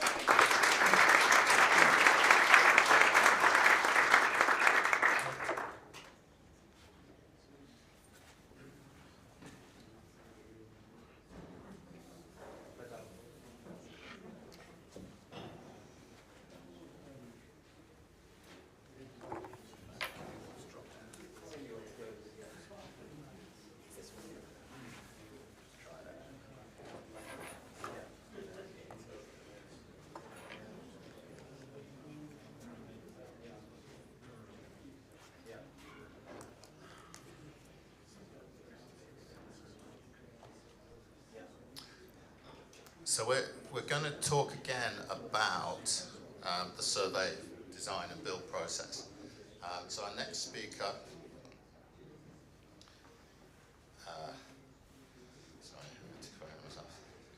is Dan Martin. Dan is the CTO of Research Automators. Just work. And you're going to talk about how we can use AI personas to stress test survey builds. That's right. Thank you very much. Hi there. I'm really honored to be here. I came all the way from Stockholm by train. And I'd like to thank you at the ASC for inviting us to speak.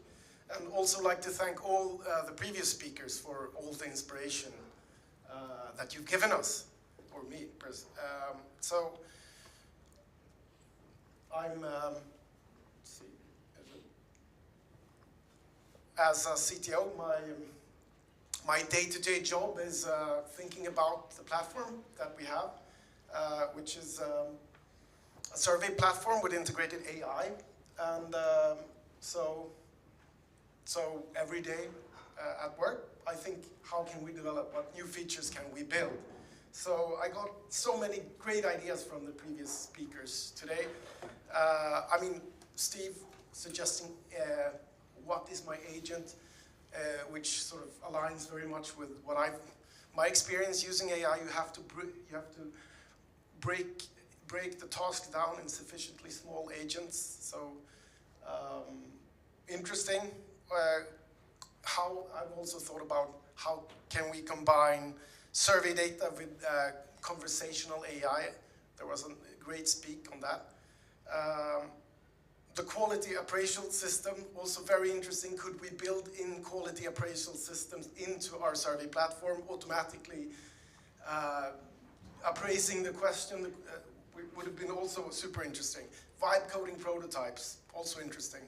and how to connect data into large language models, also super interesting. So basically, I'm very inspired. Thank you. So, what I'll talk to you about today is how to find flaws before fieldwork. So, and what we mean by that is basically we have a survey brief, and we program the survey. How can we test the survey so that we don't have mistakes compared to the brief? And just, there's been a lot of talk about agentic AI, so I'd just like to briefly mention it if needed. Basically, the evolution of agentic AI. We have the predictive AI, statistical modeling that you're probably very experienced in, machine learning, going into generative AI, going into agentic AI that actually makes has the possibility to act with minimal human impact. So just mentioning the concept shortly. So the experiments that we've done using AI for survey testing are based on the ChatGPT agent mode. So just a quick hand raise, how many of you have been using agent mode in ChatGPT? A few, or like 20%. Okay, good, so interesting. So it's a sort of agentic AI. And it's basically the normal ChatGPT, but it has this agentic feature. So you ask it a question, and it sets up a virtual desktop, like a virtual computer, and it can interact with that desktop. Using a mouse pointer and thinking. So just as a sort of demo, I just asked it to book my conference tickets for this conference. And it sort of goes through the interface, and it tries to answer the question based on my own persona. So yeah, and as you can see, it sort of proceeds nicely through the checkout process, answering the questions of the conference booking survey, trying to get through the. So basically, that's agent mode. It's ChatGPT with its own computer, and to activate it, you just write your own prompt, and you finish the prompt with /agent, or you use the interface. Okay, so what we've been experimenting with is using this feature of ChatGPT for survey testing. To avoid mistakes in the programming, even if you've outsourced the programming, you might want to confirm that you've not made any mistakes, and so on. And also, we've thought about how can this be used for survey fraud. And now, relating to the previous speaks, I'm sort of re-evaluating what is survey fraud. I mean, there's a lot of discussions about synthetic data. So if I ask an agent to answer in my place using my own persona, is that really survey fraud? I mean, from what I hear previously, synthetic data is a good thing. But in my world, with my clients, we try to avoid survey fraud, meaning that we have robots generating data to surveys. But okay, so today we'll present two methods that we've been experimenting with, and we've mostly used our own platform for the testing, but we've also tested in Qualtrics and SurveyMonkey and some other platforms. So it works. The methods that we suggest is meant to work with any survey platform, and we'll finish up the presentation with sharing a link where we'll present the prompts so that you can tweak it for yourself if you have the need of it. To begin with, the first method that we've experimented with is using this agent mode to answer surveys based on a persona. The second one is we've instructed the AI to act as a tester, like a survey tester, and comparing the live survey towards the survey brief that can be in Word or Excel or PDF or anything. So to begin with, the AI persona. So just to give you a short demo here, Agent mode opens up a survey, and we've given it a persona, and it starts to fill in the survey synthetically, if that's a concept, and it answers the open-ended question, the background demographic questions, and the open-ended question based on the persona that we've given it. Here's a Likert scale question where personality Likert scale question, and it fills in the questionnaire based on the persona, and we've added a small robot protection question where you're supposed to fill in 1 if you're not a robot, but the agent mode sort of lies and fills in 1. And so it has no problems with answering this associative question. The next page has a sort of drag and drop interface where the user drags the survey alternatives into different boxes. So it handles drag and drop nicely. Yeah, so the prompt that we've been using, quite simple. The task is to fill in a specific survey based on a persona and technical instructions. And the technical instructions is basically opening the survey link, waiting, finishing the survey based on until it finishes it up. And finally, the persona. There's been talks about personas, and persona can be basically anything you need for your survey. Basically, it can be the different target groups that your survey targets. So it can include, of course, demographic questions, but also family situation, work situation, and the attitudes. And you can add specific response styles and content instructions. So just to give you another short example, here I have a survey that is targeted towards professional drivers. So I created a persona called Peter, who's a professional driver, and when I ask him to answer the question, obviously he passes the screeners for professional drivers easily, and the survey includes quite a complex UI where you fill in a start address and a destination address for your longest travel the previous day, and Peter, being a professional driver in Sweden, selects a nice appropriate taxi drive between the Stockholm Central and Stockholm Arlanda Airport. So the agentic AI has the possibility to answer quite complicated user interface easily, according to the persona. Another typical survey question is you're dividing 100% between different aspects, and in this case, no problem to sum it up to 100. Okay, so this method then. It's basically like creating a synthetic, quick, soft launch of your survey. Very fast. Comparing it to like generating dummy data to a survey. Each persona will answer consistently and logically within each answer. So, of course, the data is much more consistent. When you look at it, it's more consistent. Bad things about it, it's quite pricey. The price is about $50 per test.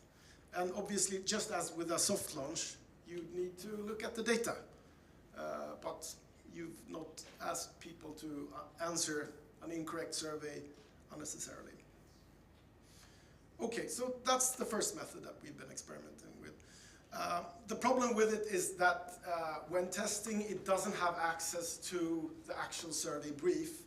So we were interested in what if we upload the original survey brief in Word or Excel or PDF into the chat, giving it access to the brief, and asking it to compare the live survey to the brief. Can it achieve this? So,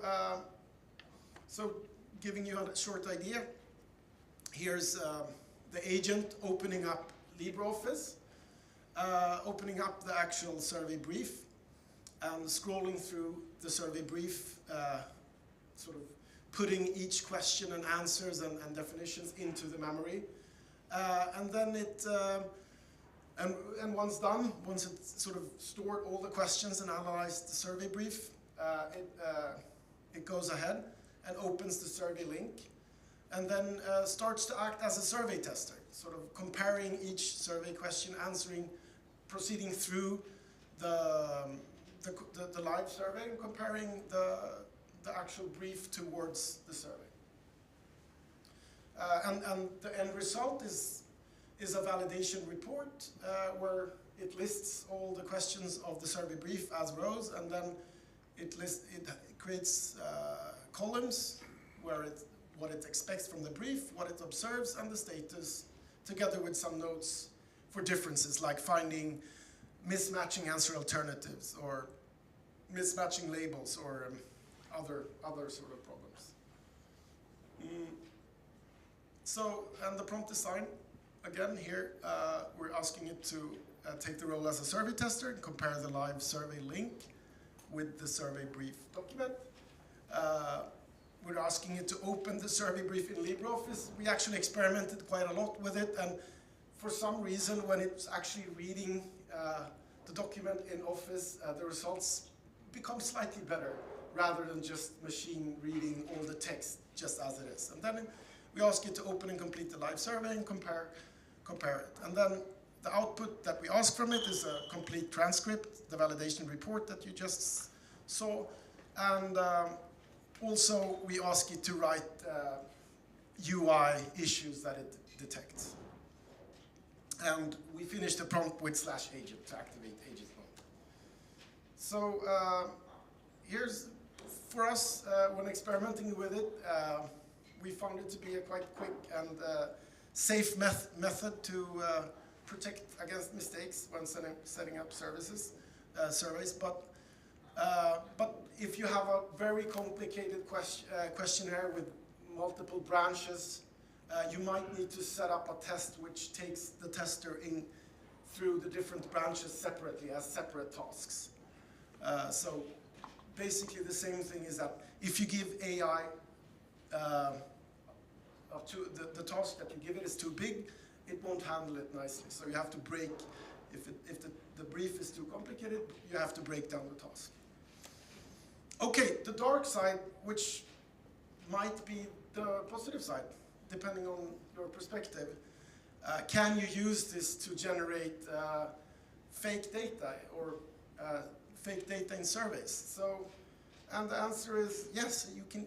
People that are answering your surveys can easily use this technology to generate data into your online surveys. They probably can't do it with the paper surveys, but with the online surveys they can use it, and it's very easy. And you can adapt the prompt, asking when it generates open ends. You can ask it to generate very short answers with grammatical errors, and using only lowercase writing. And so I just experimented with that and tried to see if there's tools that analyze open-ended data to see, was this generated by AI? But none of those tools could detect the responses that were just a few words, or so it's easy to use. But we experimented a bit with a bot detection script. So into the survey, we added a simple script based on an open bot detection library that's open-end. And we'll share this with you so you can instruct your survey software or whatever to put it in. Basically, we're saving the data in a survey input so that we can identify if the person used sort of agent mode style testing. And we put this into a tracker, having around 500 responses per week, and we got one per week, so one bot per week.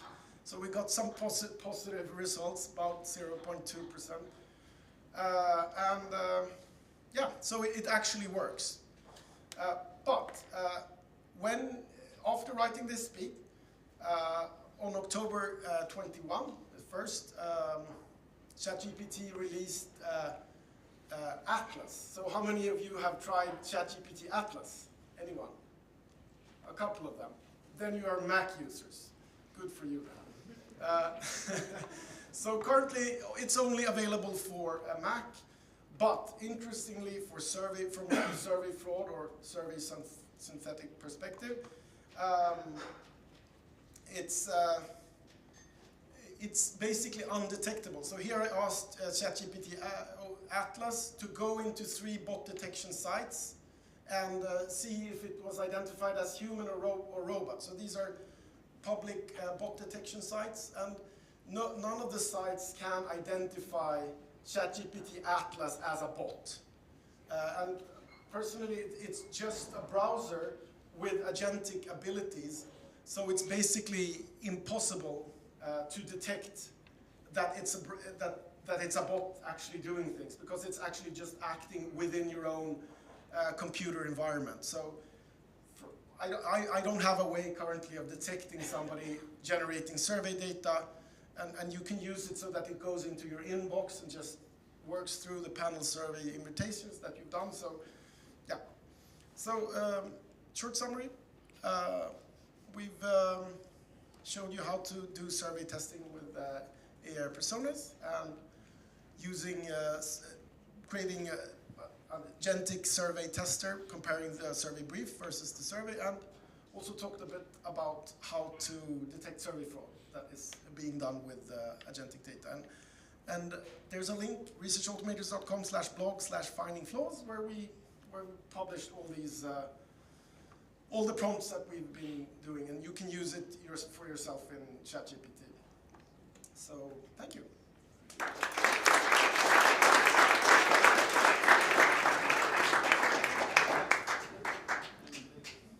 Any questions?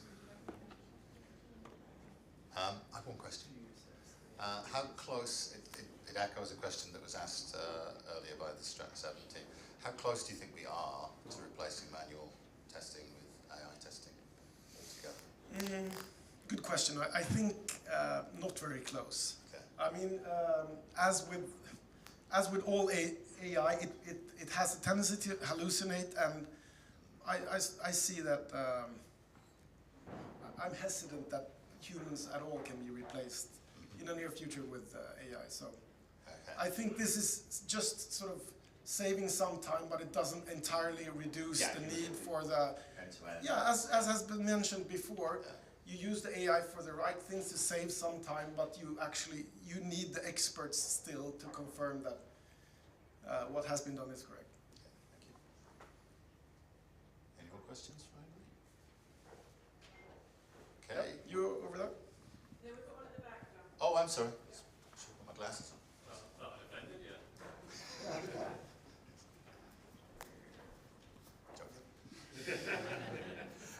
No, thank you for the talk. It's not just Cloud Atlas, GPT Atlas. You can use Perplexity as well on Windows to do this, and I've been playing around a lot. I think the only way I've found so far to try and capture them is keylogging, because typically the bot will just paste in the text straight away, and unless someone's using text-to-speech, then they're probably not going to be pasting in full blocks of text. So maybe that's an initial way we can use to find these agents in surveys. Yeah, that's a great idea. When registering when using the bot to register for the conference, there was a key pasting block in the registry form to this conference. So it actually struggled quite a lot, but then it sort of manually put in each key. So yeah, but probably that's a great idea. Thank you for the input. Yeah. Thank you. Could AI itself be used to detect AI? I mean, I did mention that. I mean, there's several tools online that you can use to detect if the text we're looking at has been generated by AI. But in this case, it's so easy to adapt the prompt to become un-AI-ish. So I think, I've seen tools that sort of analyze survey data to see, was this generated by AI? And obviously, if you're not careful with the prompt, but I think a clever survey fraud person can easily get around that. So I think this is a difficulty for the industry if you're using panels then I think this will be quite common in the future and something to look for. But then again, if you have a good prompt with a sort of nice persona, then it's not destroying the data. It's generating synthetic data that everybody loves here in the room.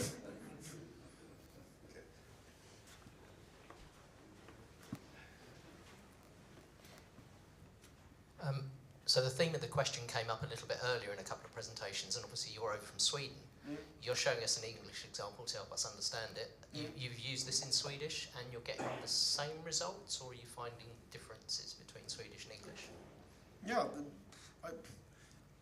my experience with AI is that the larger the language itself, the more content there is, the better the AI. So AI will be best in English, but us Swedes, we love technology. So it seems we produce a lot of content in Swedish, so ChatGPT is really good in Swedish as well. We have Estonian programmers, and he says that ChatGPT is way worse in Estonian because they're not very interested in technology, probably. Time for one more, maybe? Okay. That's great. Thank you very much, Dan.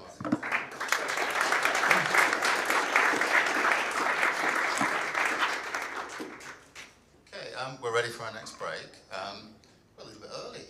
This has never happened before. Quite a paradox, given the intensity of some of the content as well. So, shall we aim to start again in 30 minutes? So we'll start 5 minutes earlier than we said in the schedule. It's okay. Thank you.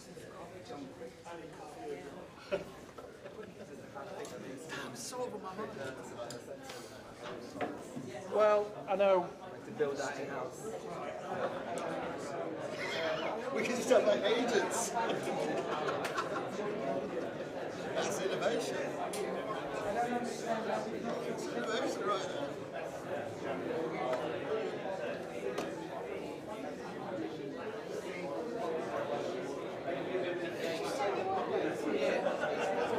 No, I'm not going to.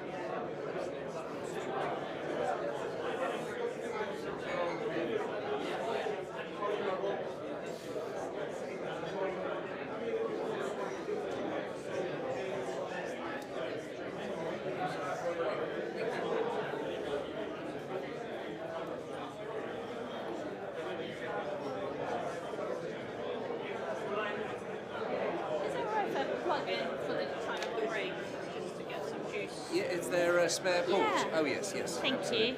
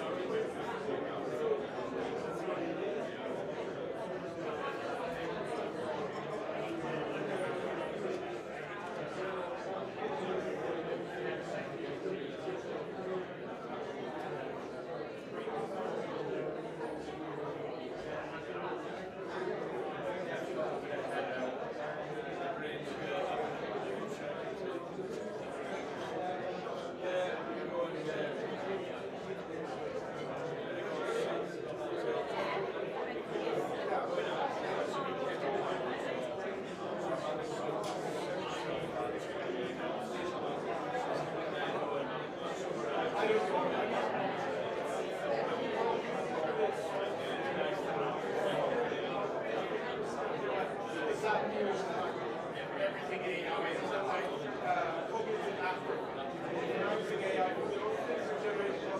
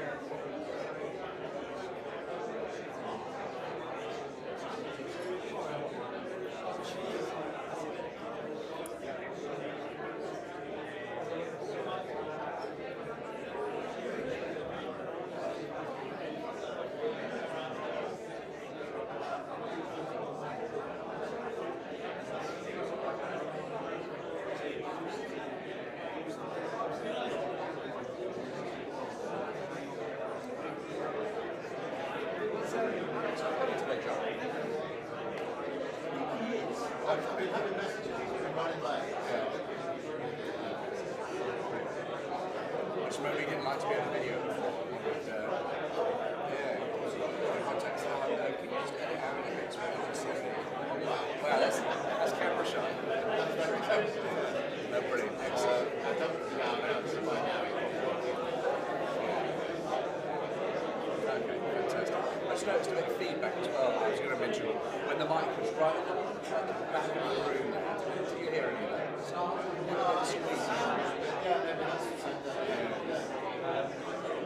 Maybe use the mute one and we just turn it off when they're not. Brilliant, thank you. All going well, eh?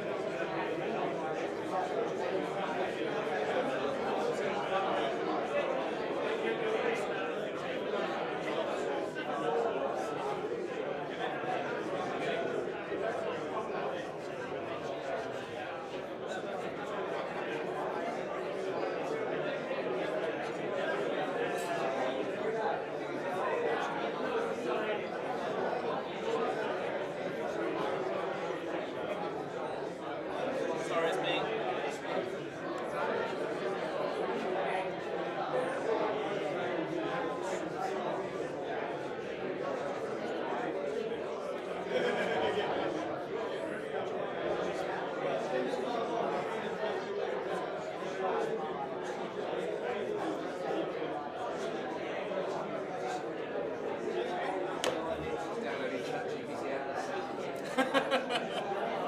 at least it's working.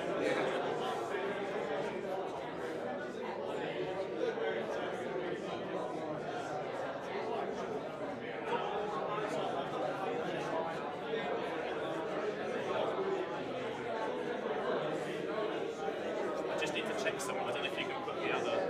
Oh, and it slides off.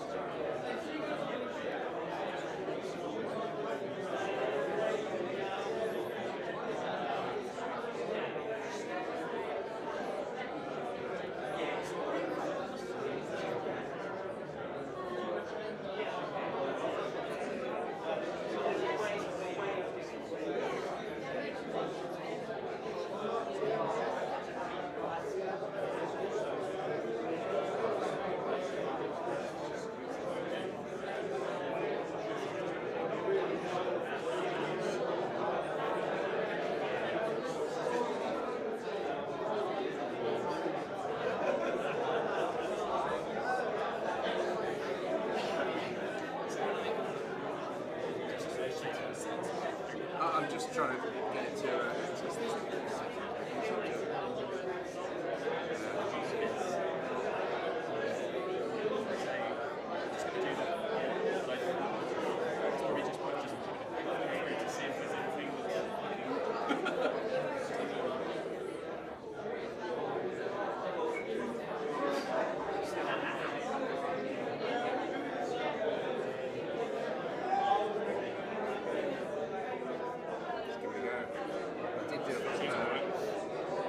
exercise of shopping earlier on. I guess if you find me a nice cabin front. Yeah.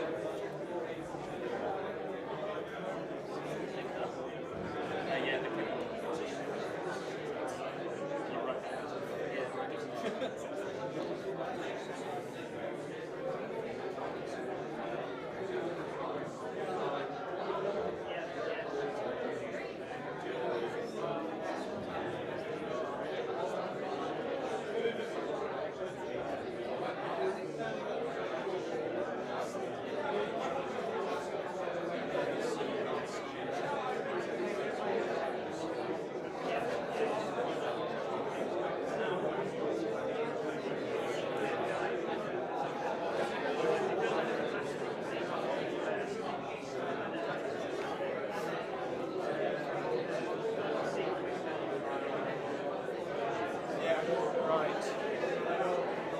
Do not put tea in this.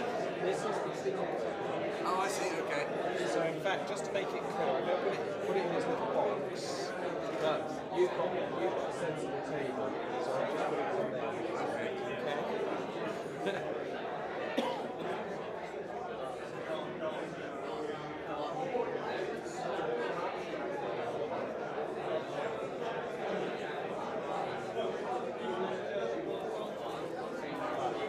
It's here, John. Oh, okay. Thank you.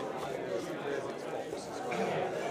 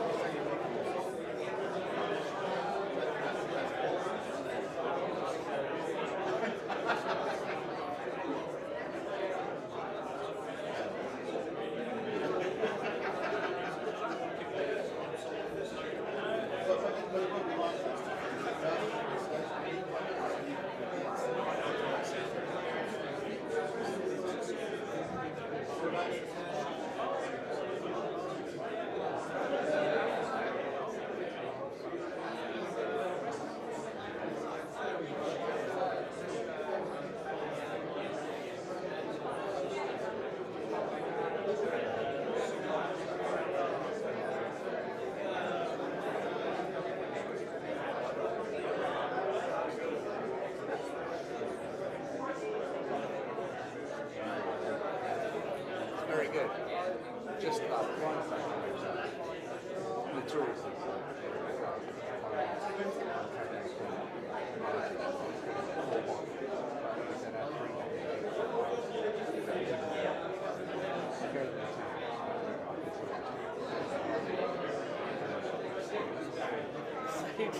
So long. No, this one is its own web browser. So I wish I'd done that before I got blind to this.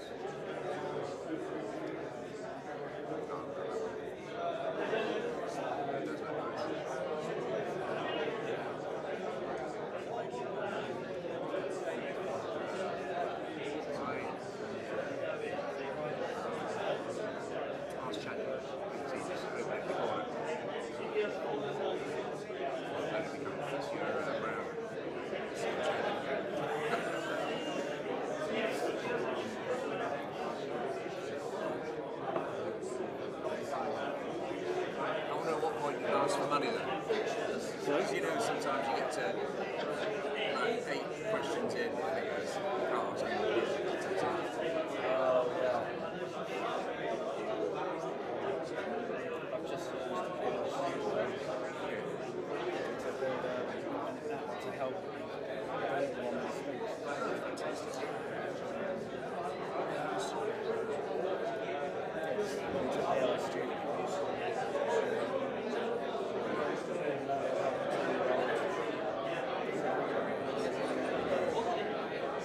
No chance for it.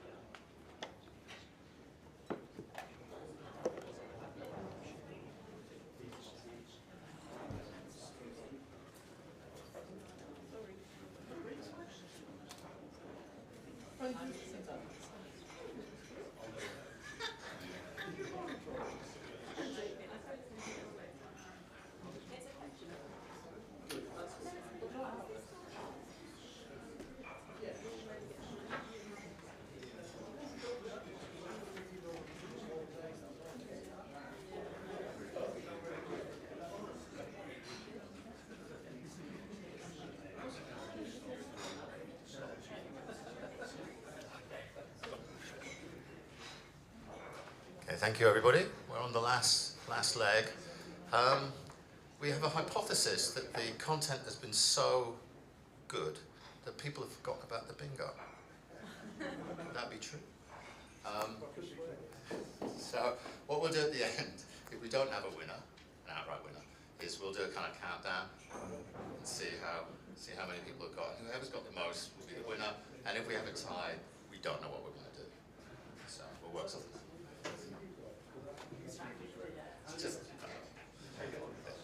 So we're going to return to a theme that we touched on earlier, which is about GenAI and quant directly. And I think the conclusion that we sort of came to was it doesn't really work. And I'm going to let Guillaume give his perspective on that. Oh, sorry. Good spot, actually. You just start the slideshow.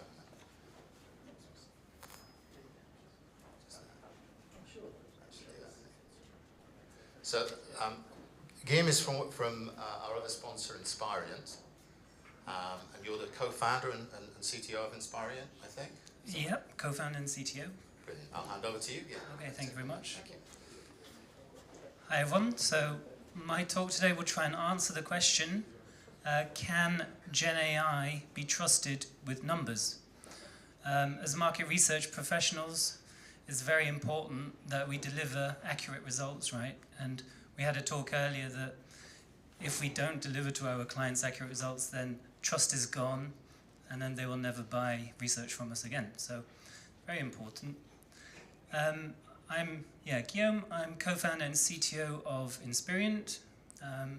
At Inspirient, we're building an AI that can analyze quant data. My background is I have a PhD in computer science. It's applying machine learning to the problem of speech. I was essentially trying to build an AI that could learn language like a baby learns language. So it was a lot of fun. And then I got a job as a management consultant at Deloitte, where I worked. Yeah, that's how it goes.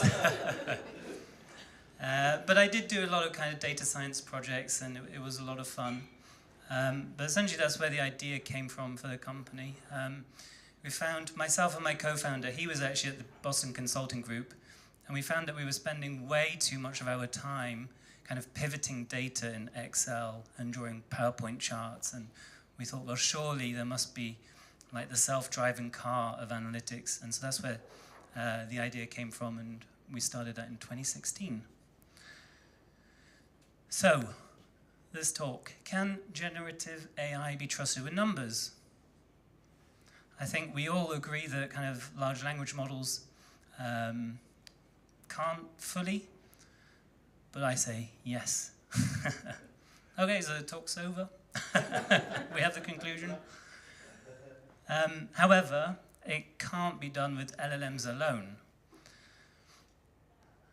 And, well, I'll explain why, but just to point out how bad it really is. So back in 1994, Intel released a processor with a hardware bug in it that had a 1 in 9 billion chance of getting a floating point division wrong.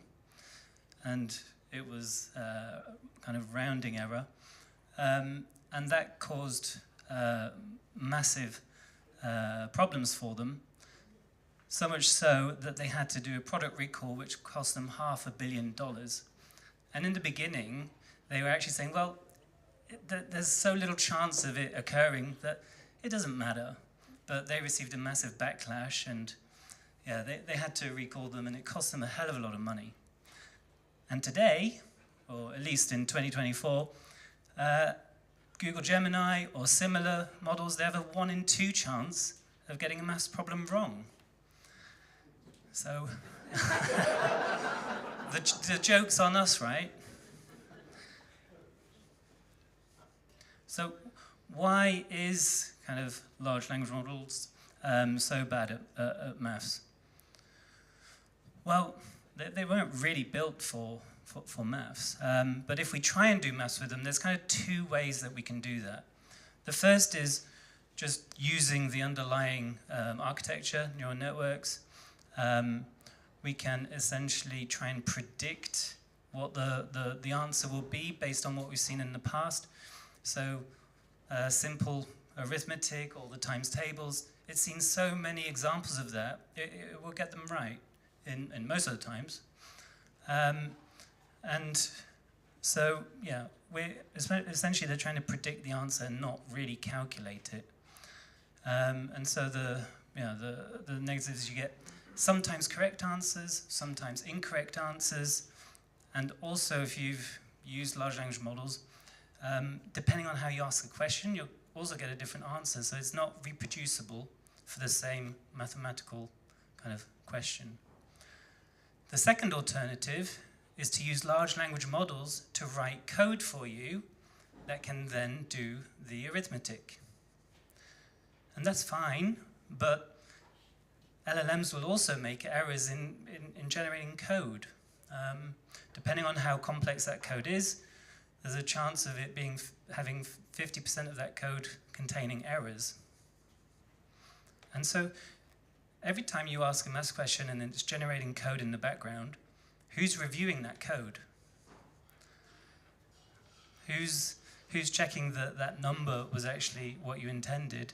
And so the more complex that maths question becomes and the more code it generates, the less and less reliable those results are.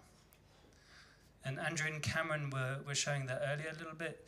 So they weren't generating kind of Python code or anything like that, but generating API calls and then restricting the kind of flexibility of what could be asked, that you actually reduce the error rate, and so you will get accurate results, but you lose that flexibility of being able to write code.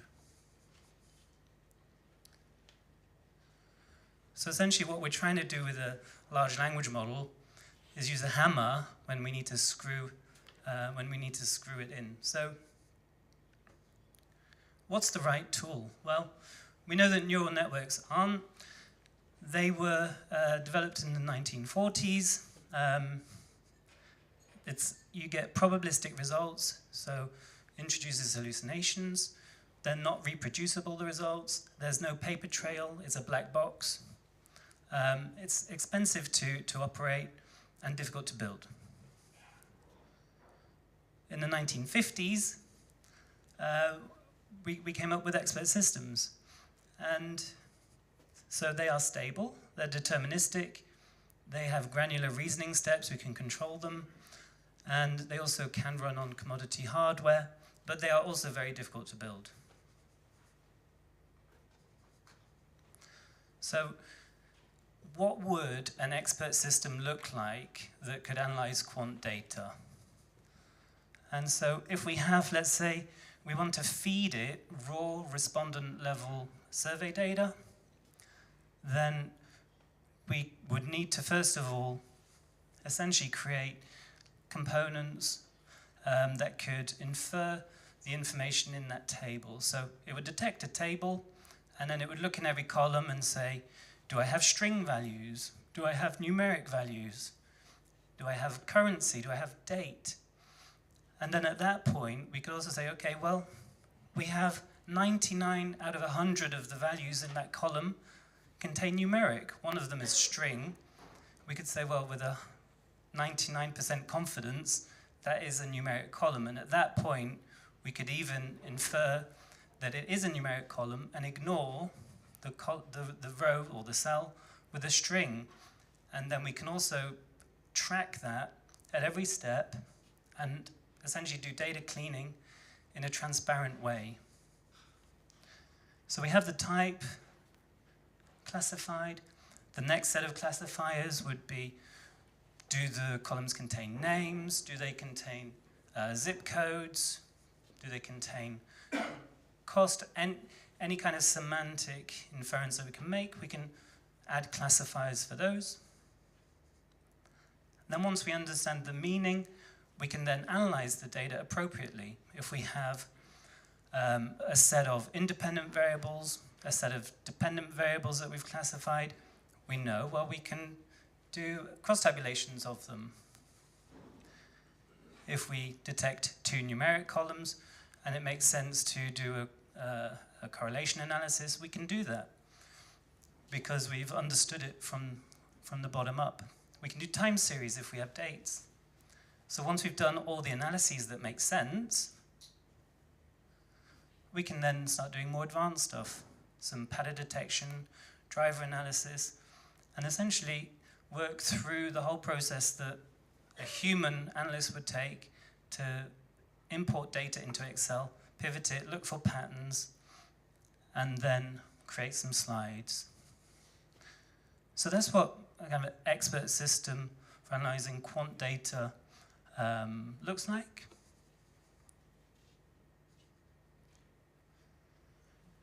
So we have the raw data, we push it through the expert system, we have results, and these are comprehensive results, right? So if the expert system has detected 5 independent variables and 100 dependent variables, it's going to do a cross-tabulation of every single combination and generate hundreds of cross-tabs. Now, this is where the interesting part comes in. We have so many results, we don't want to look at them ourselves, do we? So let's plug a large language model on the structured findings. And now we can make full use of what the language models are best at, is looking through a lot of text and summarizing it for you and giving you a natural language user interface for asking questions about text.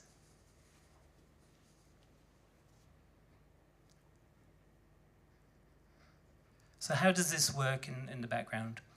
So on the left-hand side, we've got a result that is automatically generated by an expert system, our own. The titles, everything is automatically generated. And in the background, we have some meta information for every slide. Let's assume we have 1,000 slides. Every one of those slides will have meta information about the patterns in there, the analysis, contextual information that is optimized for a large language model. And so the large language model, it sees this information and is able to query that kind of as its own knowledge base of all the findings in the analysis. And then, if we, let's say, have our 1,000 cross-tabulations, we know all the meta information, we know how they can connect across the dimensions, the patterns, the methods that were applied. We can connect it into a bipartite graph. And there are algorithms for traversing graphs. And this then allows us to connect dots between results and patterns. And this can be used as a foundations for actually storytelling. And so this is exactly the information that we offer to the large language model so that it can by itself answer your questions and actually give deeper kind of summaries of the results rather than just describing a slide. And so how would this interface kind of look like? Well, you feed all these automatically generated results as a knowledge base, you plug a large language model on top, and then you can essentially interrogate that data.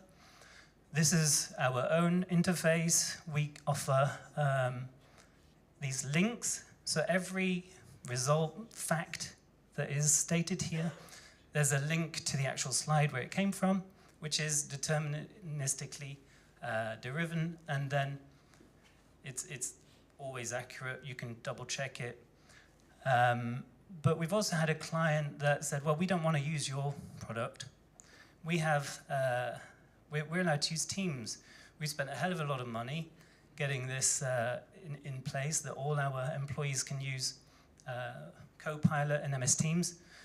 And so you just feed that into Teams. You can create, within a couple of minutes, your own Copilot agent. You can give it the knowledge base of a PowerPoint deck. And the meta information is actually stored in the speaker notes of the PowerPoint slide. And Copilot does really, really well at taking that, and I haven't actually seen a hallucination yet, given the right context and telling it not to make up numbers and all that kind of thing. So how does this work for our clients? So for one large research agency, they've been using it to automate their own process. Their data quality assurance, essentially checking for straight line and speeders. They've told us that it saves them about more than 66% of their time. For all the analysis, cross-tabulation, regression analysis, saving them about 85% of their time, because they're getting all the Excels done, all the slides done, charts done. On coding, we've got open-ended coding in place as well. This is saving them between 50 to 60% of their time. And client delivery, they haven't shared any information about that. They actually told us that they don't want to deliver automatically generated stuff, but they then spend time getting it into their own clients' themes and everything. And so that's probably where there's an opportunity to optimize further.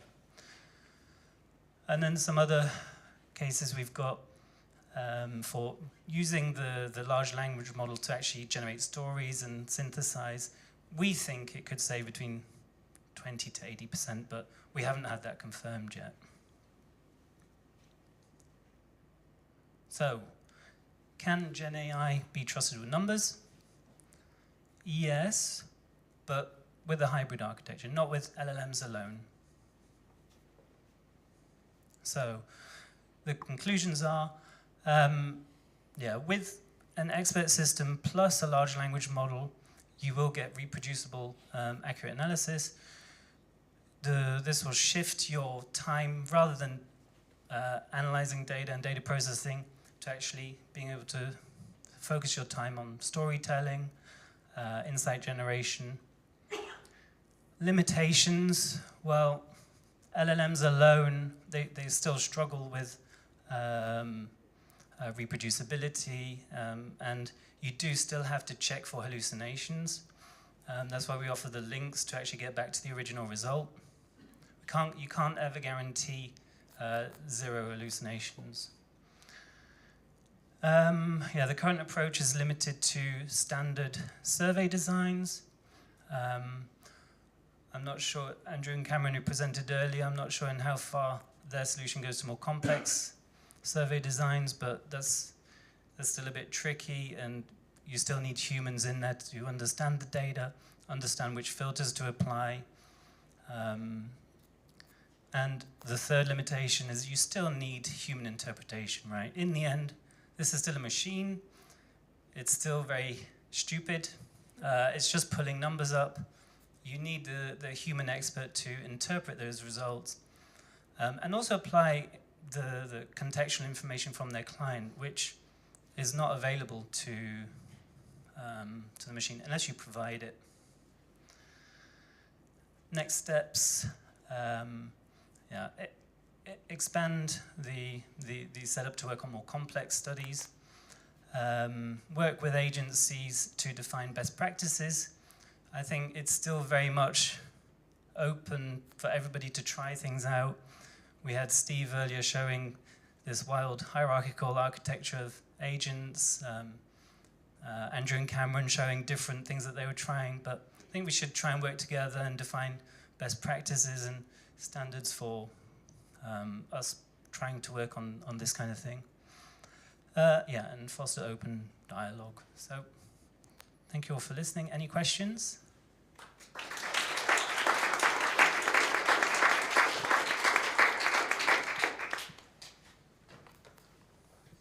Thank you very much. It's utterly fascinating.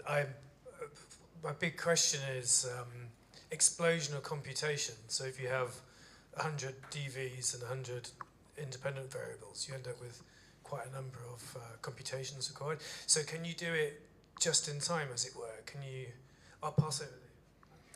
No, so it's not kind of real time.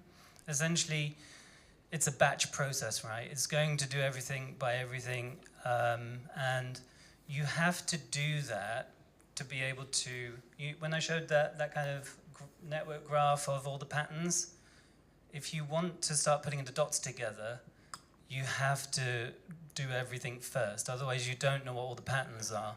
And that can take quite a while. So, I mean, a small analysis might take 2 or 3 minutes, but a more complex one could take half an hour to run through.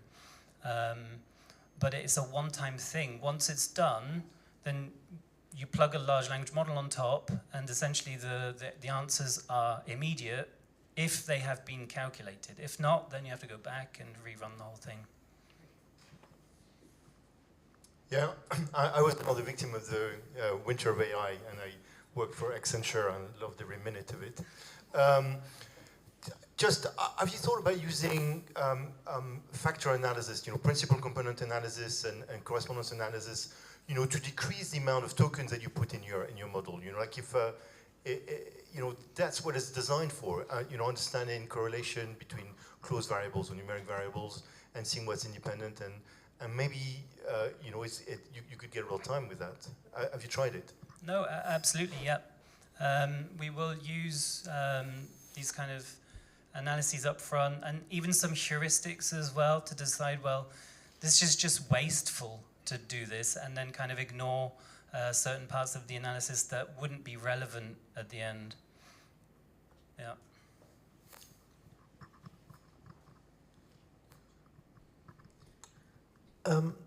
My question, if it's a question, is you said that LLM cannot be done alone, okay, and you're working individually. So if you go back about, say, 1, 2, maybe 3 years ago, everyone was going on by LLMs as being the key thing. Have we not evolved in that period now to say that you can't work alone with it, you need to have other elements? That's a query. And then the other one is, like, you're saying that you want to work with other industry leaders on this. Why isn't the industry not working together on this? Because it's sort of like everyone seems to be working in silos with similarities. From today's presentations, I see some similarities. Why is the industry working all alone? Or companies like yourselves are working alone rather than as one?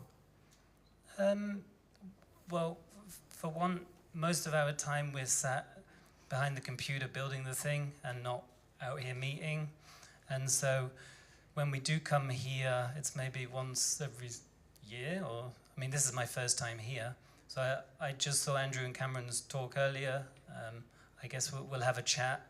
And so it's taken 3 years for us to meet. So it just, in the end, it takes time, right? You present these things, you meet up. You have to also spend 6 months, a year going down the path yourself to learn. Realize it's the wrong one, try something else, and think, I think it's kind of normal that it takes time.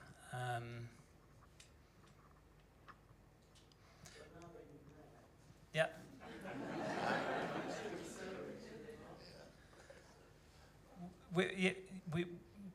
But I think we would have war stories and intellectual conversations about it, but the only way to really accelerate it is if somebody put a lot of money into it, which we don't have, and said, yeah, right, let's build this thing and faster than anyone else, or with collaboration with other people. However, we're in the end 3 developers sat at home building this.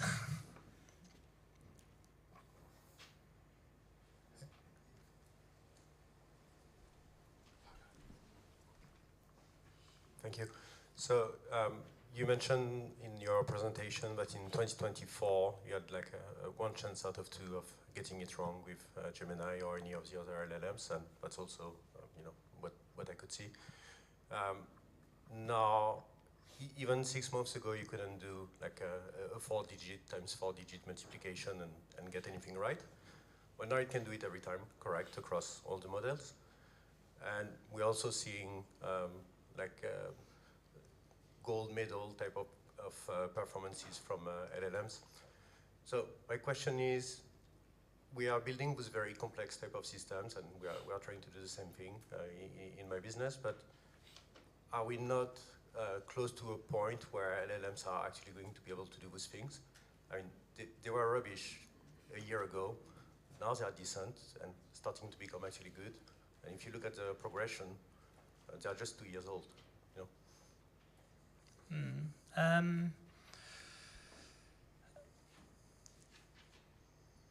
Yeah, I mean, in the end, it's still running. I believe it's running like code in the background doing those calculations. Yeah, using tools, correct. Yeah. And so, I mean, yeah, if the code is always correct, I mean, I use LLMs for coding, right? It makes me super productive, but there's never ever a time where it writes my code without issues. The other day, I had it write some really basic data processing stuff that I needed as a one-off, and it was almost right. It was so close, the calculations were so close that I was almost thinking, well, do I just let it go? I mean, it's so close. And when I dug under the hood, it was ignoring rows in the table, and I had to debug it. I don't believe you'll ever get to a point where it will always be correct. I mean, the more complex the problems you're trying to solve, the higher the chance there will be coding errors in there. They would just be harder to debug and harder to prove wrong, maybe. Yeah, I mean, this, I heard someone saying that we were like 1,000 days from the tipping point where what we think and what we've seen through the presentations today as being like an addition, like an added value in the process, where we're actually going to become the biggest liability in the process, which is scary. But I think my instinct is that's probably right. But anyway, yeah, but then the business guys have to kind of say that they accept errors, and it's going to be a kind of risk versus reward decision rather than accuracy. And if businesses decide that, then yeah, maybe we've lost at that point. But until the businesses accept that kind of risk from LLM-driven results, I think we're kind of safe. Yeah. Okay, thank you. Any more questions? Sorry. Thank you so much for the presentation. Quick question around, have you explored any other options for doing it in other ways?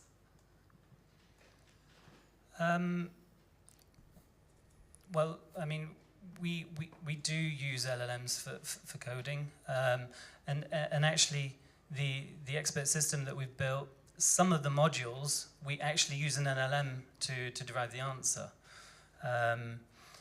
So some of those kind of reasoning decisions, sometimes it might just be a business heuristic. Sometimes it might be an LLM. Sometimes it might be the result of a regression analysis. So I think, yeah, I don't know. I believe that the architecture of an expert system is kind of sound, and if your architecture is just a few nodes within that expert system and all of them are LLMs, then it's kind of, yeah, the same thing that Steve was presenting earlier in a sense. You still need to connect those nodes together. There's a human that's connecting them.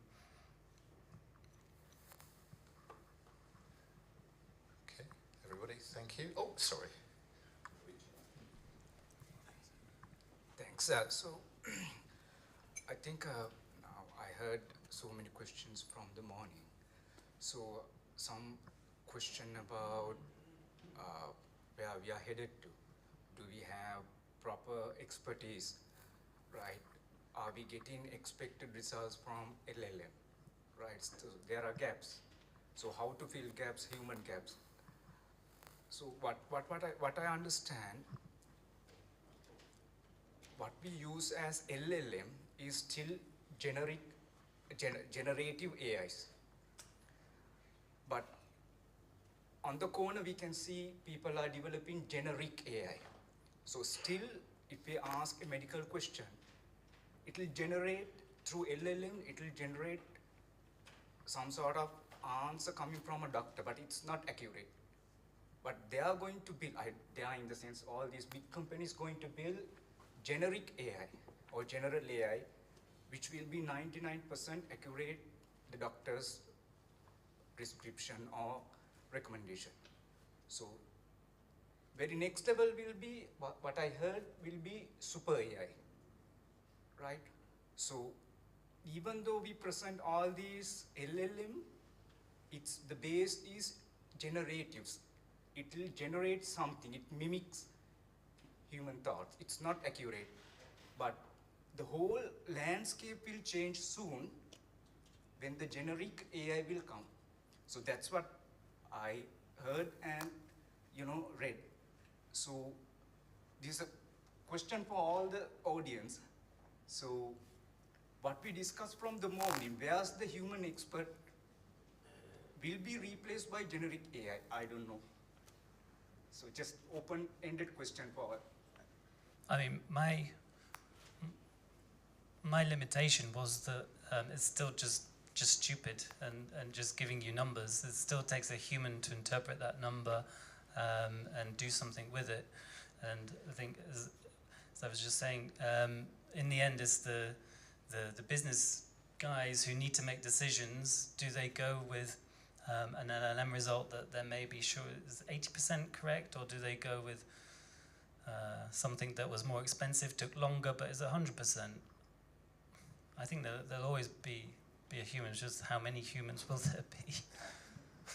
Yeah, and I think generic AI, I didn't go through the Gartner curve, because GenAI is not the only AI in town. I mean, we know that, and there's new stuff coming through. I have a feeling we might be talking about generic AI next time. But let's see. So, thank you. Any final questions for Guy?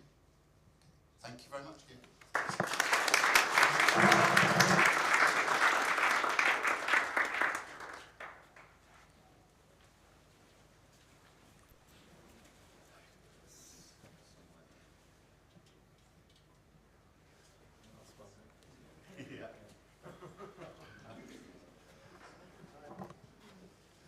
Last but not least, that's what we say. So our final speaker is Hasdeep Sethi from Strat 7. We've already had one Strat 7 presentation earlier in the day.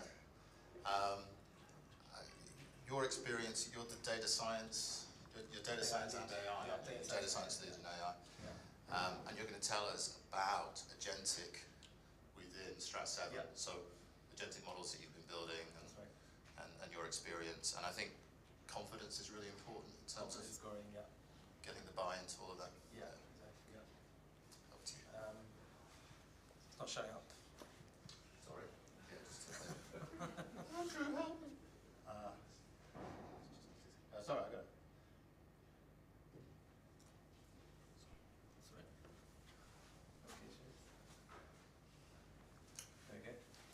All right.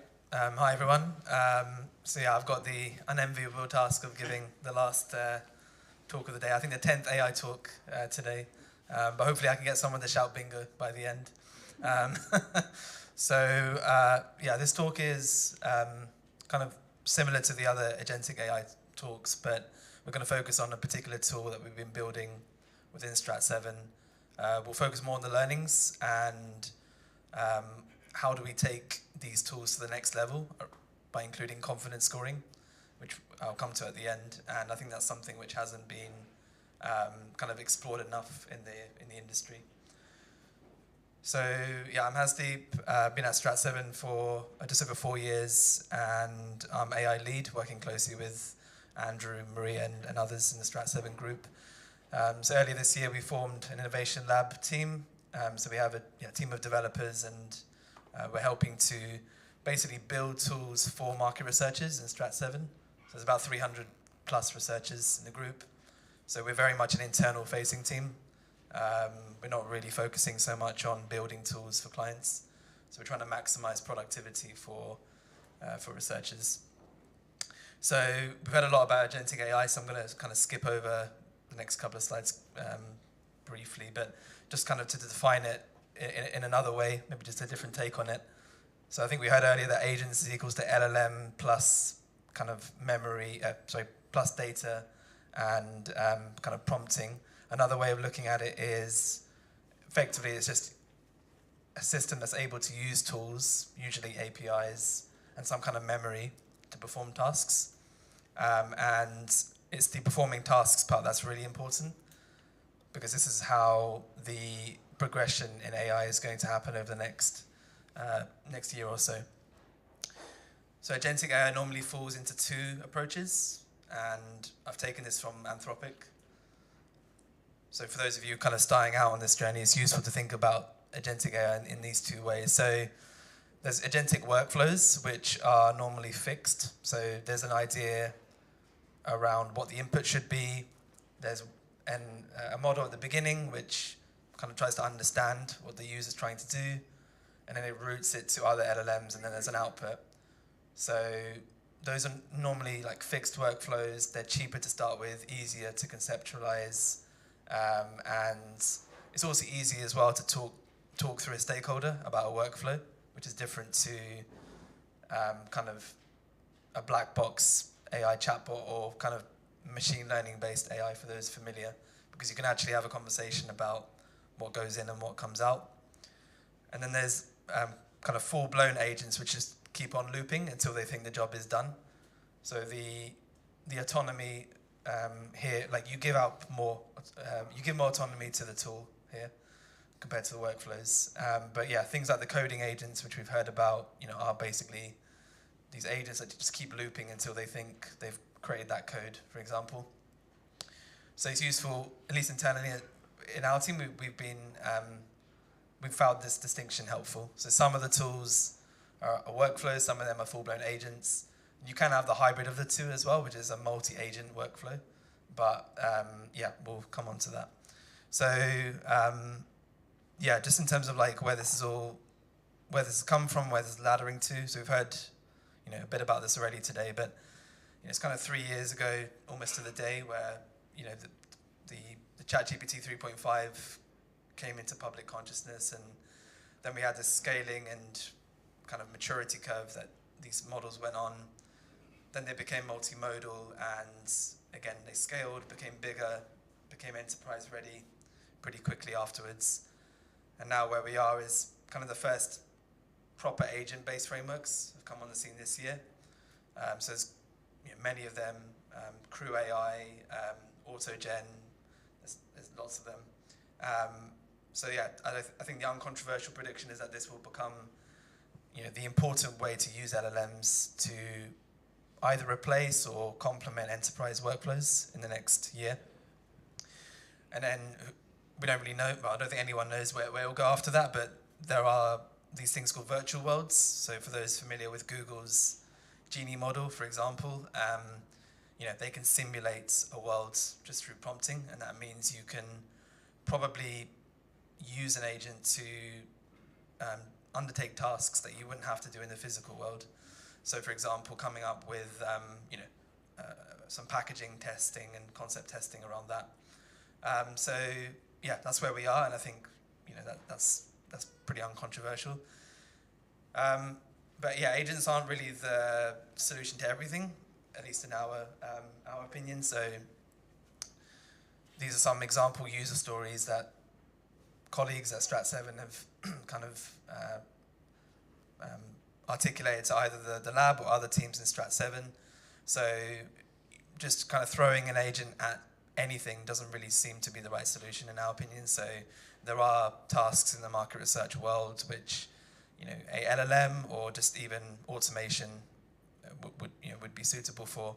But as the tasks become more about kind of interpretation or creativity and search and synthesizing, that's where you need to think about how do you stitch together LLMs together, either in a workflow or using kind of full-blown agents. So we're going to focus on this use case. This is an actual tool we've been building over the last 6 months based on user demand really within Strat7. And then we'll talk about some like tangible lessons which hopefully should be useful for anyone building similar tools in the room. So yeah, we built a tool called CrowdTracks, and yeah, the value proposition is creating a report in 5 minutes. So this tool is all about 3 agents working together. So this is a multi-agent workflow, if we're being super technical about it. So the agents work together, and the user kind of asks what they want in the setup phase. The planning agent comes up with the plan that the user can kind of brainstorm with and change, amend, brainstorm with. The signals agent goes onto the public web and finds the sources, interprets it, and then the narrative agent comes up with the report, which in our case is normally kind of PowerPoint and Word files. So I've got a demo which hopefully will run, and I will be able to talk through it to bring it to life. So this is a work in progress tool that we have internally. So all Strat 7 staff have access to it. So I've chosen a prompt that should be quite topical around the future of in-person conferences over the next 5 years. Obviously, you can make the prompt as detailed or as short as you want. And I've, just for illustration, included some kind of buzzwords or cliches which may not be that useful in a report.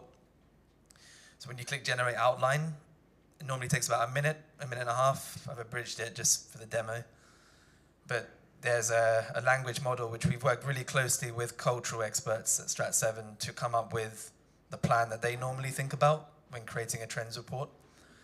And then as a user, you can scroll through the plan and see the topics and the trends and a small description. And then it's up to you what you want to do. So you can remove, for example, this section, or you could give it more input. You can loop as many times as you want. And then after 5 minutes or so, the report is generated. So this is a first version report with kind of full source attribution on all of the signals. And again, we've worked closely with researchers to kind of produce it in this format. And then the narrative agent is skilled at taking what's a really kind of dense report, if you want to read it in all its detail, and kind of create a standard deliverable, which in our case is a Strat 7 branded template. So there's a mind map that you can kind of see the bird's eye view, and then it kind of has this format of trend, micro-trend signal, which is the exact taxonomy that cultural researchers use at Strat 7. That's the PowerPoint version. Here's basically the Word version. And this is the full attribution of all the sources with some metadata tags on like whether the signal is strong, emergent, niche, or mainstream. Again, these are all terminologies that people use within Strat 7.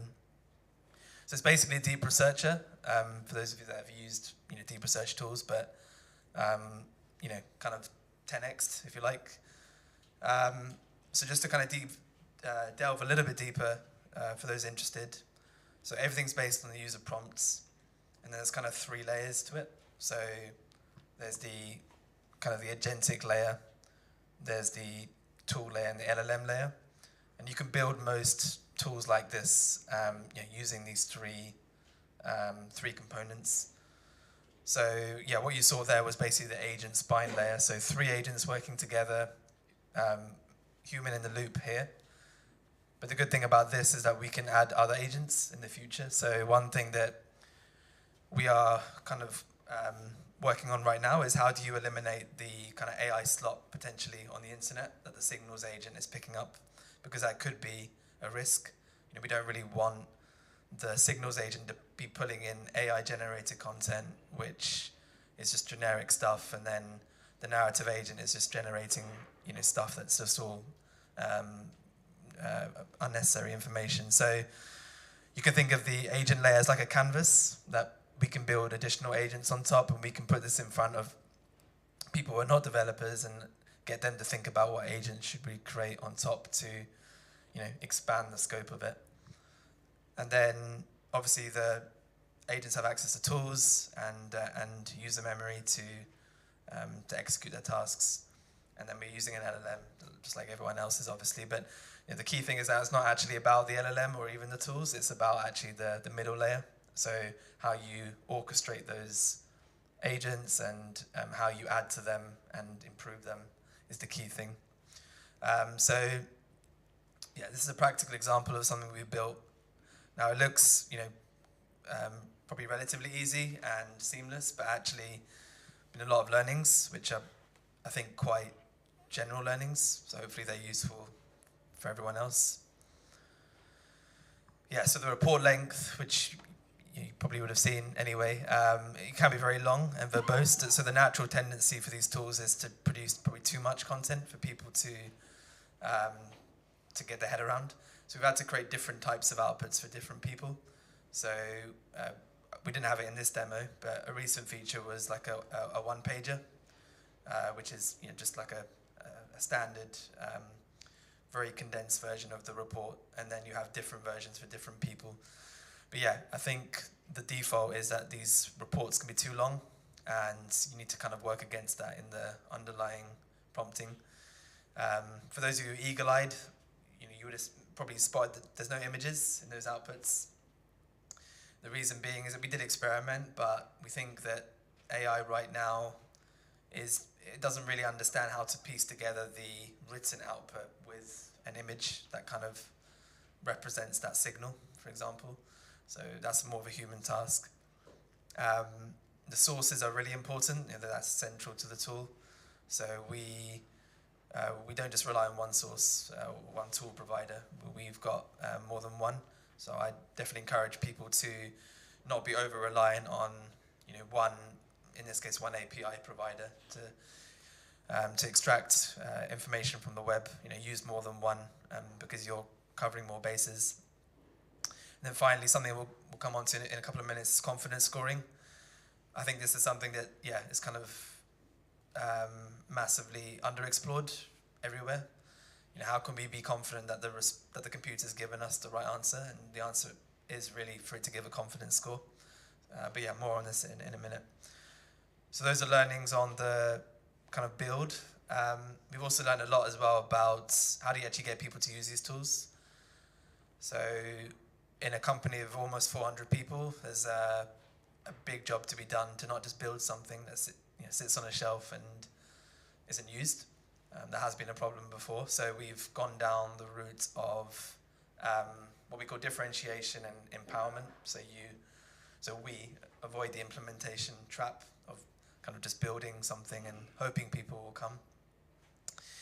So differentiation is basically just creating pull factors. How do we create a tool that people get excited about? And although we want people to use the off-the-shelf tools,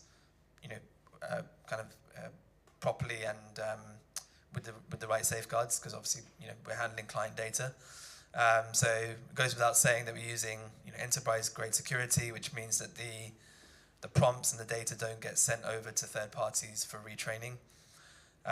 There's full transparency over the sources, so hopefully you would have kind of seen that from the demo. So every single source has full attribution. Doesn't mean that source is necessarily good, but it does mean that you can check it.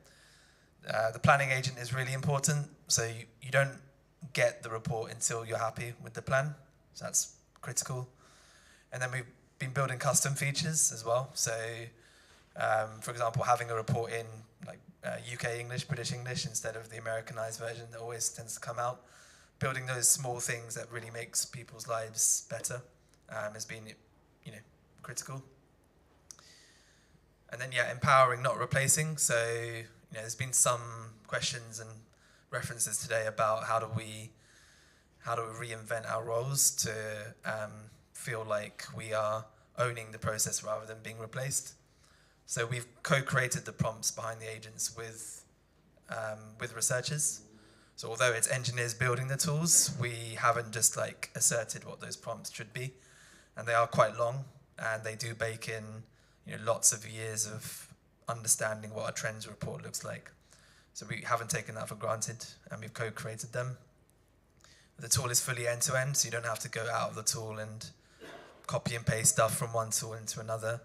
You get the polished output at the end. Obviously, you need to check that and edit it and modify it, but it is end-to-end.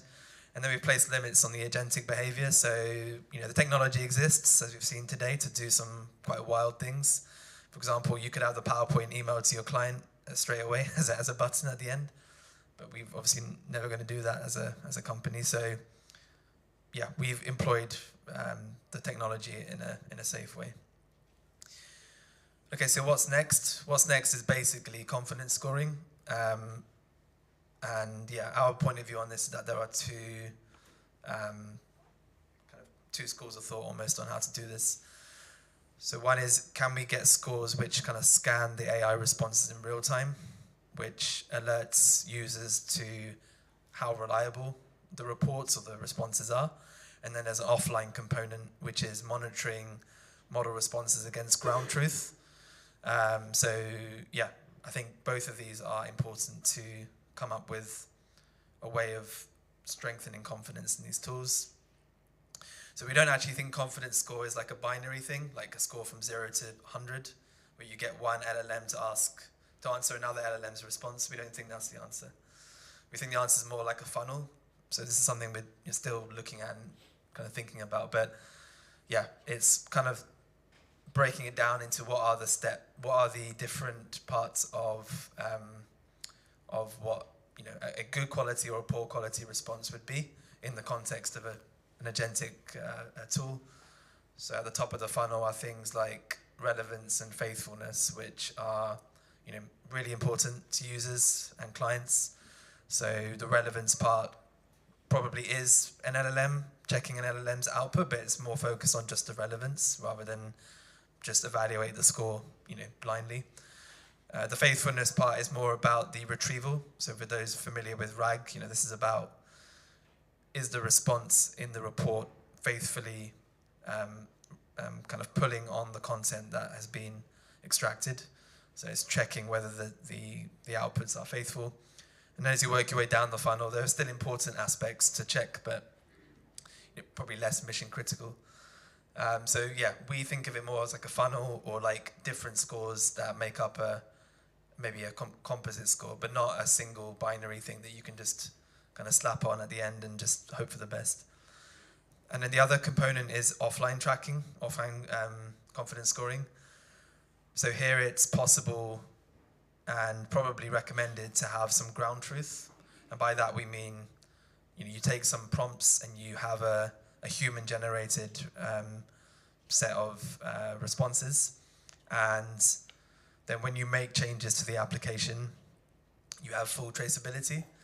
So for those of you who are more familiar with kind of machine learning, this is basically MLOps, as it's called. So when you have a model that predicts fraud, for example, a mature system is able to tell you if retraining the model or changing anything in your system is more likely to increase or decrease accuracy. So this is now called LLM ops in the literature. So instead of blindly upgrading your model from GPT-4 to 5 or Claude 4 to 4.5 and hoping for the best, you can actually prove to people that, yeah, the accuracy is as high as it was before. So this is what we're now working on in tools like CrowdTrax. So if people ask us, where's your evidence that it's as good as it was 6 months ago, then, we have that. So yeah, what our view is that the future is very much related to confidence and being able to tell the difference between a poor quality report and a high quality one. So yeah, that's it really from my side. Any questions?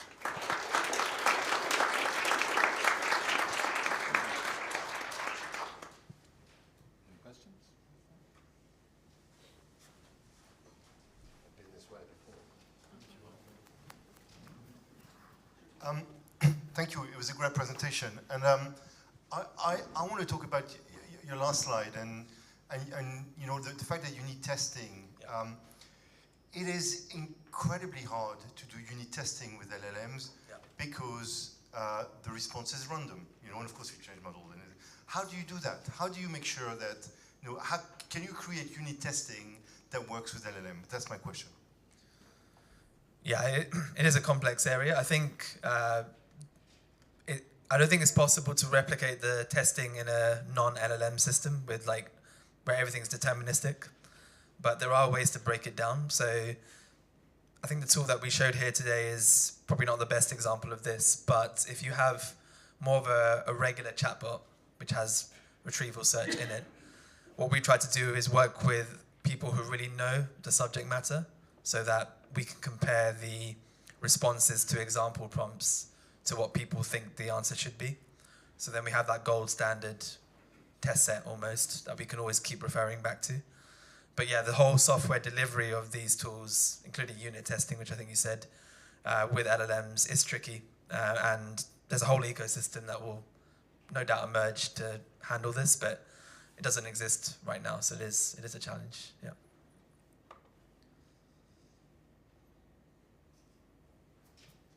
I just have a specific question about the CrowdTrack tool.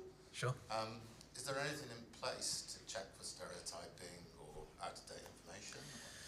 Yeah, so in the I simplified the agent diagram, but there is if you like, a mini agent between the signals and the narrative, which is checking for stereotyping, protected characteristics, that type of thing.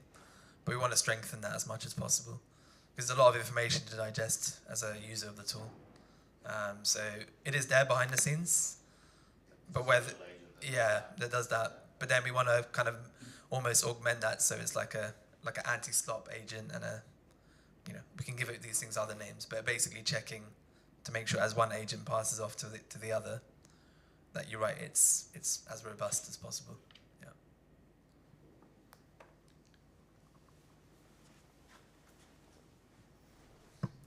Thank you.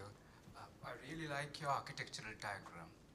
So I have seen, like, even this session we discussed a lot about prompting, and we discussed a lot about LLMs. But I see, like, we hardly talk about the middle part, the knowledge base, the embedding model we select, the type of the vector database, vector indexing, might be synthetic search or some other.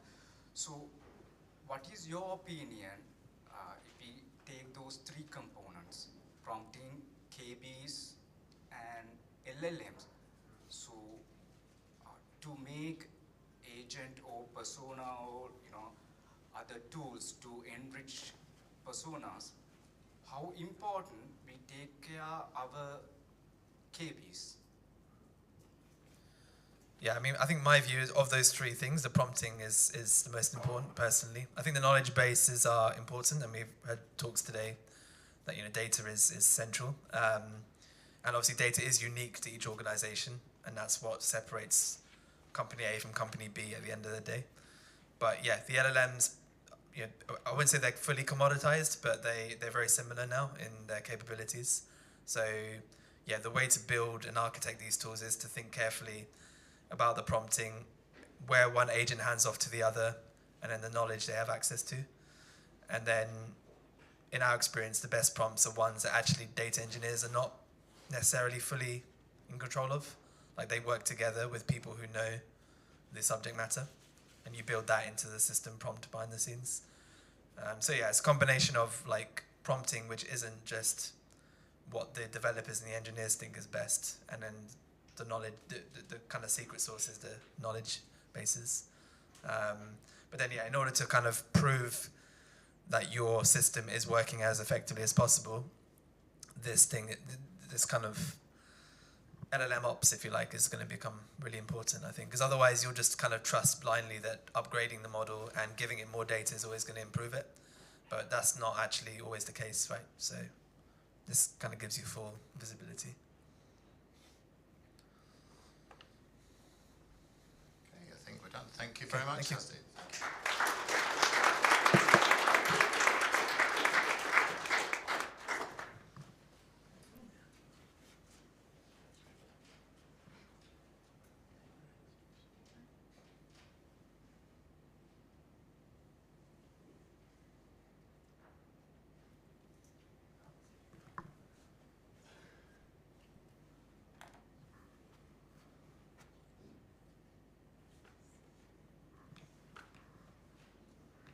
Thank you, everybody.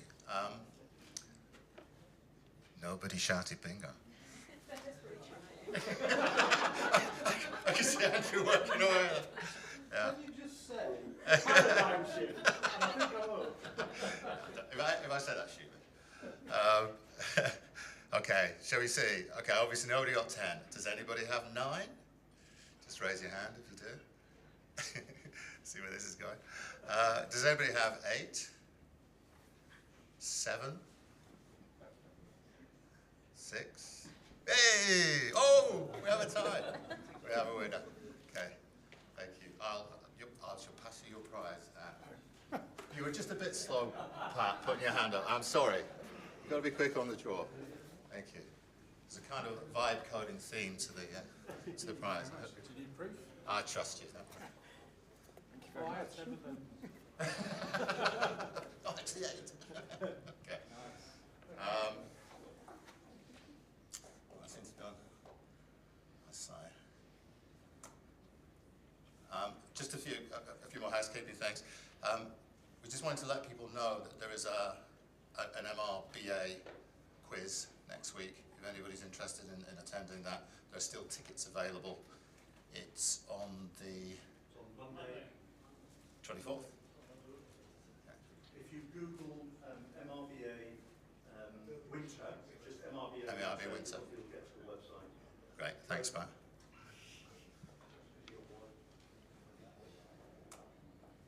Our next ASC conference will be, I think, probably here in May. We haven't decided on a topic for it yet, or a title for it, but do stay in touch, and we'll let you know where we're going with that. There is a survey. You should have that on your everywhere, basically. You can take a picture there. Please do complete the survey and help us with that. Just to wrap up, we will be doing a summary of today's proceedings. So Katie and Andrew and Andy will be doing that. They are real people, but they may use LLMs along the way. Let's see. Let me ask a very different question. We had a lot of emotive language today. I won't repeat some of it. How many people feel more inspired at the end of today than they did coming into today? That's what we want to hear. And how many people are more scared? Yeah, it could be both. Okay, thanks. I think one, just real headline stuff, and we'll do a better wrap up and summarization than this, but clearly the human is still firmly in the loop in all the scenarios we talked about, whether that's building, writing surveys, designing surveys, doing the analysis and producing the results. I've thought a lot about Ramona's 80-20 and about that 20% and keeping the cognitive muscles alive. And I think even just thinking about the last two presentations from Gwilym and Hasdeep, that cognitive component is still there. There's a process that feeds output more efficiently, then enter the researcher and they do what they do. They refine the story, they build the story, they do the job. And I get a sense, AJ mentioned how tech has always been, the role of the technical department has always been a kind of pillar of survey research. I do get the sense from everything we've talked about, from what we know from elsewhere, that the technical teams within research are really stepping up to support this, to build this. I mean, some of the stuff we've heard about is really, at that level, the level that we see in other industries and beyond, in actual fact. And I think the other thing, going back to the whole cognitive thing, is hopefully it does give researchers the chance to be more consultative, to actually flex their cognitive muscles more than perhaps we've been able to do in the past. So that's obviously a very optimistic view of things, but I think that's where we should be thinking, and that's what we should be looking to do. Very serious, wasn't it? Not like me. Final point. If you are going to the data space party, please could you just sort of congregate down in that bottom corner there. Those of us who are going will be around there. Final thank you to our two sponsors today, ResearchWise AI, Ray and Will at the back. I've got a chance to talk to them. I didn't ask you about the virtual Ray. I'm going to have to try that out. There is a virtual Ray on the site, I noticed, which which looks interesting. And Inspirient, and Guillaume, who you heard from earlier. And of course, all our annual sponsors, and we're obviously looking for more annual sponsors if anybody's interested to join that elite group. And finally, just thank you to, I thought the content was pretty amazing today, to be honest with you. Thanks to all our speakers. Thanks to the hospitality team at the Oval. I heard lots of people saying how great the food was. And I hope everybody found the same. Members of the committee, but most importantly, thanks for everybody for coming today, for participating, for all the questions, for all the buzz, if you like, as opposed to the buzzwords. Thanks very much, and hopefully see you in May 2026. My goodness. Thank you very much.